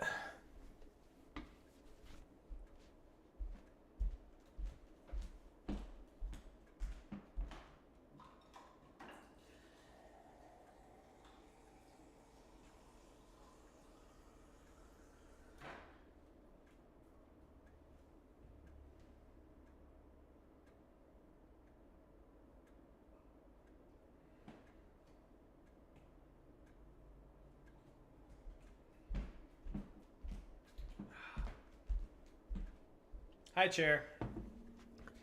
Kaluja Mikey did decent. I think all things considered, they definitely did. Yeah, if I remember correctly. What's up, Rag? Winston was in a hostage situation, basically. Yeah. Try to keep the enemy Sojourn from popping off. Get value out of basically bubble spam. So, yeah, I guess this is the last map here.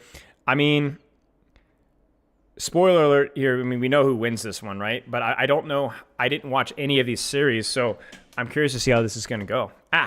The casualization of my Overwatch career has coincided perfectly with Stadium. That's great, Rag. Good to hear it, mate. Good to hear it, mate. All right. All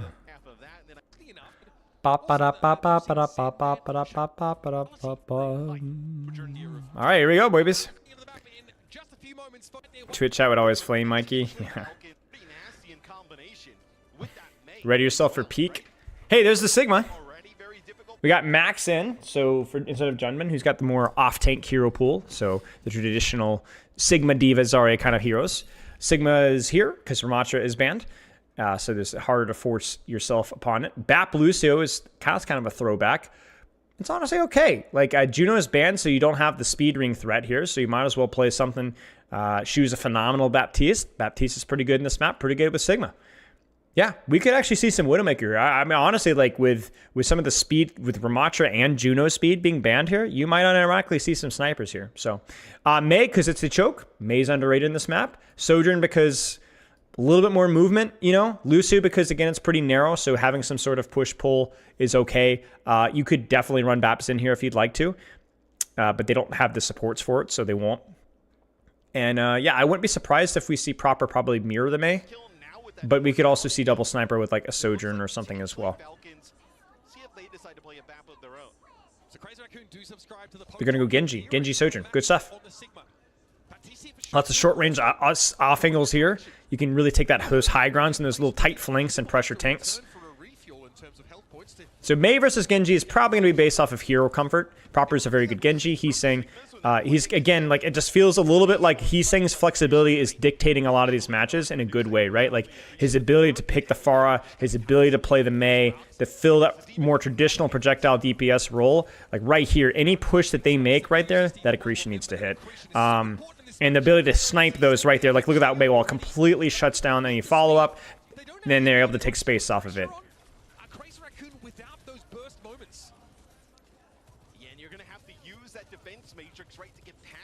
I love watching high-level Mei gameplay as well. Proper touches point, deflex force, matrix force, disruptor shots forced. Sojourn angle from Lip is very passive. He's kind of like, honestly, letting his Mei swing wider and with icicles, and honestly, maybe that works out. Mei's got more HP to play around with. Mei has better, sightlines for a wall. But it is unusual. You would not used to seeing your Sojourn take the more passive, I mean the shorter angle. You're used to seeing the Sojourn take the wider angle, right? So there's early BAP window, they disengage it. That's why I said about, like, you lose early fights or you lose people trait, you take a lot of damage early. The attackers often build that support ult first, and I don't know if they can hold this, man. Like, they don't have anything here. Yeah, they don't get it in time. So really well played there from Falcons. Proper with the 5. But frankly, honestly, I want to know what happened more in that neutral fight here. Let me look back here. Why did they lose so much space here? What's Max's reason? Is this angle from Lip too defensive? Did he miss the disruptor shot? The disruptor shot's not too bad. Was the Mei wall screwed up? Was there a miscommunication about where we'd hold? Like, the Mei wall value is terrible, right? So, like, something went really stinky there with the neutral trade there, right? Even the lamp being forced there. And that like Heesang, you know, I caster cursed him, you know. Something stunk there. They should not have been lost that space that quickly.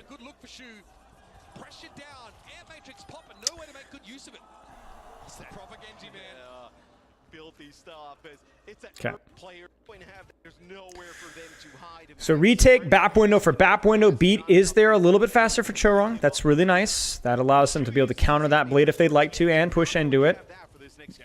Are they going to try to force this blade, or are they going to wait for something here? Sojourn ult might be popped here for a bit of space. This is one of the nastiest chokes here. And look at the creativity with Maywalls, right? They know they're not going to get the perfect Maywall, so they're just going to put a structure that's just annoying to deal with, right? So there's the blade. He sets it up. The beat is used. The pocket's there. Prevents the Ajax. Beat is layered on top, but then Flux is layered on top of that. He actually waits for the Flux, and the Flux is dodged.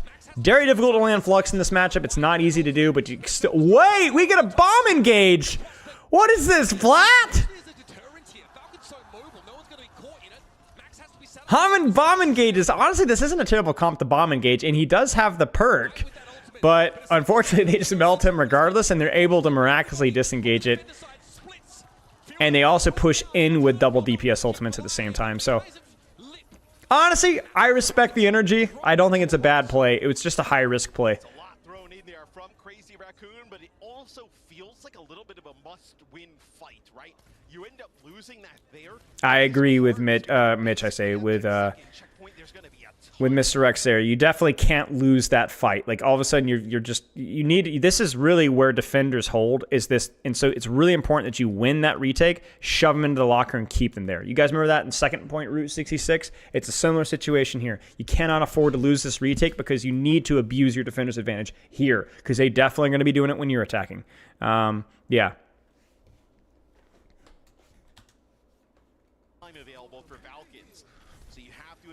No ults here. Sojourn ult is on the table here, but it should be pretty easy to stuff them into the locker.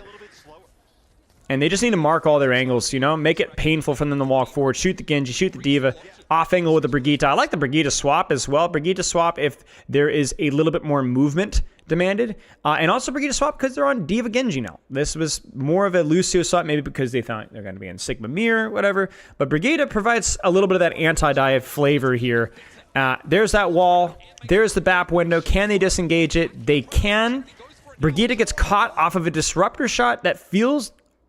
Okay, off-angle disruptor shot with an off-angle BAP window push. Poor Chorong just gets murked. Honestly, just phenomenal mechanics and layering. I think Falcons are just... They're just better right now so far. Like, there isn't like any crazy complicated reason. Like, the off angle and the positioning so far from Crazy Raccoon has looked okay, but the Maywall values can kind of hit or miss. He hasn't been hitting a lot of the right clicks. They've been able to disengage with the Lucio a lot of their ults, which the Matrix really helps with that. Max has not been hitting accretions. The mechanics aren't clicking, and a couple of individual errors. There's just like everything that every advantage Crazy Raccoon has, whether it's with accretion or the early poke damage or the May walls, the May icicles, there's nothing. It's not happening. It's not happening. So it's not even necessarily a hero thing, potentially.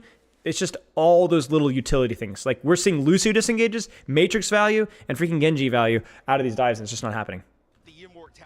I think Sig's fine. I think Sig's okay. There's no way that we'd think that Sigma's bad on Circuit Royale. Maybe meta situational, sure, but... So he's going to go Genji. I think that's a good swap, and that's more to do with the point. Now, we've opened up. May's going to have, regardless of how good May was doing, May feels a little bit harder here. He's looking for the blade setup. Gosh, these shurikens. He thought about it. He hesitated there.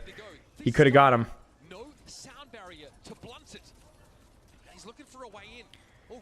He's going to let them out and then blade over the top.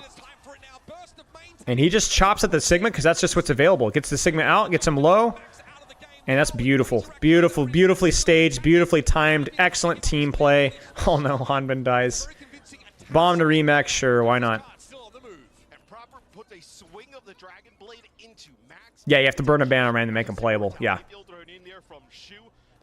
That's just more about Ramacha than it is about Sigma, though.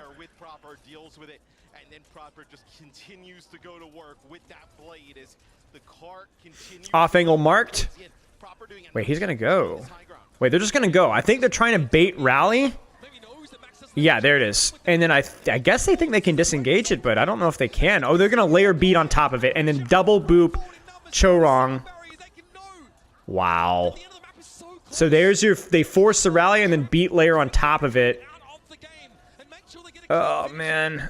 Just stuff has snowballed so badly for Raccoons, and then they're going to disengage the last second touch, retake with BAP window, and just, honestly, not even close.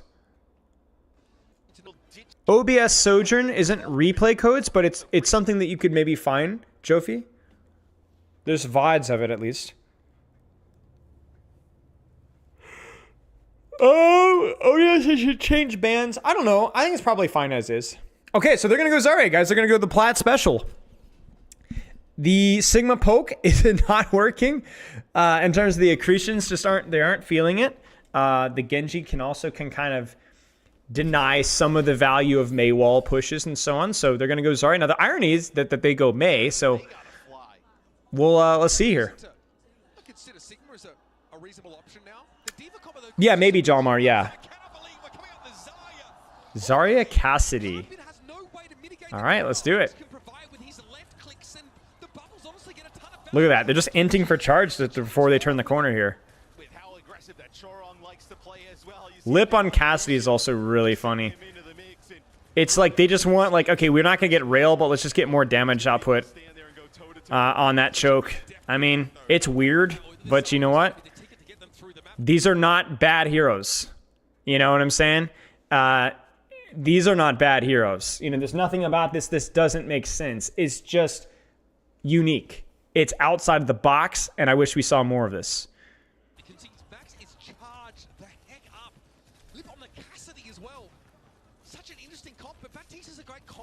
You don't need the verticality of Sojourn as much on this first fight. There's the bubble. Max is so charged right now. Hanbin really kind of has to hold the angle here, try to avoid taking too much poke, and trust that his Sojourn... Oh, there's the bubble. There it is. There's the ice wall. There's the ice block. He dodges it. He's freaking dead. He's freaking dead. You can't pocket that. This is the perfect situation for Zarya. No snipers on the field from Falcons, really. No high ground or angles for D.Va to hold. I think Hanbin has to swap.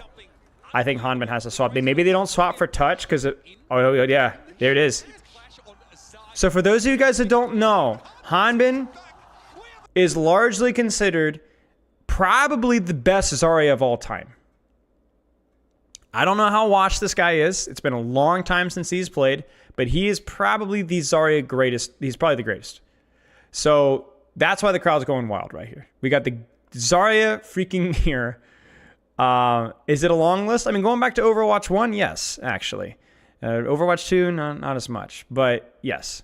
So here we go. A good old-fashioned gentleman's duel on the front line, folks. Team Falcons and Crazy Raccoon happen to get their hands dirty. I mean, at least in the games that we've... You have a character that benefits very much from Bubble and the Genji, and a character that will force the bubbles with Mei. So let's see. Yeah, this is the first time we've seen Zarya all weekend. So This probably feels a little bit like a Plat games, no? Because there's no threat of snipers, right? BAP window open. That's just to kind of get them around the corner here. Oh, jeez. Oh, they messed up. They communicated beat engage. There's been a couple of these from Crazy Raccoon, some uncharacteristically ill-timed pushes. And this just feels so unforced. You know what I'm saying?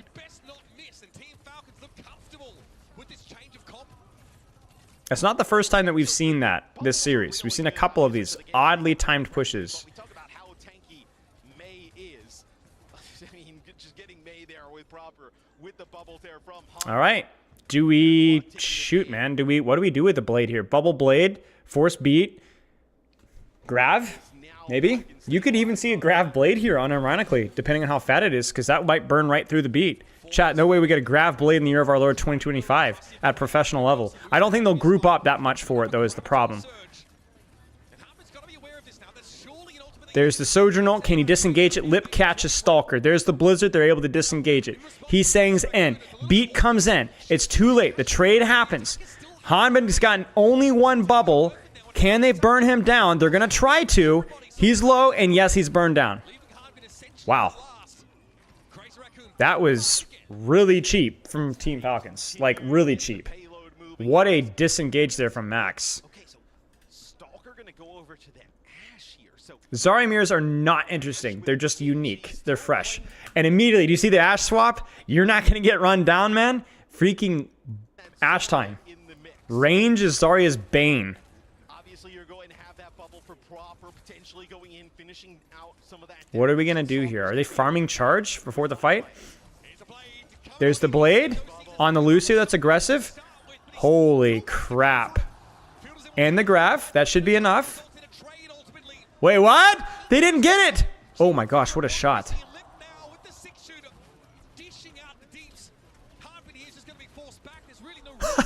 He's just like me, for real. You can tell he's annoyed about that one. But yeah, that much old economy, it's really hard to lose that fight. Max could go Ryan. I mean, yeah, you can. Ryan's pretty good in this map. You know? High ground with the Cassidy is fine. You got your high noon as well, which expands your range just a wee little bit.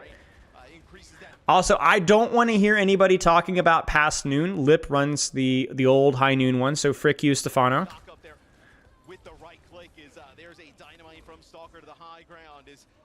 They're going to take this nice and patiently. Beat whatever comes in. Don't give them a fat grab. Don't give them a fat grab. There's the bubble for charge. Deflect is used just to get him out. Grav comes in from Hanbin. Where was that grav used? Wait, does he just get... Wait, does he just gets the... He just gets Heesing. And they kill him. That's worth. Lip dumb. Proper overcommits too soon without deflect and dies. I don't know what Proper saw there. You're only up one, my friend. You don't go in without deflect. They bounce right back. Can they get one more? I don't think so. The high ground's being utilized by the Ashe. This is where Ashe is lethal. So hard to do anything here. Maybe you can force point with BAP window, high noon, and just pray. But this is really tough. Falcons even gets an angle for Bob here if they'd like to. There's the high noon on point. There's the bubble. They disengage, they hide, they don't peek. They wait it out. He's got 40% ult charge. Incredible. Bob is able to disengage with with the BAP window. There's the damage or heal boosted pocket. They're able to catch it up. Beats use the layer on top of that. They're still running. Can they disengage this? No way! They do! Proper gets caught on the bush again. I don't know if he got beat. He did. He just overextends again and gets murdered. The high charge Max melts him. A trade doesn't matter here. You've used cooldowns. It's a 4v4. They may have spawn advantage, but you might be able to catch somebody here. Okay, so now we're... Okay, now the window's kind of closed now. Well, okay, maybe not. Max is still going. This is kind of... Okay, now this is a 5v4. You gotta be careful. Oh, they don't touch! Oh, no! Mother Teresa! Oh, no! Oh, no! That's crazy. 2 minutes 17 card maybe coming into this one. Says Zarya mirror matchup with some I think you're gonna see the Zarya hero picks. You're gonna see some DP. I think you might see some hero changes here from the DPS slots. Tio died. They couldn't disengage. Yeah. Okay, makes sense. Let's see.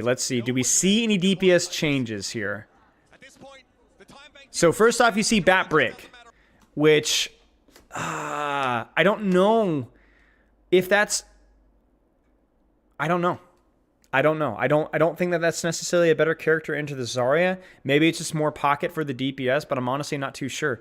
You're going to see the Ashe, though. I think Lip's going to swap. I think he's going to see Given. I think he's going to go back to spawn. No way he stays. He might stay. I would be surprised if he did. Yeah, I think he's staying. Wow. Okay, well... They go in with bubble. They get ice block and wall with bubble. That's insane. I think they will continue to play this Zarya willingly into the Diva. I mean, this time they actually use an Ashe, so a little bit more long-range poke. Oh, they tried it. They messed up the bubble there. They messed up the bubble.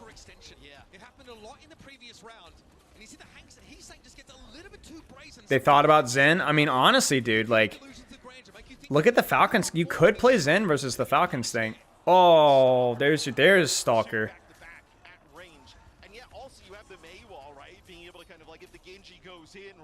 Maybe dashes on in, gets his Zarya bubble. Now all of a sudden, the Widow.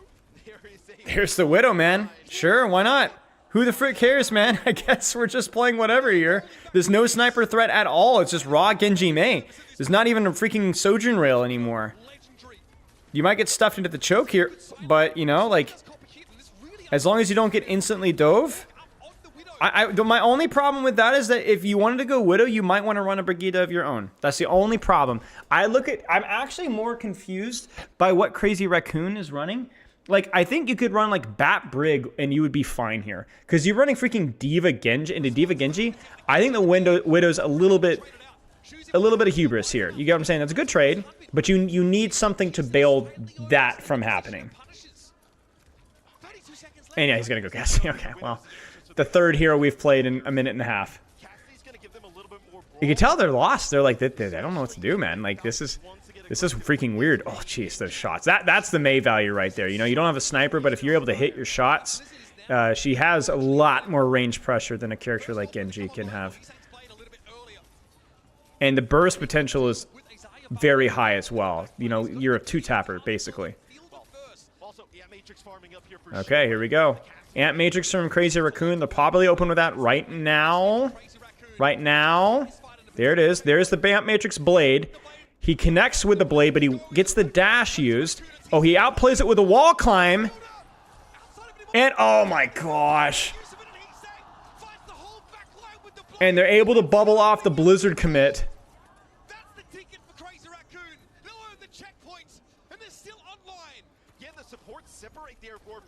Oh my gosh. We got to look at this blade again. I want to know.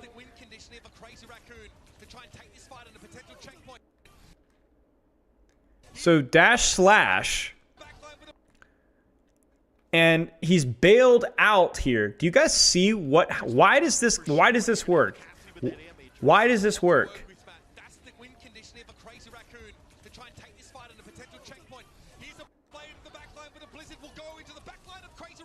Does he get sped?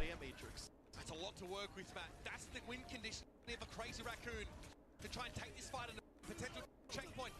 Here's a blade the backline with a Blizzard will go. It feels like he gets speed. Yes, he does. He gets speed. That's the only way that he's able to get that next slash in the Baptiste or the Brigitte or whatever is because of speed. He gets speed. He gets speed right here. Huge from Chorong here. He actually abandons Shu to die and goes in. And that's the only reason that they get the 2K here. That's crazy. Big play from Heesang, big play from Chorong. And they're able to get a little bit of a stall on Stalker as well, which is really nice because they're able to. You're going to be able to push it over the hump in theory here. Yeah. And this is huge too because that was your ugly fight, right? That was your ugly fight. You go in without Grav, without Beat. Those are your money tickets, right? The consistent ones. Bap Window and Blade not near as consistent, and especially into the rally. And that buys them time, right? And crucially, they're going to hit that spike at the best possible time, which is right here. High noon. This is literally just past noon right here. He's literally just zoning. I'm surprised he even dropped there just to buy time, buy space, turn the corner. There's past noon value right there. Beats used or blades used. Beats used. He doesn't commit the dash. He deflects out. They actually did not get beat onto Lip. I don't know how. Lip doesn't get beat. Oh my days. I don't know how that happened. That is an atrocious moment right there. Grav is still there. They get proper after Blade deflect is used. Grav is used. It only hits Mei though, and she's got Ice Block. The trades happen. Hyman can remake here. He's got the perk. But there's no more bubble. The remake happens. He's got 1,000,000,000 HP. Respawns are close, but it doesn't matter. Oh no.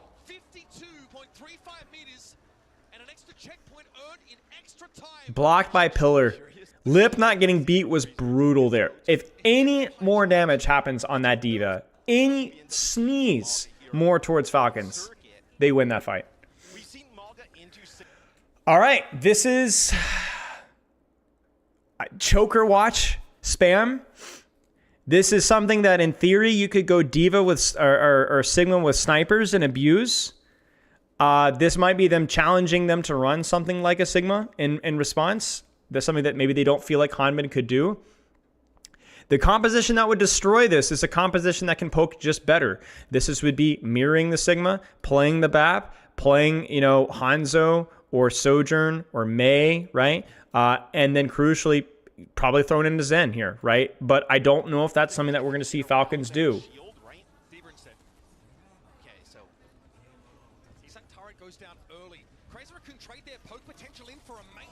Oof. There's just so much upfront damage. And again, if Lip can play this Symmetra, it's good. This is like the budget poke comp. This is the noob stomper comp. This is the we're going to torture your front line comp, but if you have anything with a weapon that shoots further than 15 meters, you're going to run us over. And Falcons... Oh, they're going to go Rhine? What? It can work. It's just incredibly difficult, and you have to know it. Did these guys know how to do this? So what you do is you teleport height, and you can drop push onto something, preferably the backline, because there's not enough mobility here. There's no utility outside of your own teleporter, which is incredibly hard to utilize, to kind of keep your distance here. They screwed it up. They screwed it up. They what are they doing? This is so stupid. They teleported and then went back. What is going on? This is all the London Spitfire fans in chat. Close your eyes. You don't want to watch this. Oh my gosh. What is this? This is the most fun, stupid thing I've ever seen in my life. The funny thing is I don't even think you need to swap here. This is like, I think Sim Torb, they're gonna go far. I mean, that's good. That's a good swap. But like, oh my days.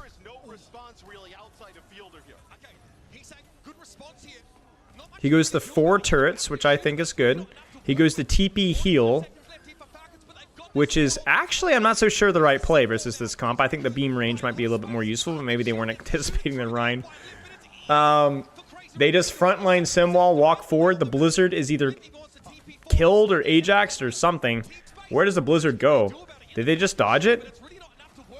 There's just so much damage, and if you don't go, you just die. Again, they mess up the teleporter. They bait teleporter? I don't even know what's going on. Yeah, he just dies mid-cast. This is a disaster. We've gone from like some super high-level Overwatch to complete cluster, like just a total mess. This is a complete train wreck. This is so much fun to watch, but this is disastrous. This is a ranked match. This is a ranked match right here. Soccer's going Widowmaker. Sure, why not? I don't know anymore. Nobody knows what's going on. Let's go back to Diva. Does anyone want to whip out the like, let's just, can we pick Ramatra? I know he's banned, but can we just pick him anyway? Like, is that possible?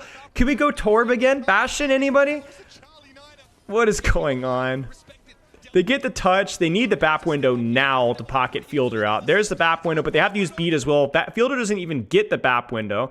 But so that means that this Flux, they're cooked. They're freaking cooked. This game is over. This game is over. They are absolutely cooked. What is going on in my Overwatch League game? My OWCS match? What a crazy match. This is so stupid. This is so stupid. Dude, they confused themselves so much that Falcons actually they didn't know what to do. They didn't know what to do. It is the ugliest thing. That is some of the ugliest Ryan gameplay I think I've ever seen in my life. Oh my gosh. Oh my gosh. Well deserved by Crazy Raccoon. Good series. Oh my gosh.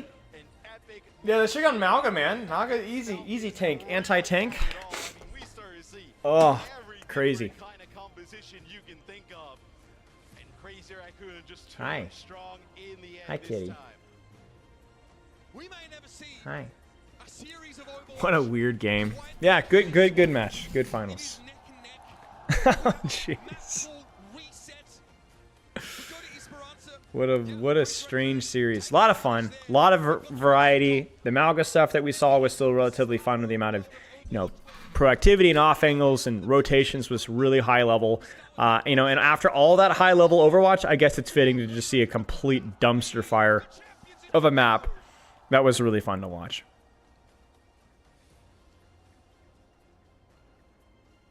It's like poetry, man. For Falcons, but Crazy Raccoon, they reign supreme today. I cannot believe we had a Zarya versus a Reinhardt. All right. Questions, comments, concerns, complaints, constipation.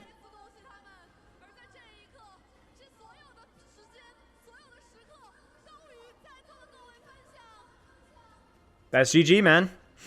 Would Junkrat work there? No. I think Diva would dumpster him too much. Ryan, I was like, we don't know how to play versus this. Let's just TP on backline, but they didn't TP on backline. And when they did, they screwed it up. So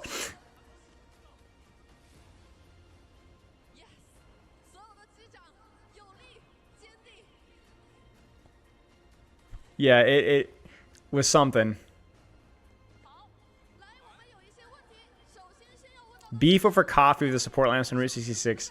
Just the so like beef needs space to work, you know? You got to process and digest your beef. It takes like a long time for you to see the results of beef. You got to ingest and be patient in open space. Coffee is like that get rich quick scheme, you know what I'm saying? And Route 66 is just not a get rich quick scheme sort of map. You get what I'm saying?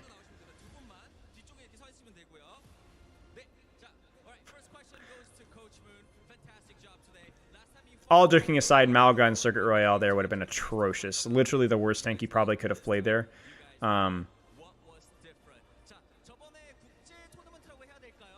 yeah. Best Overwatch Pro right now?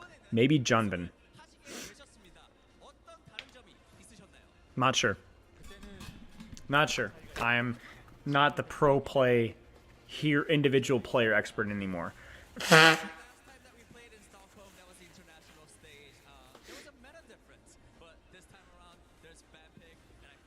I can watch the maps, I can explain how it's supposed to work and how the heroes and the mistakes, but I don't know what is the optimal meta, heroes, all the things, because I don't have scrim insight and I don't watch enough scrims or pro matches to tell you who the best players are all the time either necessarily. Would Life Weaver Far comp work on those matches? Life Weaver Far has actually been played on Circuit Royale at that specific point. Yeah, it could work. It's weird. What's a scrimmage?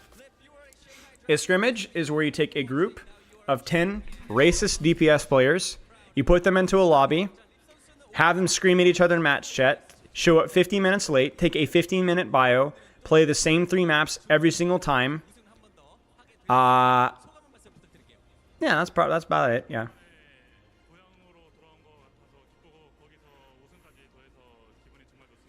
At least that's the experience with, you know, most scrimmages.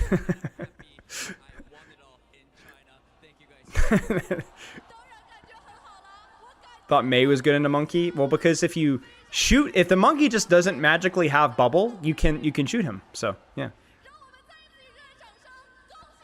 yeah. You could. Being racist is not a must pick to be successful at DPS. I think we're coming up to a new breed of DPS players that are somehow becoming good at the game despite not being racist. So maybe there is hope for all of us non-racists out there.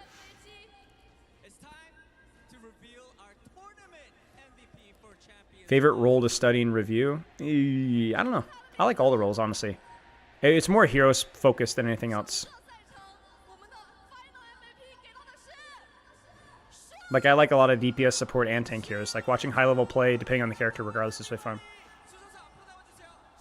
No, Magister, I'm not listening to you.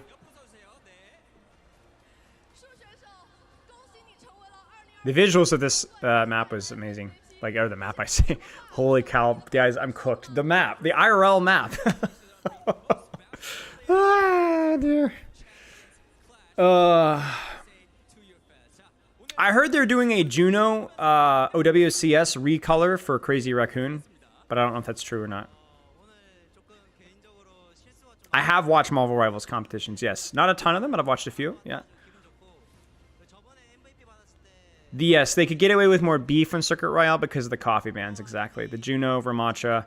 Ramacha's more of a beef coffee guy. He's kind of like a little bit of both. But yeah, Juno's definitely the coffee there, and yeah.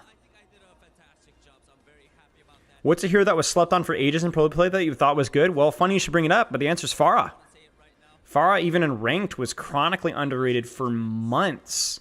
Like literally like 7-8 months. And then she was picked, experimented with a little bit, I think by Heesang, actually. It was one of the Korean projectile DP. It might have been Heesang or Stalker. And then started dominating them in scrims right up until the Dallas LAN. And then all of a sudden, everybody was playing her. And then all of a sudden, everybody in ranked was playing her. And then she got nerfed. Pelican? Okay, it might have been Pelican, yeah. So I played her in ranked, and I was playing in Masters 3 lobbies, Masters 4 lobbies, and I was terrible. And I was winning like I don't remember what my win rate was that season. I can pull up my, so it was Pelican. Okay, thank you for the fact check there. Post rework. Yeah, new Bonnie game PTSD. Yes. So I got focused like every game, and yet I just kept winning. Like I kept off angling and flanking and off angling and flanking, and I just kept winning and I kept winning and I kept winning. It was like Masters 3 or something, or Masters 4, and I'm pretty sure that I had like a 67 or 68% win rate with her. Let me actually pull it out to check. And everyone's like, "Oh, far rework, not that good. She's weak. And I'm like, "Man, am I crazy?" And this was like the season that they reworked her, and then like 7 or 8 months later, I got my vindication. Was it season 7 or season 6? No, season 9. Yeah, it was because everyone was running like dive stuff. But yeah, wait, where's Overwatch? Overwatch? There it is. Oh no, my chat's gone again. Whatever, I don't give a frig about you, chat. 65% win rate in season 9 and Masters 4. And I just freaking died over and over and over and over again. Hey, Questron. No, Schloopy, you get nothing. I hope you get knocked out. Emma and Captain America with Jeff for Iron Fist flanker. It's insane. Nice, dude. So then she got nerfed. Yeah. But she was pretty hard to play, I will say. You played far like Junkrat. Yeah, kind of.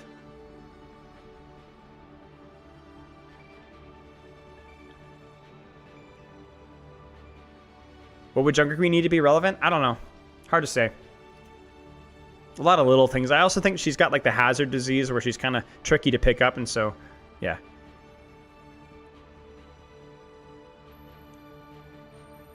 Have you played in your rank with the bands this season? Yes, I have. Played a lot of Freya. Well, not a lot of Freya, but a decent amount of play. Thank you, Squid.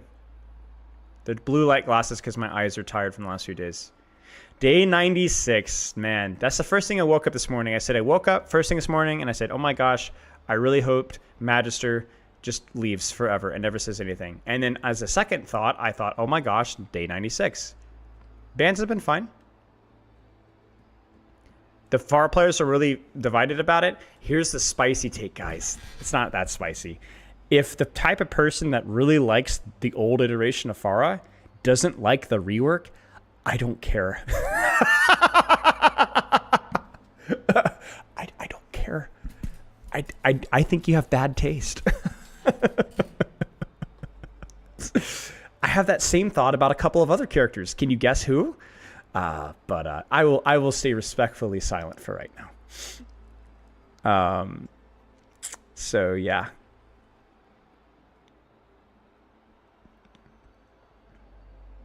Adding Mayfreeze back. I made my grumpy. I already gave my feedback about that. So yeah. I understand there are certain aspects of hero identity that people want to keep preserved, and I think you do and should be sensitive to those things. Absolutely.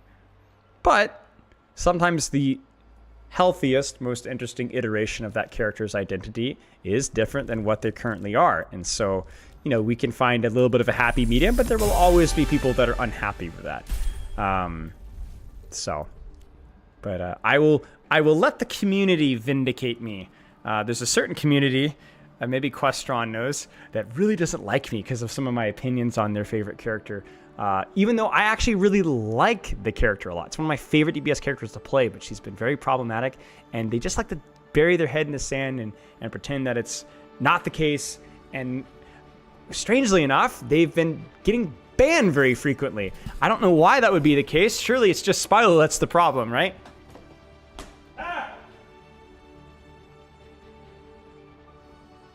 Here's my car and I slept on something. Okay.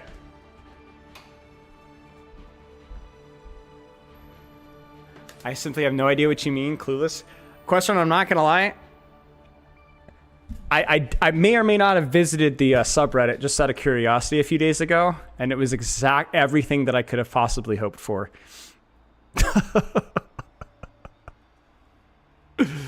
So, yeah.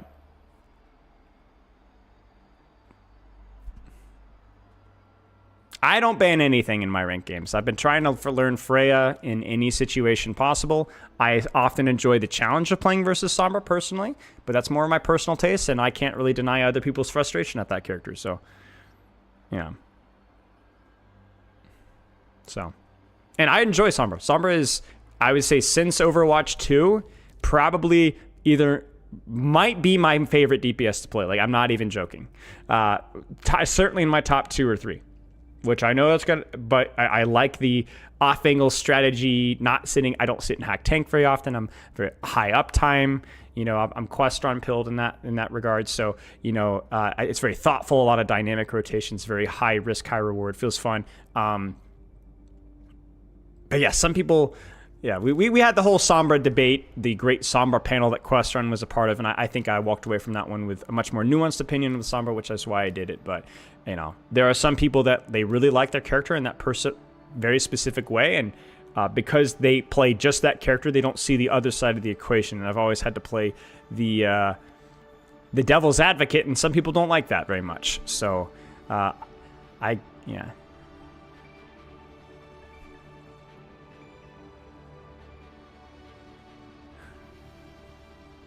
Don't be surprised if you wake up with a shaved head the 27th of May. Good luck with your match, mate. Good luck with your match, joking aside. Take good care of yourself. I have not played it. I've played against a few games against May, and my tank has been abused in all of them, and we've won or lost them kind of regardless of what the May basically chose the freeze perk, but I think it's just bait. I think it's not that good. But it doesn't stop the Mays from picking it and torturing my tank. So yeah, I'm a big fan of them reintegrating that, because I love hero fantasy that involves freezing people. Love that so much.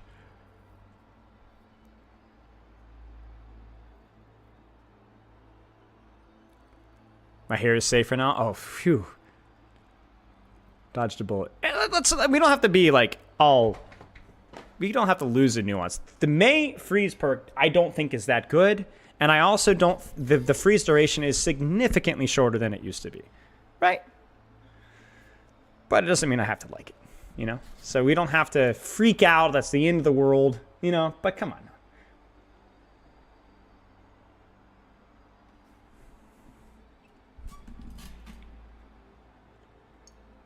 And I say this as, again, same reason as Sombra. May is in my top 3 or 4. I think she's actually in my top 3. I like Sombra, May, and Venture. You know, I can't lie with you guys, okay? They're probably my top 3 DPS. Well, actually, Genji would be. So, top 4. May is in my top 4 DPS to play. Off angle, I duel. I do weird walls. I got to like Masters 3, Masters 2. I think it was got the highest rank I got in Overwatch 2 was with Brigitte and May. And I love the utility that's not just freeze. You know, there's all sorts of really weird isolation things that you could do and zoning ults and stuff like that. And I just think it's really myopic to think that she needs freeze to function as a utility character. There's so much more that you can do with that character. So much more. And we've done a lot of brainstorming with that. What perks do I use in Sombra? So I haven't had a chance to play Sombra. I've been focusing only on Freya, and if Freya got banned or picked, I would pick Sombra, but Sombra has been banned every time Freya was picked. But I don't know. Frankly, I don't know. I think prior to the change, I really liked Control-Alt-Delete for uptime. The instant heal is just too good not to have. But maybe that's changed now. I don't know. I haven't had a chance to experiment at all. So, is this season the season of Doomfist? Ana's not super good. Cassidy's pretty decent, though. Could be, yeah. Could be. I don't think there's really any other... I mean, Roadhog is going to be kind of rearing his ugly head a little bit more. A little bit more Orisa as well. But, yeah, I mean, could be.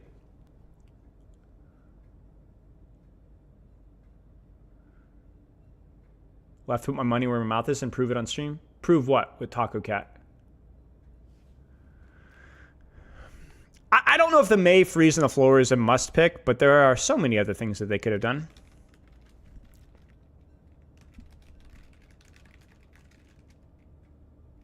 I don't want to play Freya. So if I were not to play Freya and were to play a couple of ranked games, what hero or role should I do, guys?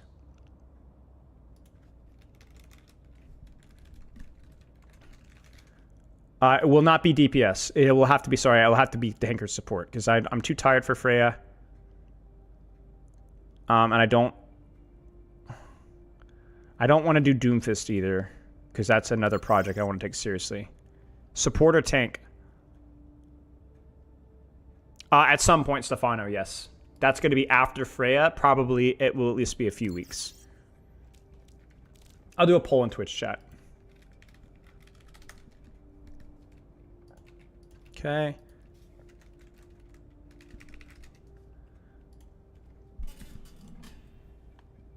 Sorry, YouTube chat. I don't hate you guys. I just really dislike you. Whatever my lowest is? I don't even know. I think it's definitely tank. Definitely tank. I didn't really play... I basically... I actually played a lot of ranked last season. All mostly not super seriously.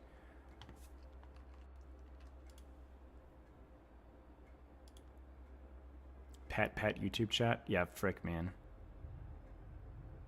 The chat is not working on my screen, so I'm just going to remove the black screen for right now. I'm not going to... Well, I guess I could copy the... Let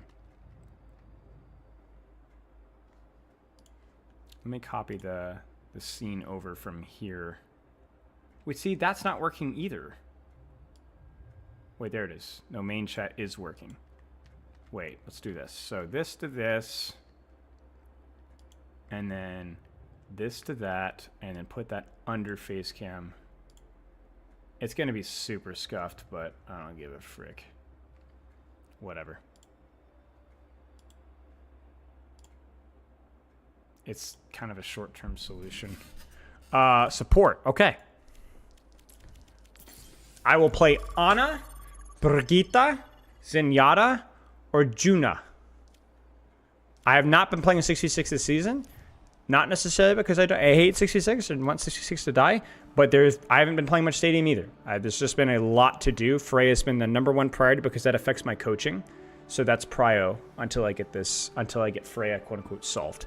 And that means two things. One, actively feeling like I understand a lot more for micro and matchups more, which is kind of an arbitrary metric. I kind of have to feel it. And number two, the objective metric, which is hitting Masters.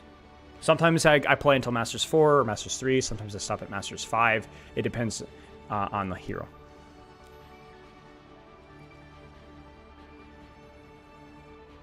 You just missed it, Waterfall. Literally like 15 minutes ago, we finished it. You can go back on the YouTube VOD and skim back a little bit and check it out. We actually just did it just recently, just a few seconds ago. I actually need to change my headline here.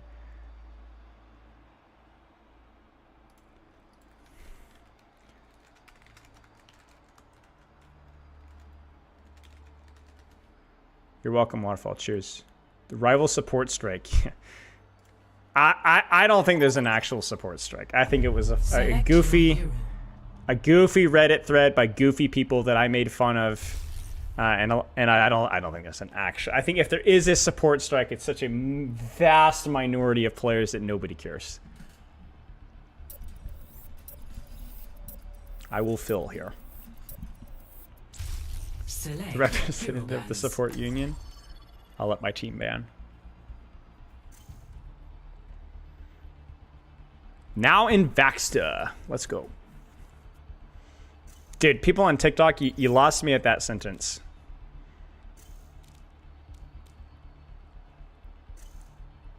Sombra's gonna get banned.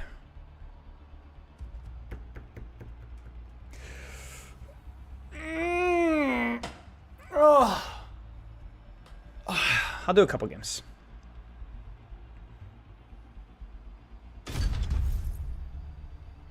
Freya ban. Welcome to Oasis. Bingus. What should we play here, chat?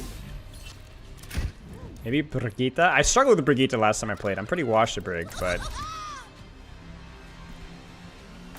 I don't know why to ban Freya. Why would you go Lucio? I don't really know. We'll see. Not Kiriko. We'll see what my team plays. I'll play Zenyatta. I'll play Ana. I'll play Brig. I'm gonna see what my tank picks first. I don't mind filling when I'm just chilling. This is not serious right now. You're so cool. Please don't lose. Guaranteed to lose now. Thank you very much. City Center, so I can play whatever. I'll pick. I guess I'll pick Ana for this year. I will not leave a broken world behind. I freaking hate this 14-second cooldown though.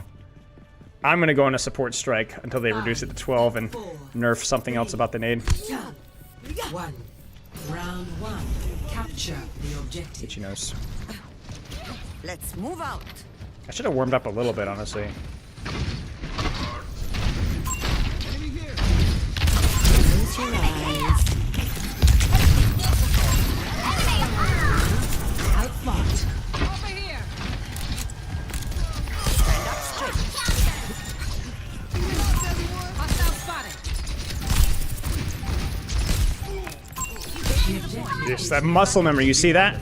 I literally looked to nade and I had 1 second cooldown on it. Painful. I think I did anyway. Maybe I'm just making stuff up.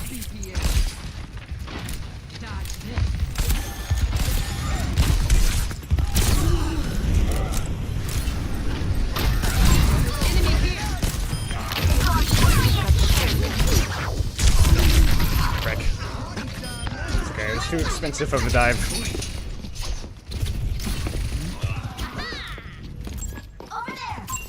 I needed to hit one of those shots. I could have easily traded there sooner. And maybe I should have just kept rotating. I wasn't expecting the follow-up post-deflect. Or I guess, you know, he didn't use deflect, so. Going once in now. Okay.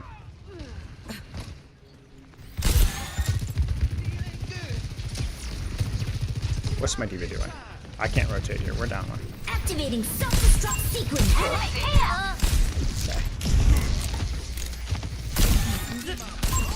The objective is under attack. Tracer. We're outnumbered. Watch yourself. I keep you up.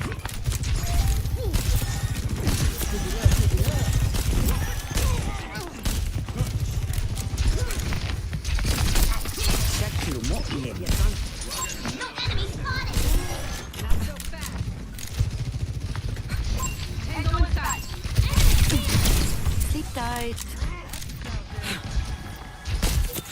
I've got you. Nanoboost is ready. Get in there and I'll hit you. Oh no, the animation. Dude, I was mashing that Q, bro. That's so annoying.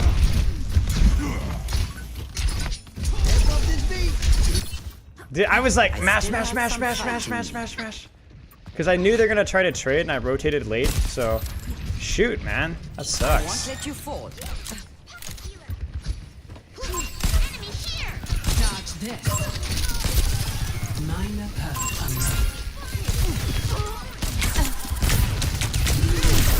Frick. Bobby, thank you for the sub.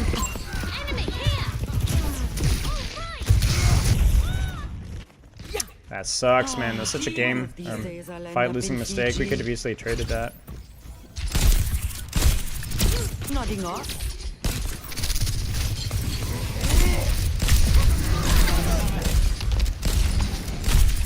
Covering you. وريهم قوتك. I'm on fire!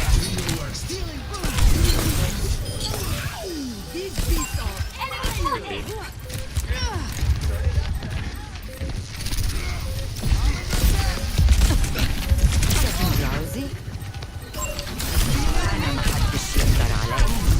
Knocking down the objective. You are under my guard.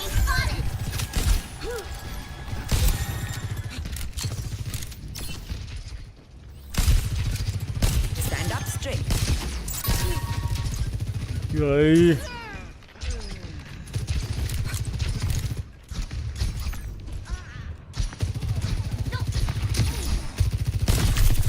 I'll keep you up. The Eye of Horus watches over you. Activating self-destruct sequence. I've got you.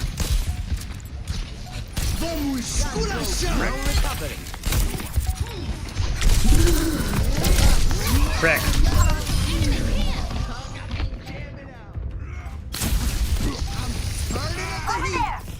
This ends now. This is not Enemy here! Okay, nice. Enemy here! I'm getting traded too often when I should know that they have beat engage.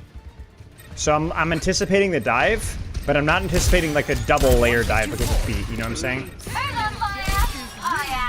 major perk unlocked. I want double mana versus this.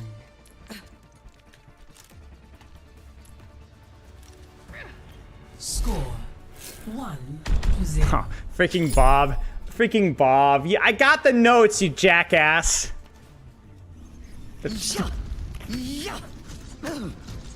Yeah, but you can rotate. Like, I needed if I ult track there, then I would nade and just book it. You know? Because I'm getting engaged on by the Genji, but he's close enough to where he can dash on and then force my deflect or force my sleep early, which is a mistake. No, I'm not going to read them, Bob. You're not going to read them. I read them. I had to deal with reading them. 3, 2, 1. Round 2. Capture the objective. I'm going to play really ratty here. They're going to throw everything they have at us, but it Because won't I be can't enough. maintain range on this map. So I have to do something a little bit sneaky. Stand up straight.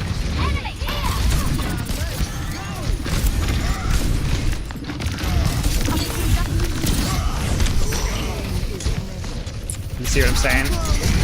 I needed to know that they were in there and rotate sooner. I could have rotated sooner there. I heard them closer. The reason I think I didn't rotate is I don't think I knew that they were there. Or I didn't think that they knew that I knew. You know what I'm saying? Or that I knew that. Oh, yeah, never mind. You get what I'm saying? I didn't think that they knew. Stop them.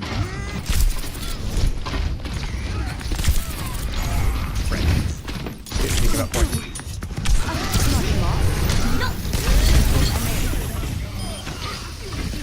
Don't fret. I see you.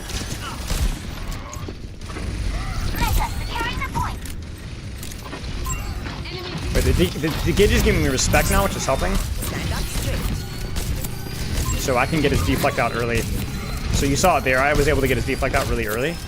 They know that I'm here, but it's okay. We have point pressure. No recovery.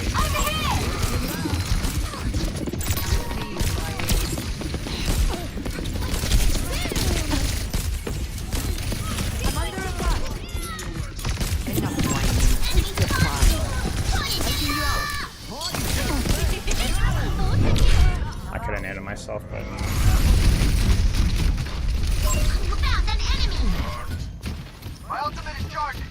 honestly wasn't sure that it would have mattered there, because I still have even with the some damage fun. reduction, pull still puts you in a position where you can still die. Tango inside. They're taking our point! Let's light up that kill feed! Wait, did I hit somebody with that? Did you guys hear that? I need to reload. It's strong time.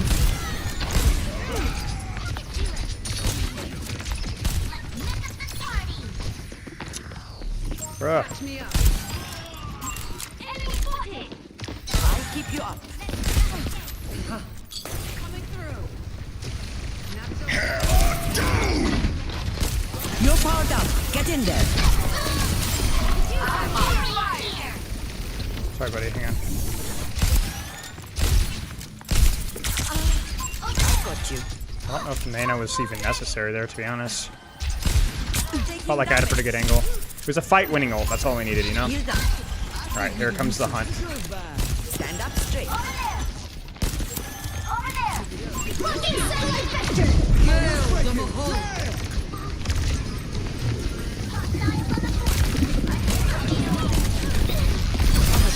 Kill confirmed. Press down.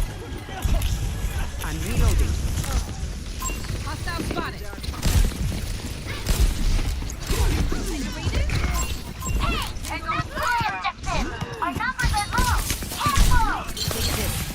What? Shoot. so close, man. Yeah. Everyone's like, yeah, he knew the sleep was coming. I knew they had double support out there, which is why I pieced, even with the beat.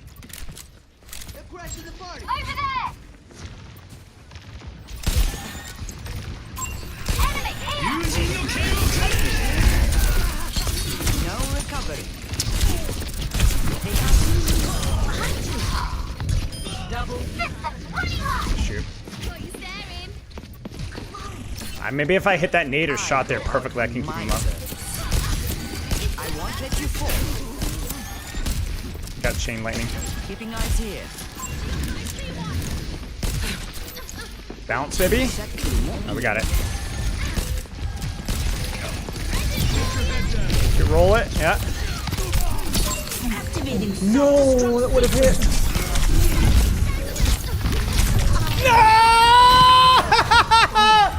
The stupid nano latency got me again. It was the same exact thing. I kept mashing it. No, dude, that's so annoying. Round 2. Lost. Frick, dude. Ah, yeah, I need to hold it down. I need to hold it down. Not bad.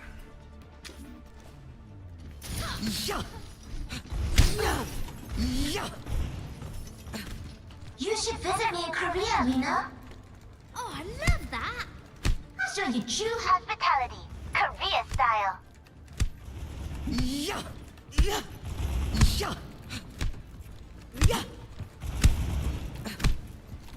Why find all flex supports aside from Kiriko fun? Because there's just an inherent lack of immediate risk with Kiriko that makes it more dull. Kiriko has a lot of risk, but it's more about passive risk, about losing value, and not about you dying. The threat of death is what makes support, flex support fun.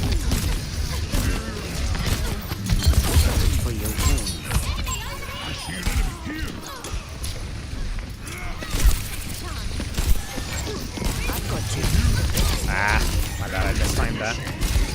Oh, it's the second bubble. Bounce.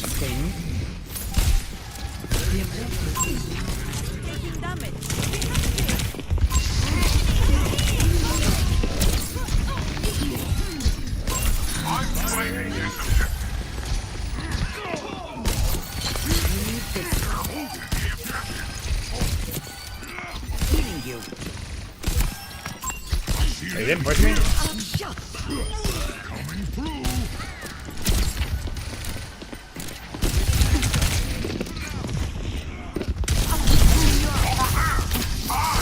Frick, need to sleep dart.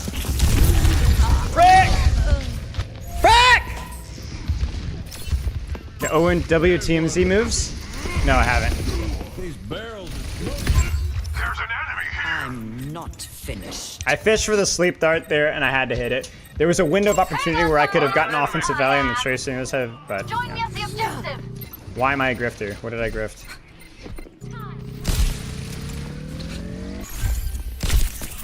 Frick. How did I jump?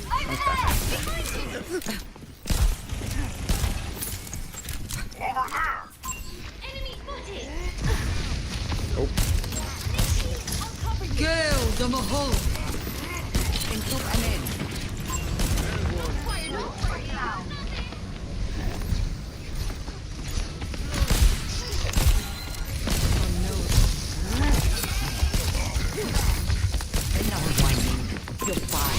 أنا ما حدش يقدر عليا. You're powered up. Get in there. Stand up straight. Did a shot challenge.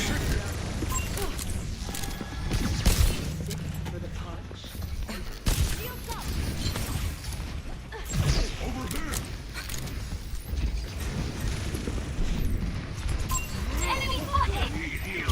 We have to get them off the point. Frick. That was a full 5-man rotate that I didn't notice.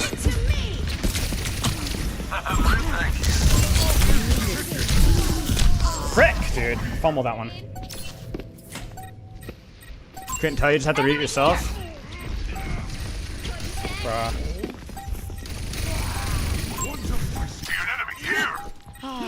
One of these days I'll end up in Fiji. Still winnable. We have an even team fight, and we have our primal here.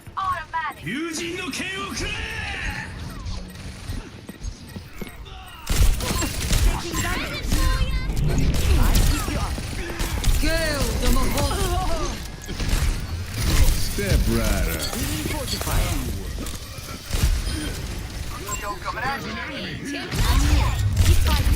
Nice. Victory. You're so real for this? For what? Thank you. Play of the game.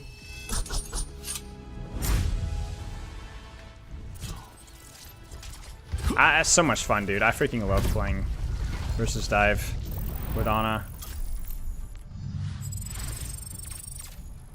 So much fun. I love being punished. You know what I'm saying? Like, if I screw up, I screw up, you know? Go next. But it feels like in most situations, there's like, you know, it's in my hands, you know? So. No, I'm not going to say anything.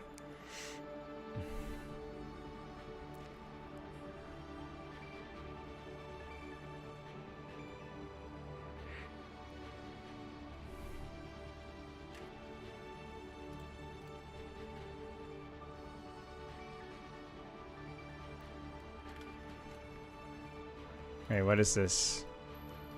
Watch Team Z.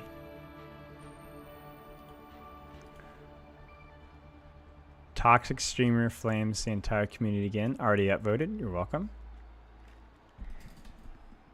That's why I have the mirror. Alright, wait. Hang on. Oh, did you guys see the Capitology did a video like this, or did something like this, didn't he?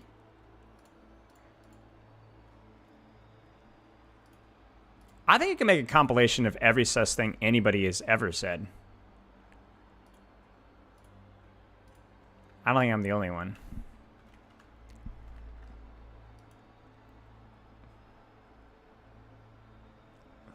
You hate Ana cooldowns? That's fair. I mean, I'm not saying that there isn't some downside for somebody for the upside, but I enjoy the risk inherent with a lot of Ana CDs. Shoot, man, there is a thread about some guy does not like me.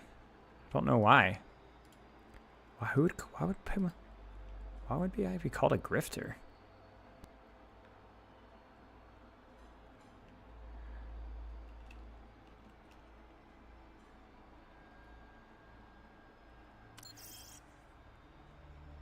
What does he say? I'm just surprised that people think there's a market for grifting Overwatch players.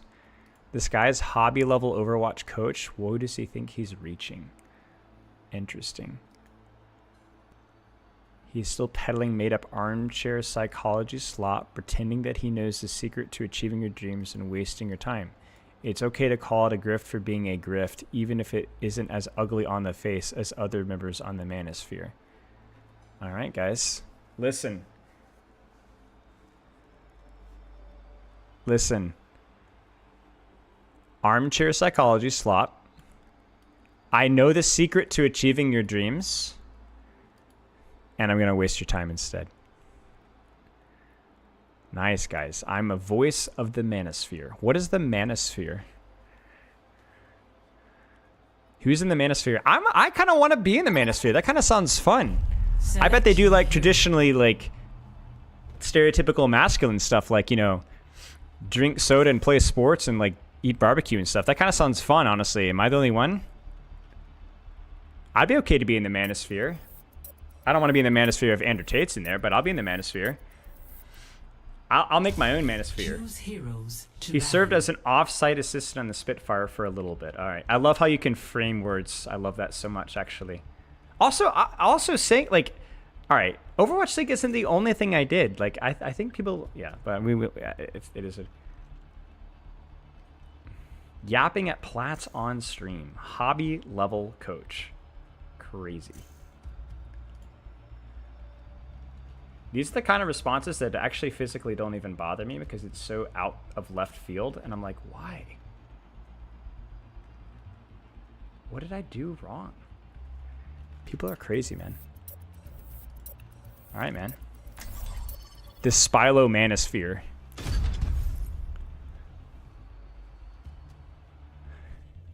Guys, telling people to sleep, have balanced lifestyle, to treat competition healthily, those are armchair psychology things. Never mind any of the actual psychology work that I've done with actual sports psychologists. Just please disregard this. My bad. That is pretty extremely grifty. What should I play, y'all? Do you want to see some Brig? Let's play some Brig.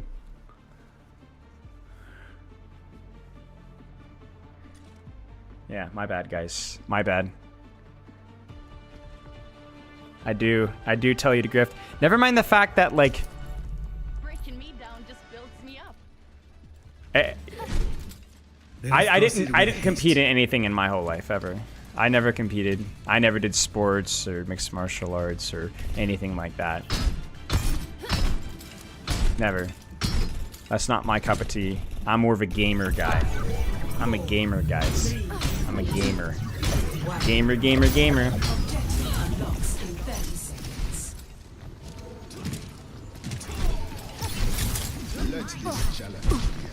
Yeah, hearts like Diamond Gamer, indeed. Special delivery.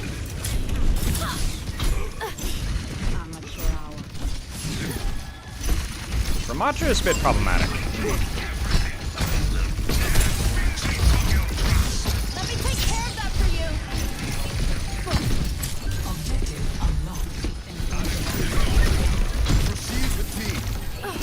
You know, screw the police.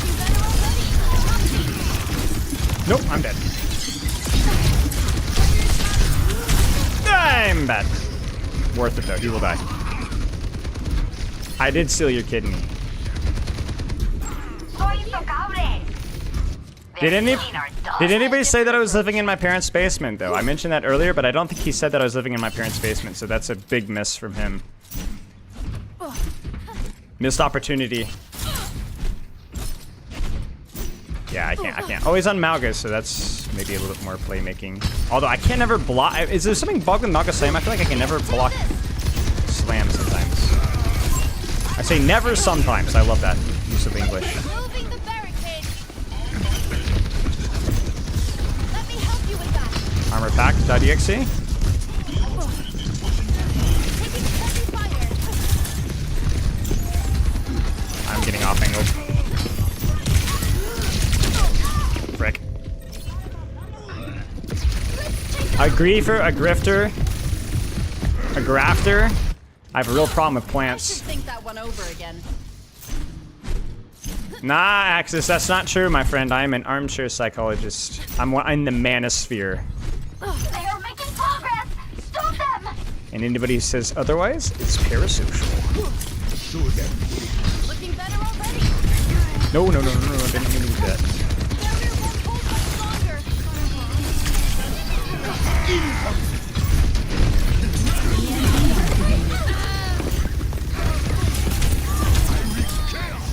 We've got the robot.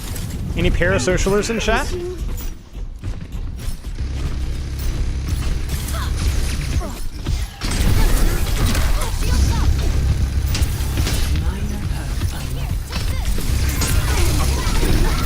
I love that character! He's progressing. That's a joke. It's fine.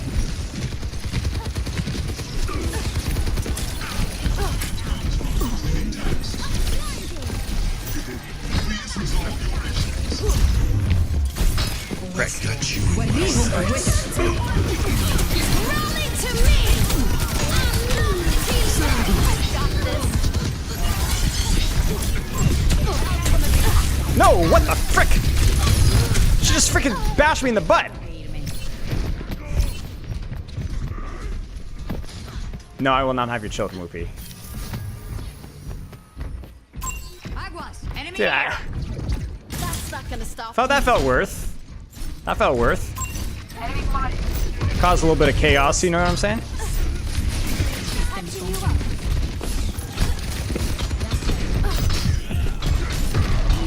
Okay, we are out. Push Are you freaking me?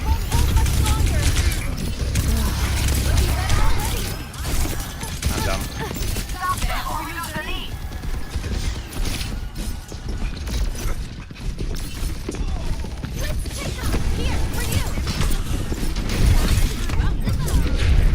Knew that was coming. Nope, I didn't mean to bash.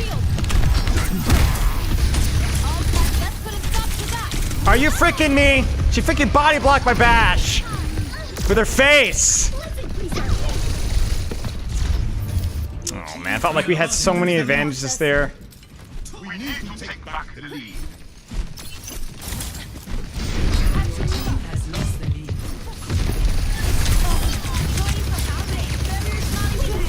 We need to stop them.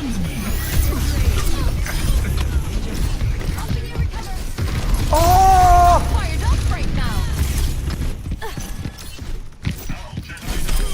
No! Come back! I thought he was low enough. Are you freaking me?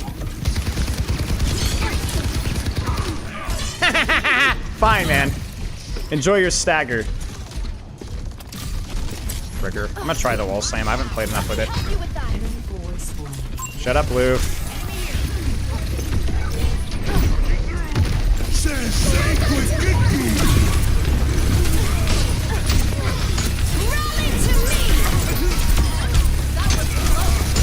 Here's your wall slam.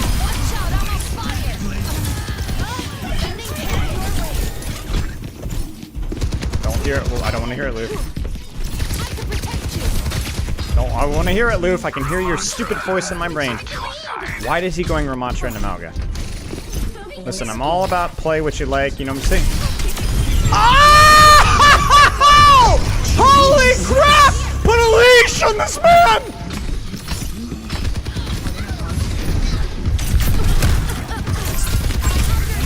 Okay, maybe not.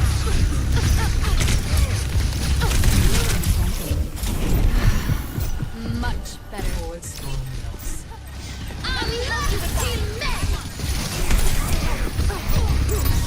I can't help you, my friend. I have to always stare at the location I'm going at for a little bit. Oh, that would have got her. Dude, we're actually losing this Ramatra swap. I'm so mad.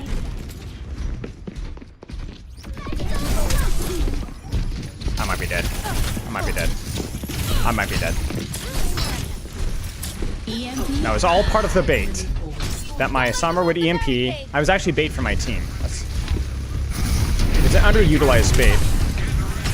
I'm trolling. I'm trolling. I'm trolling. I'm stuck. I'm stuck. I'm stuck. I cannot believe my Ramatra. My tank went Ramatra. They're chasing me.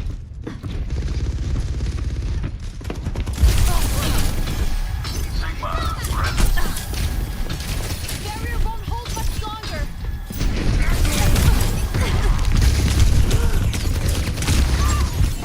That was worth. That one was worth.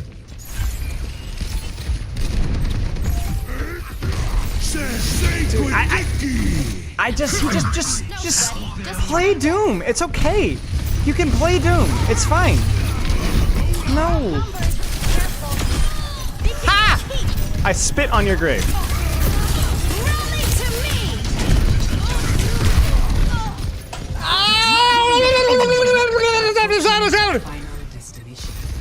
I cast a spell on you.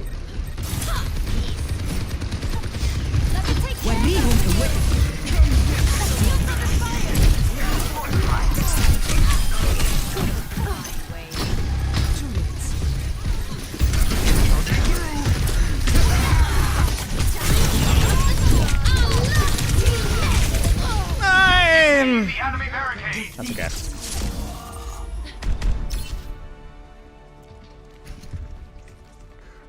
To amalgamate. Doom is fine. Or Sig. GG's.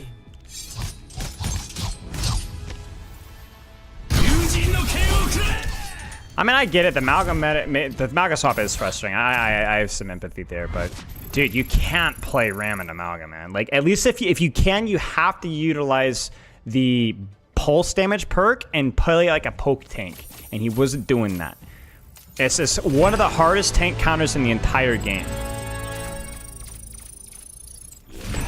The rank ban format from Balloon, I'm not so sure. I had that question earlier, and I actually don't know. I don't know. It might be too complicated and extensive, and for professional play, it probably would take too long for every single map. But yeah, I don't know. But yeah, honestly, is there a harder tank counter than that in the game? If your Matcha doesn't play shield and poke, I know that's an awfully big asterisk, but is there a harder tank counter in the game? I don't even think Zarya Orisa is a harder tank counter anymore, with the shield perk and the range that she has.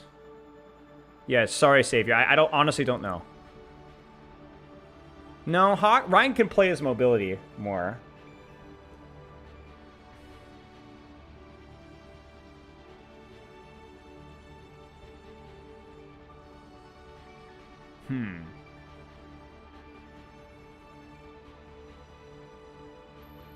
Malga versus Hog? Maybe. Hog feels like he can have impact away from Malga, maybe? I'm honestly not too sure. Yeah, anything else you'd have to come up with like a map thing. Like you'd be like, yeah, Circuit Royale, like playing Winston versus Roadhog or something like that. You'd have to like Hog and Doom maybe, yeah. I had fun that game. That was fun. I don't give a frick. Dude, I gotta see that freaking whip shot though. I crossed my fingers and got it. Got a little lucky with it, I guess. Let's see. Is it here? No, this is too far. Dude, close. Yeah, it's right here.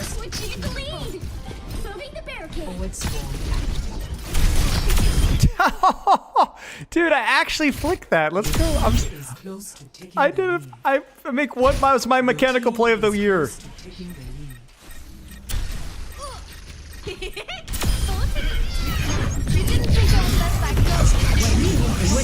I'll never do that again. This is annoying as well. I feel like we should have won this fight. I needed to hit that whip. If I hit that whip, then I think we win this fight more comfortably. And then I'm able to help my tank trade sooner. Frick. Showing mechanics for 0.1 seconds? Yes. 0.1. Health pack perk over the whip shot inspire perk? Do you mean the speed? I like the speed, but I don't know.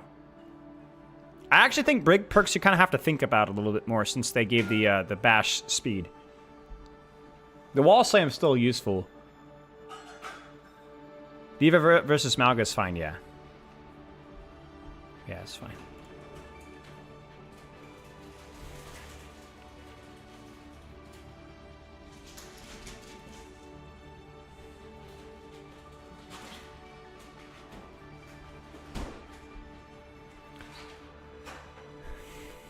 Yeah, I picked it because of the architecture of the map and the matchup, you know, with the Tracer and so on, and how aggressively I was playing.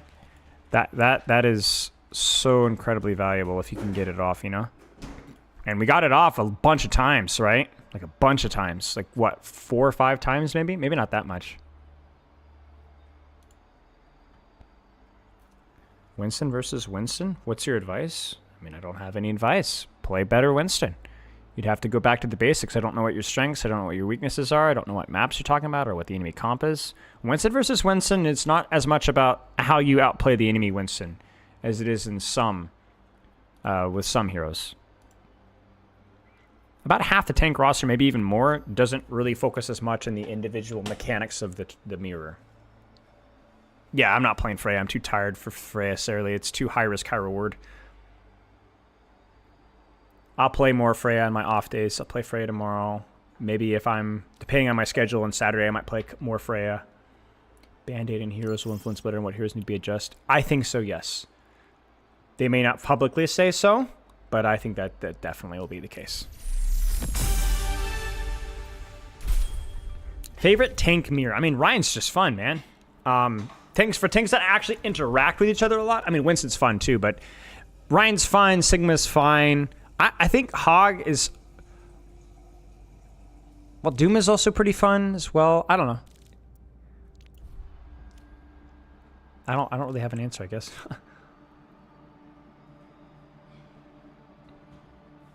Shut up, Sarah.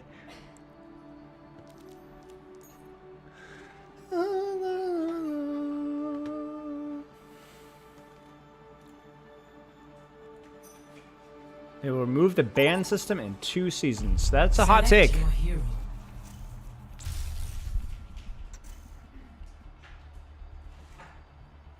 You might be right. Wait, they're removing the bans? No, I got a prediction in chat that somebody in chat says they might remove bans. I like bans. I would be surprised. I don't know if we have a precedent of bans being undone, To ban. but you might be right.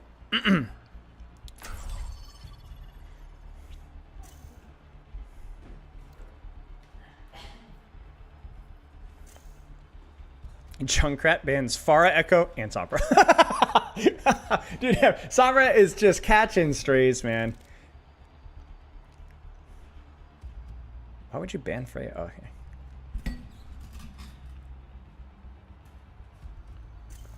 Not necessarily, Sarah Lee. We were focused more on like setups and stuff. I mean, you know me, so.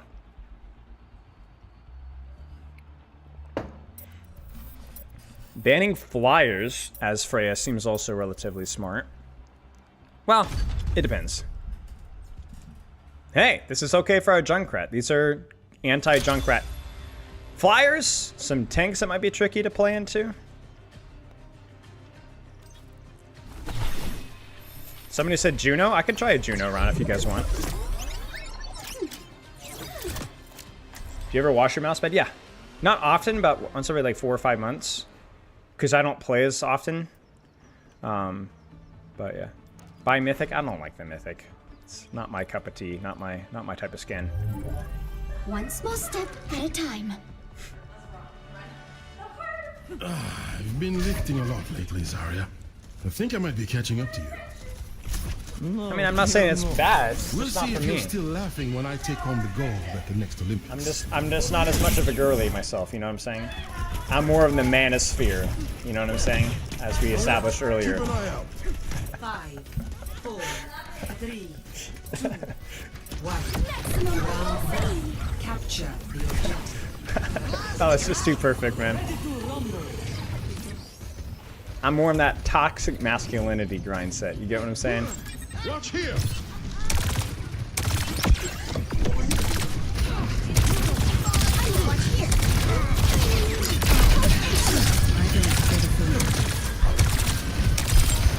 Keep an eye out.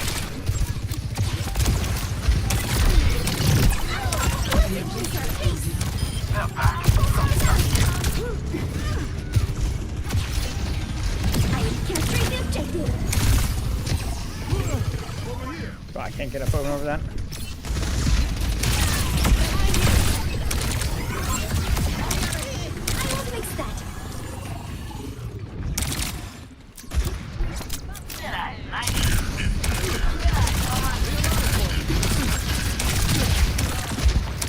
Wait, that ball might die. My ultimate is charging. Watching this location. Watch yourself.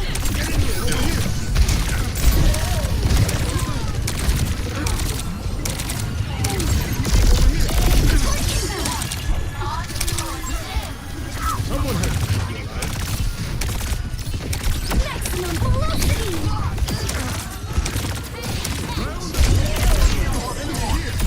High roll dodging.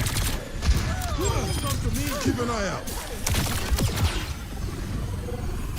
Target mark. Watch out for that.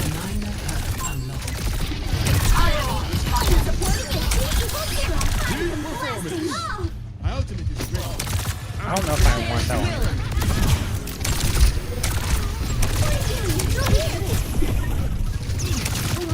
I can't push that, bro. If he mines that, you're freaking dead.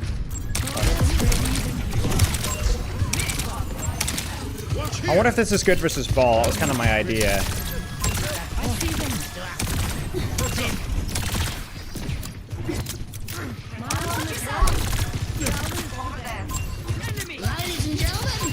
Let them up.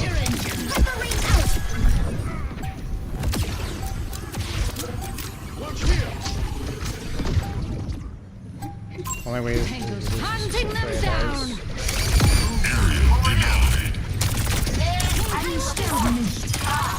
This ends now. First round. One. The glide boost perk is so bad.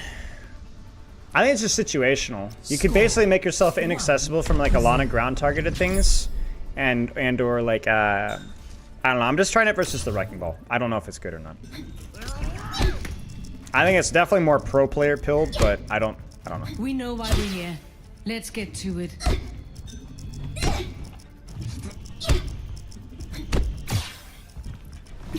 Particle cannon online. Let's run them over.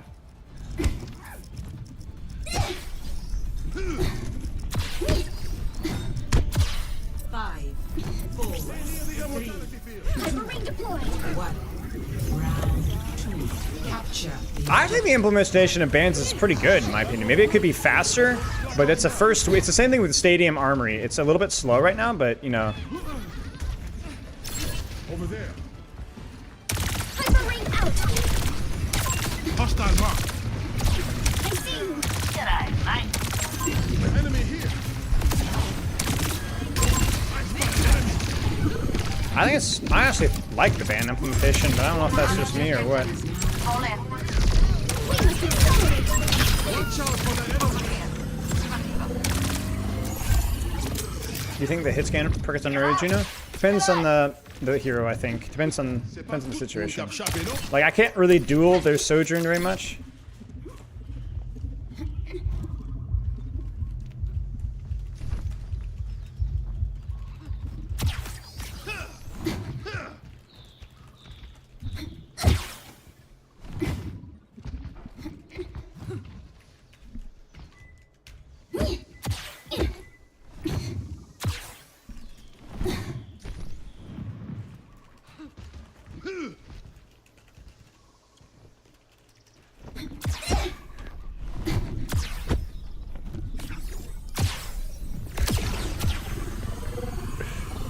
G'day, mate. G'day, cobber.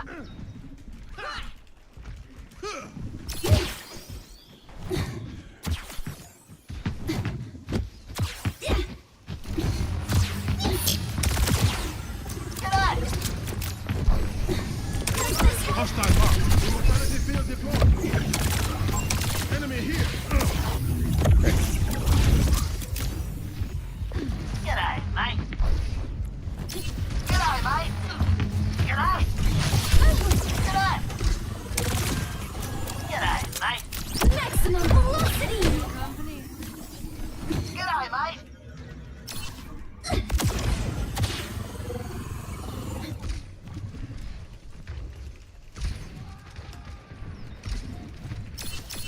I'll keep this fire burning.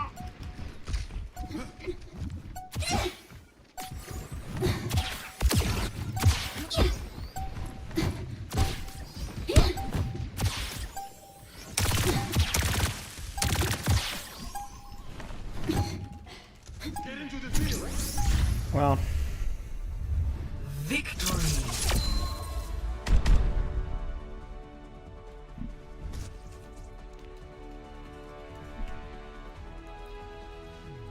Play of the game.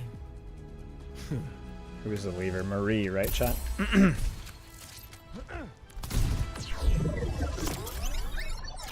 Well, we had a pretty decent Juno round. That first round was pretty good. Felt like we played all right. It was pretty challenging. At least movement-wise at the start. Oops. Or was it Rosie? Sleep to upgrade stats. Was it Rosie, chat? Who was it? How do they know they're on stream? They probably have stream open. They might be trying to snipe me. I don't know. Don't remember. It was Rosie? Okay. Was that a lever? I don't know the context, so I will just avoid. I won't report. I won't report because I don't know if it was a DC or what? What's up? What? What are you making me for dinner? I don't know what that is. Oh, I know what that is. Bro, I actually am so out of touch with what you do. I was like, why is she cooking water for dinner? Thank you. You're on a diet, so here's some water. Avoid through chat or avoid through chat? What? Why? Why? Is there a sauce? Is there a reason why?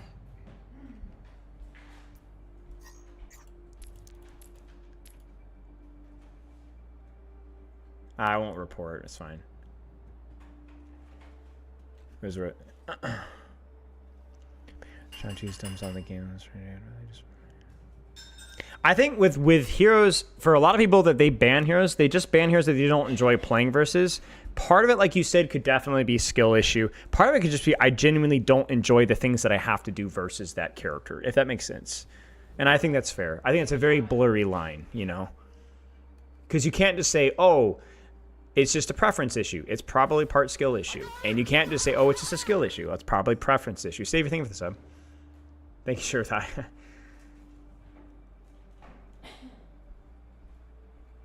Yeah, the Marie got, yeah, or whatever her name was, or Rosie, sorry. Beef player banned coffee, coffee player banned beef. Yeah, that's true, actually.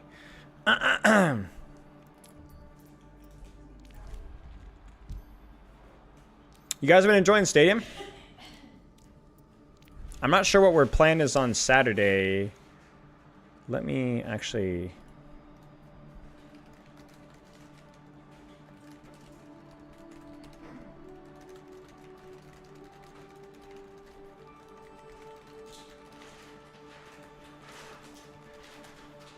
But actually need to message somebody about that. We might be doing something stadium oriented on Saturday, but I'm not sure.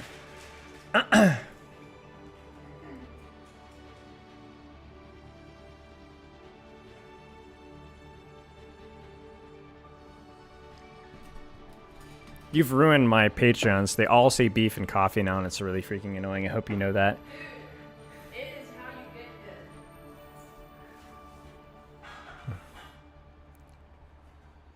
Good job, team. Don't know why the devs spend all that time on stream. Yep, it's definitely might be an acquired taste or something that clicks or it doesn't.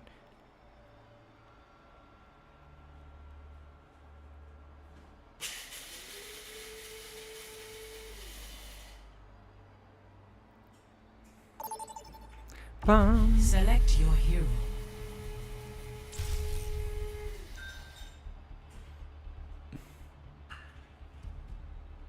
Freya is not so much situational as she is very hard to play and not unintuitive, but tricky. But I do agree that she is partially situational. It's maybe not as big as situational as you may think, but it's a little bit situational and a lot of it hard. And also probably not the highest value floor. Like, you don't just pick up the character and exist and get value so much as you did with some of other releases. So you're probably challenging. You're probably struggling just a wee bit. Junker Queen ban? Weird. I played one game of Freya today. The first time I've gotten to play her. Junker Town. Locked by everybody else. And at the end of the game, the guy was like, Freya, you suck. And I was like, this is my first time playing her. And he goes, you've had a whole week. And I was like... It was so weird, dude. What? I was like, okay. Then he spelled it wrong, so I just did asterisks and I wrote Freya. That's nice of you. Make sure to keep them in their place. There's better be bee-flavored marshmallows. What? I don't know. Stefano's just saying random things as usual. Stefano, I have betrayed you all. I'm making coffee and fish tonight. Coffee and fish? Well, I'm making salmon with rice, but I'm making decaf coffee with it because... Chat, we go Ryan, yeah? I got beat up by children today. She got beat up by children. There was a gang of roving children. And they just ran her over and knocked her down, kicked her in the shins. And two of the small children pulled her shirt over her head, poured water on her. They like to eat their own. What? Two of the children pulled it and tried to show me that they like to eat their own. And I said, we don't do that. That's disgusting. Are they like under 7? They're 6. Okay. But they're not like adultish, like teenager children. They're like, ah, look, I'm using that's just shock value. Yeah, that's it's just a shock 6-year-old value. thing, like, oh, look at me. And I was Yeah, just like, yeah, oh, no, don't do that. Together, we are stronger than. I forget the rest. Salmon is the beef of the fish world. That's actually kind of true, yeah. You made a freaking egg appear in my name? True, actually. Tracer? I kind of wish we had a hit scan, but that's alright. Attackers incoming.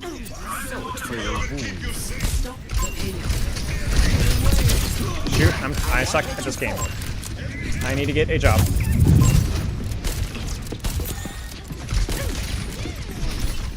Nope, Ryan, no Ryan, no Ryan.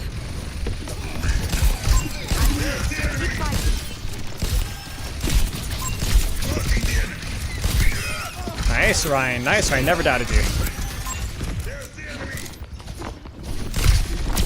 Nice suck.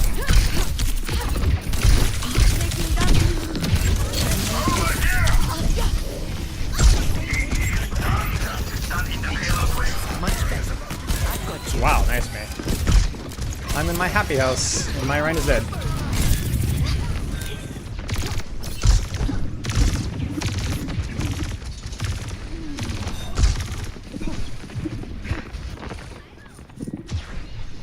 Grumpy Monk, thank you for the gifted subs again.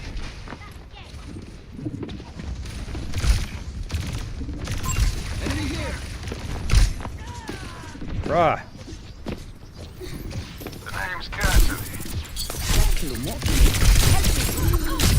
Frick! The payload has reached the checkpoint.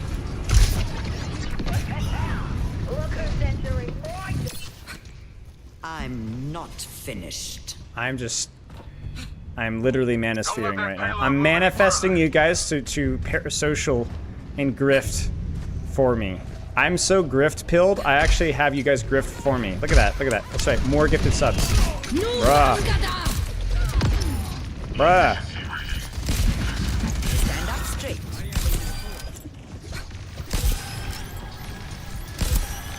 Can we take space here? We cannot. Healing you.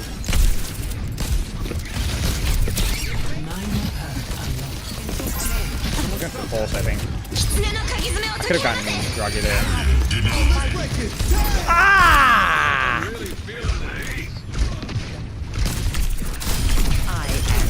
You're powered up. Get in there. You're welcome. I really wanted the angle, but I was like, frick, I need to use this nano. Huge nano. Nice shots. Wow, 4K. Did we get the 5? Take my paycheck? Yeah, that's right. Be as financially irresponsible as you possibly can. Yeah, worth saying, chat. Please don't be financially irresponsible. Like, I appreciate it very much. But, you know, I think that goes without saying. But I do think it's worth saying occasionally.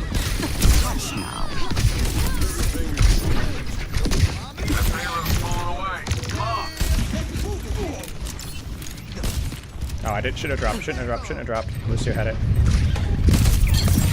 I suck. You're not supposed to do that! I just said don't be financially responsible. I hope that you have a lot of expendable income. I have you. Keep fighting. Reloading.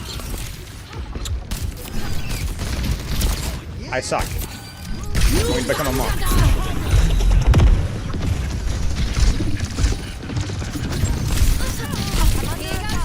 Are you freaking me? Oh! Oh! Dang it! I'm broke, you'll never get my money, you greedy coach? That's fine with me. I won't give in. Shoot.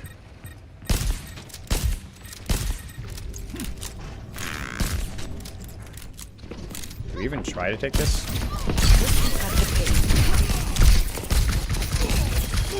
No shot. I said the thing, kids.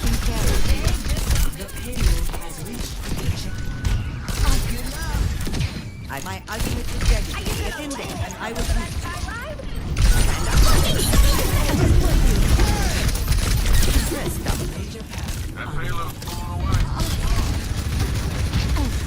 Are you freaking me? Are you freaking me? Nope. Get juked.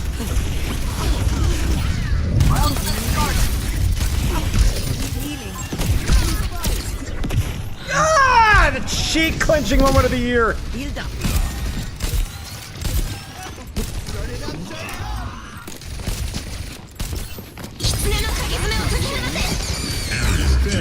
powered up. Get in there.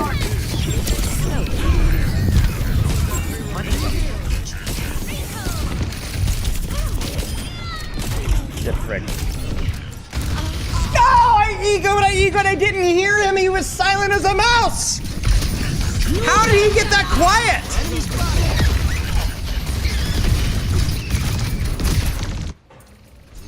You'll have to try harder than that. Dude, honestly, like, I was like min-maxing. I thought it was gonna be Freya, but Watching this location. are you freaking me?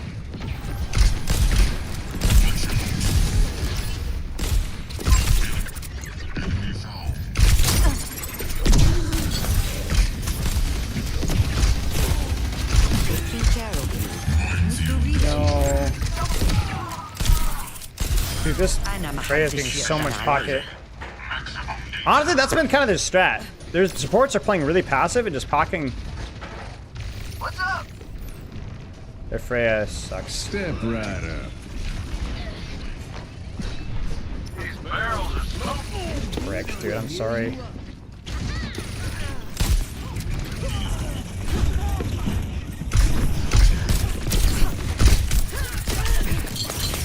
Are you freaking me?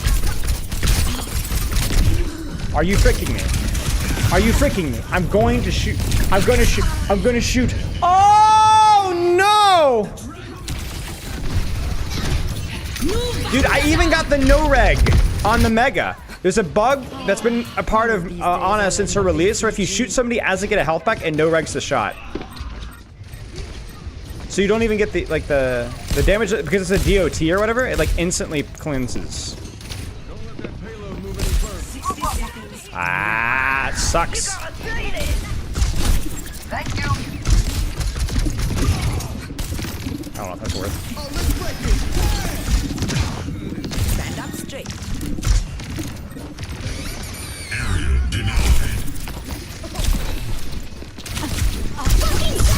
Oh no! I thought I had my nade. Shoot. Dang it, dude.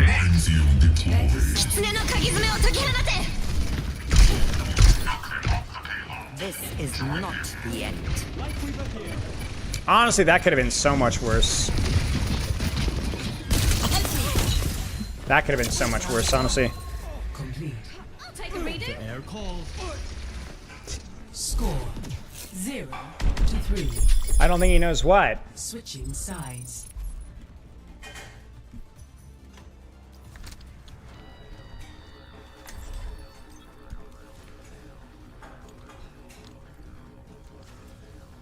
I'm doing a sexism bait.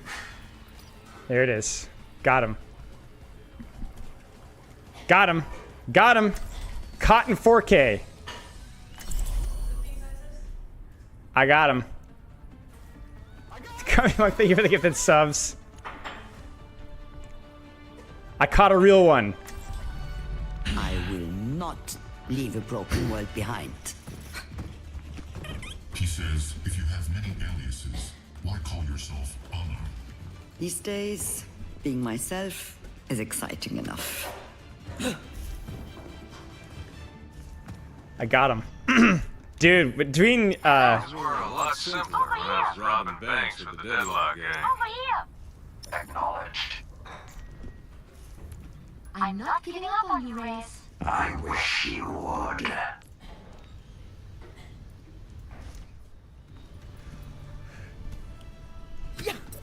This guy. This is why women don't speak in voice chat. Yeah, I hope you guys understand. How many of you guys are like, nah, they overplay that? This is why. Completely unsolicited. I won't let you fall. Just enough. Just enough. Just a little bit of passive aggression. Not questioning my skill or trash talking me, but who I, on paper, or who, apparently who I am. Okay, as I miss a bunch of shots.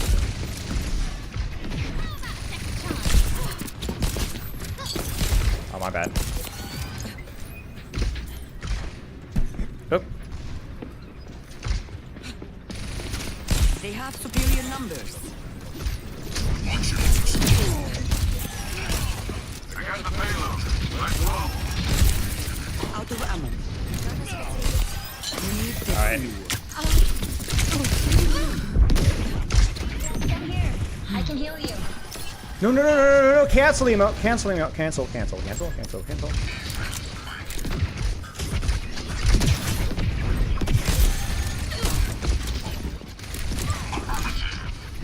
TP to me, TP to me, TP to me. Sweet dreams.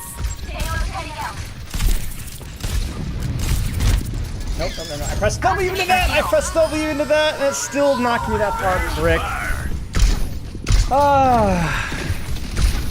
Step right. Understood.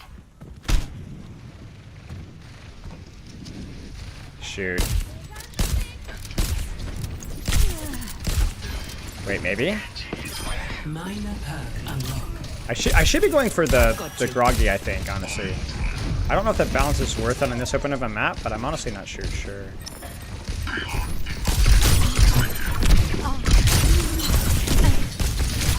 Frick. The first shot advantage is so important for Freya, man.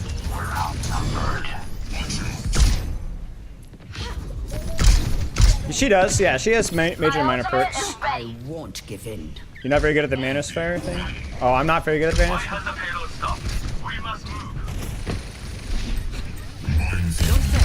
I see you. Is this guy even worth manoing? No power down. Get in there. Screw it, why not?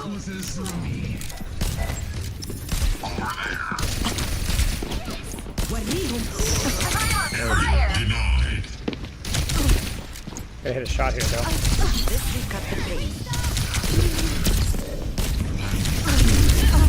Frick, dude. Oh, mechanically rattled. Still capable, though. Tracer's no re. You'll I'm have gamble. to try harder than that. Nice.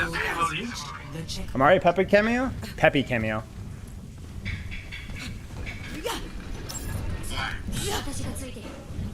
Hey, the Kitsune is ready.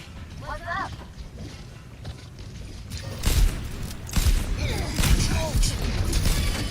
I won't let you fall. Wait, no shot. Taking damage. They know where I am, so that's a free nade if I'm not. That must sting. New Vangada! The demon becomes. Stand up straight. Payload secured. Let's move. This Freya's doing a really good job, though, I will say. Being fortified. Don't Wait. I see you.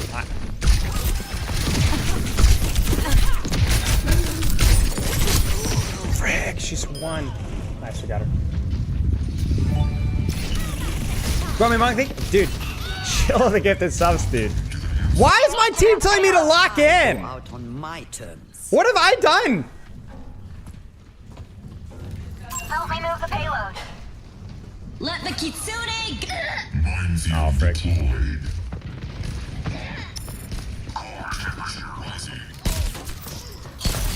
Salt for your wounds.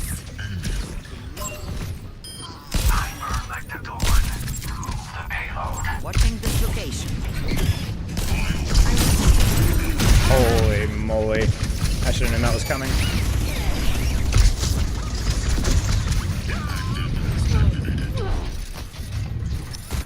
You teleport? Do. Area denied. Still really winnable, guys. It's so nice to be able to one-shot these, I'm not gonna lie. Got one here. I have you. Keep fighting.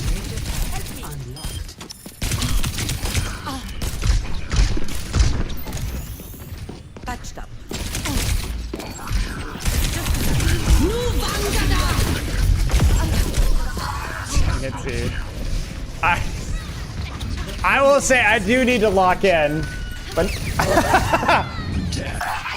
I won't give in. Healing you. like I'm not throwing stones. On defense, I played pretty solid.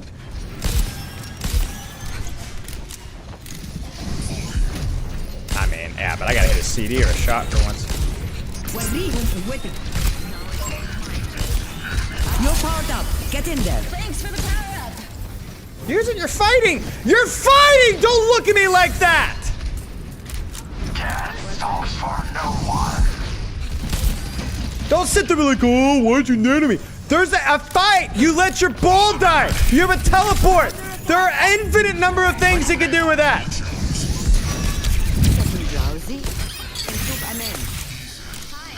I freaking hate when people do that. Don't sit there and tell me about how to use nano. And even if it was about nano, so okay, what if it was? What if it was? Then get value out of it. You're not a comic. I have you. Keep fighting. Hey, Abby.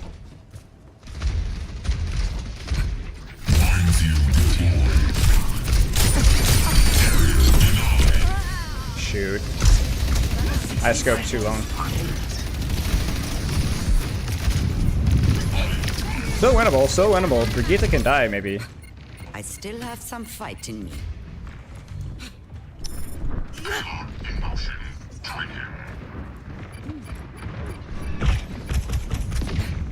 Group up at my position. I'm gonna take the short path because I ain't got time for that. Shoot. Do something. Frick.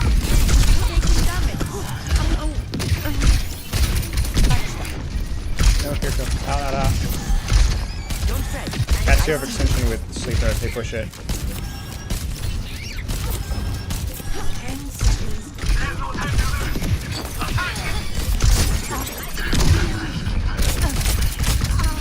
Oh, no. Wait. Shoot, chat. We had it. Oh, my bad attack's on me. One of these days I'll end up in Fiji. During the stream before you go to work? What time zone are you in? What shift do you work? We're outnumbered. Be careful. Nah, she was helping my ball. It's fine. I needed to live there. She had other things to do. Not everything can be about healing the support. It's better.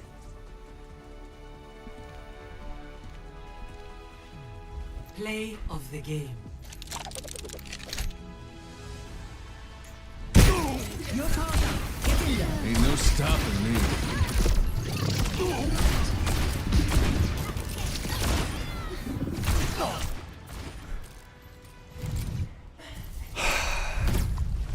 How am I getting sexism and I'm not even a girl? I should have plugged my stream. That would have been actually pretty funny. That was a missed opportunity.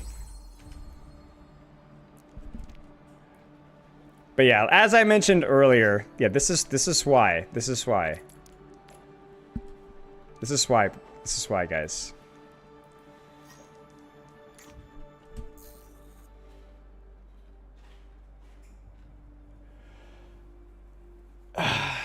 These people are real. There's a certain percentage of people that do this.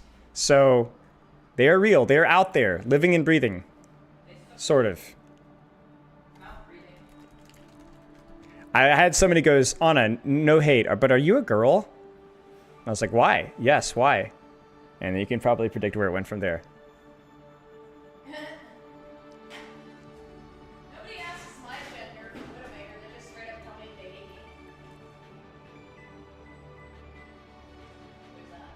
me. Uh-huh.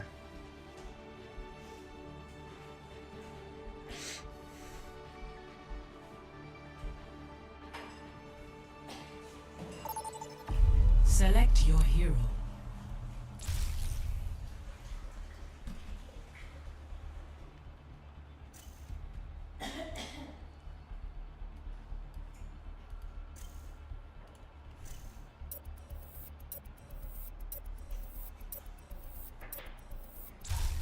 Choose hero bands.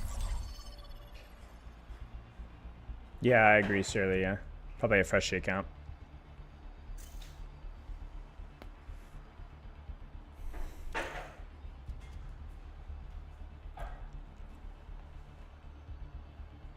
Stop emoting.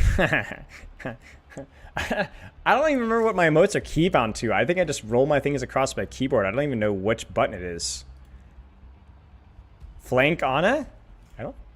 Depends on the map. You don't need to give me any gifted subs. Also, I don't like doing what could be construed as not trolling, but questionable playstyle decisions for a game. I don't play to throw, you know. But if I think it's the right thing in the moment, I will flank.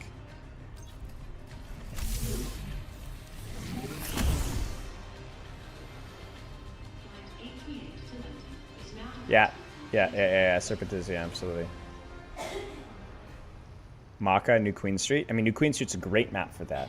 A great map for that. Numbani, not so much. Worst Manosphere Grifter I've ever seen? True. I need to keep working on it. I told you guys, I want to incorporate my own Manosphere. We have to create our own Manosphere. What should we play here? What do you guys want to see? One of the Holy Four, you know. Probably not Juno. Juno for attack, for mobility is not going to be good for a while. The Spylo Manosphere. You have to do, there's a chest hair check. I don't even make my own parameters.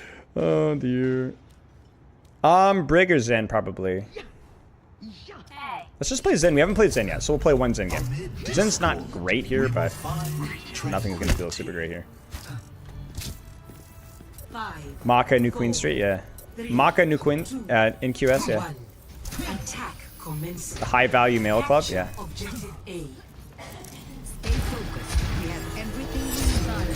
We make sure that everyone has to be on a testosterone supplement and then has to go, like, you know, help orphans or something. Let's open up our angle here.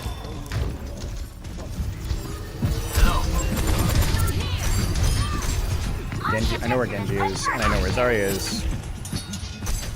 I require the outcome. Enemy spotted!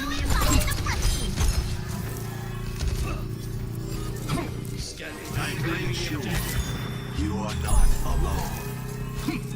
Big top.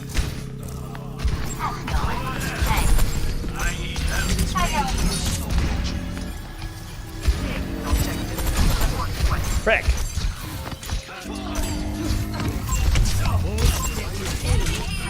Ah! Ashwagandha? Yeah, ashwagandha. I'm gonna go on testosterone. Gonna, like, lift heavy things. Even the teacher can learn from his student. How's it going?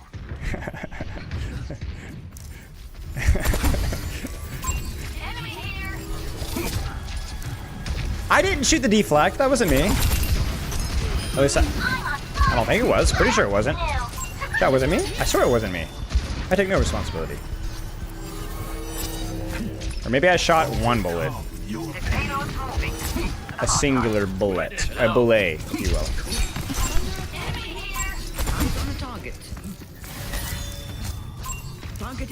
You did? Frick you.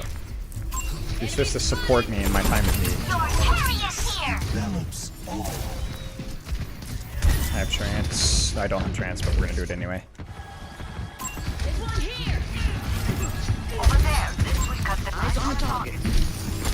The dragon consume you. Get in there, Bob. Wait, no. Frick! My bad. I thought the door frame was there. I misjudged it. I'm rotating away from the Zarya Genji, and they don't have any mobility elsewhere, so yeah. Yeah, supplement culture is a bit cringe. It's just supplement culture is just productive consumerism. That's all it is.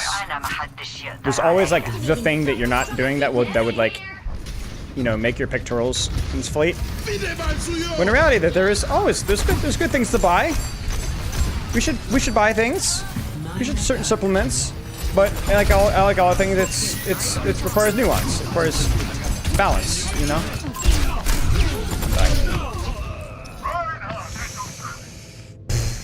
Let's try the hover perk here. I actually don't even know if it's worth doing here. My mom says I'm very kind. Let's do a.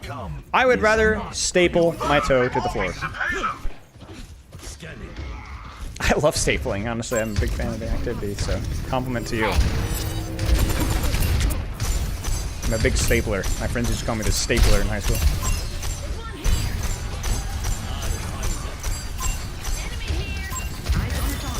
Here we go. Alright. None of this minister. Again, forget Steam. I am unbreakable. Ha! Gotta charge up for that one. Yeah, I generally don't do a Q at all with anybody. Even if I loved you dearly and would name my first and second and third born child after you, I still wouldn't do it with you.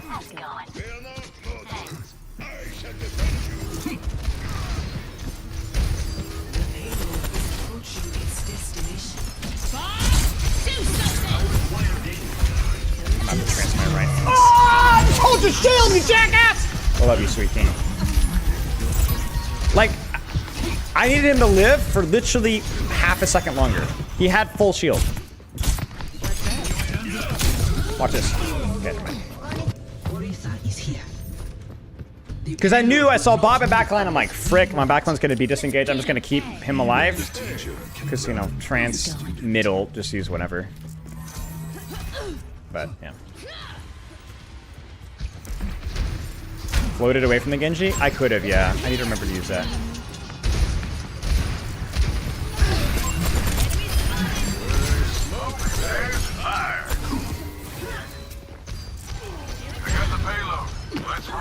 See? Look at that. Silent footsteps. Get it? Good joke. I spit on your grave. I'm going to die.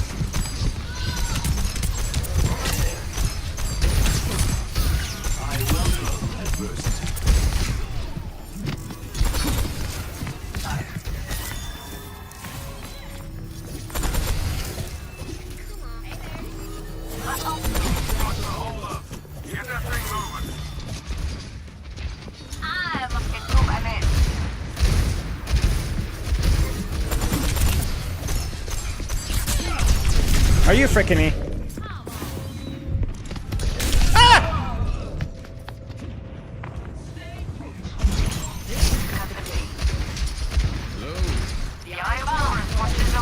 Did I coach Owen Esports? Briefly, yes.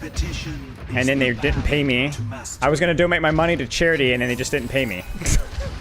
And I'm not joking. But yeah. Yeah.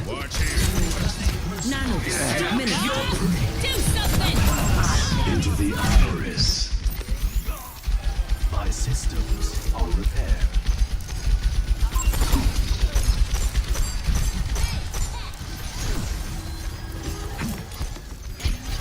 Yeah, it was terrible. Super scummy.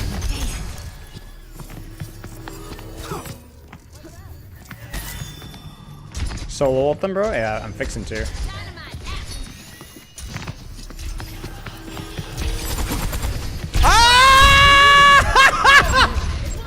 Wait, did she do damage over time there? I think she did. I misjudged my cover. Ow. That's right, the perk, yeah. Get in there, Bob. I need to like flank or something, man. We're just not getting any space at all. I think I'm playing too honest. I'm not even joking. Not even just spilo pilling here. I'm legit think I need to flank more. Now I think I can play honest. Now I think I can play honest. I think I can play honest here. Maybe I shouldn't play honest, but I'm...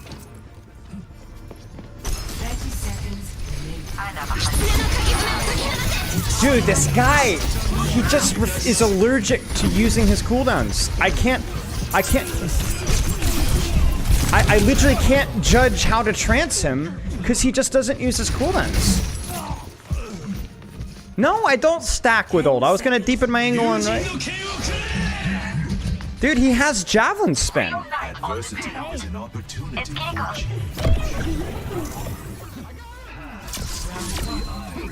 Like, both times I've tried it. The lesson learned, guys. Grab me one thing for the 5 gift this subs, dude.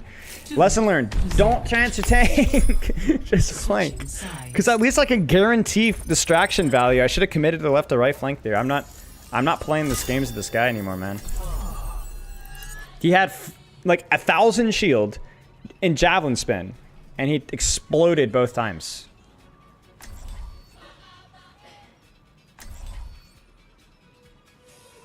Not reacting with support ults? What do you mean? What about my 4th born? Maybe, Alec. Cheers, Grumpy.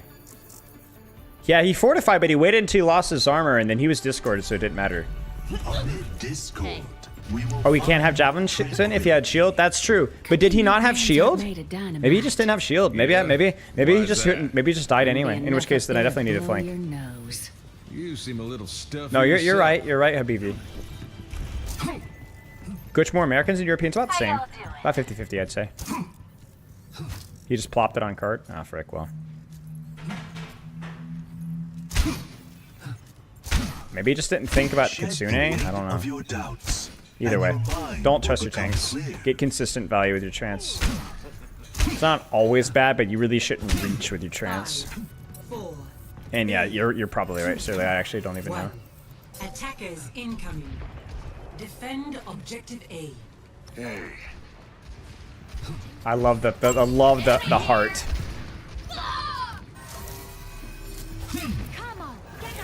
Bad guys. Goodbye. At least give him a chance. The path ahead is thorny.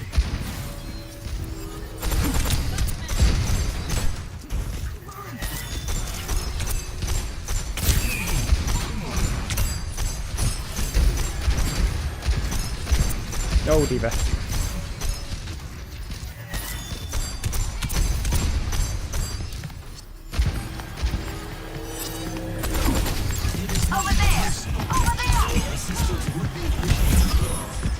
Oopsies. Frick. Over there. I thought I orbed her. I'm on fire. What else is new? There's one here. A promising disciple.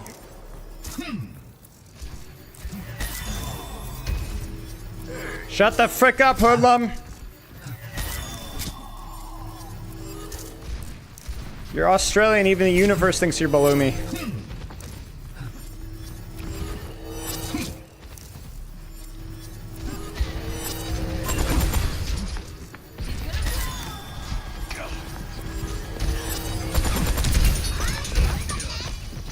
Ah, shoot. Heroes never die. Minor perk unlocked.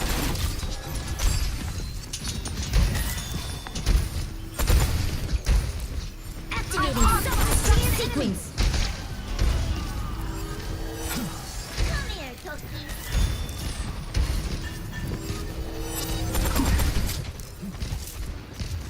I can't push that angle, it's too flat.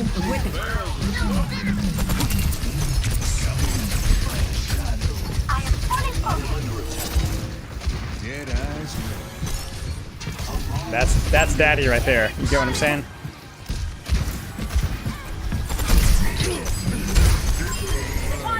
I will not elaborate. Pass into the iris. Listen to my prayer. I'm really feeling the heat. Hey. Point semen.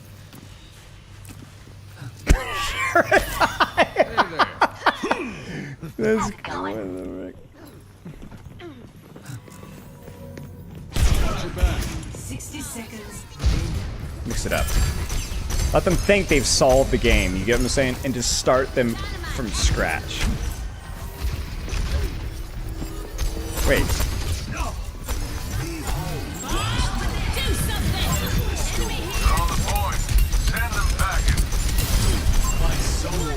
I fully expected the Ashe lifting up top.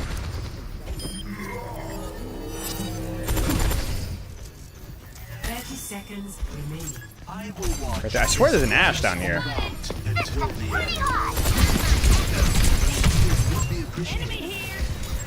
I'll be avoiding that. Oh, this is something so stupid about this. It's so stupid. Alright, he has trance or blade. 10 seconds remaining.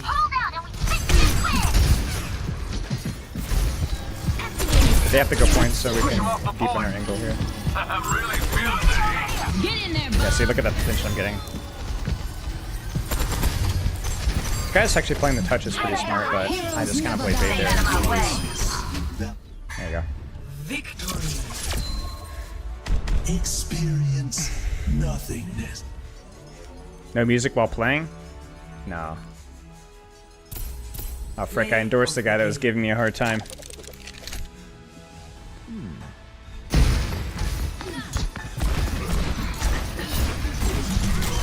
It's high tide. Oh, whoa, okay. Was never aiming? Nah, you were aiming on console. It's just freaking hard to aim on console. You have hard limitations with aiming on console. Anybody that transitions over from console shouldn't feel ashamed about their mechanics at all. You're just aiming with more freedom, and so everybody that's been playing with that freedom is used to it, and you're not. You'll get there. You'll get there. Don't worry about it. Yeah. All right, chat. That is all. We're gonna raid Yeetle. What are my thoughts on Honey? Pretty good. Pretty good. YouTube, loves and kisses. Twitch, enjoy Yeetle. Tell Yeetle I said hello. I think he's playing this 50 hours to Freya, so... All right.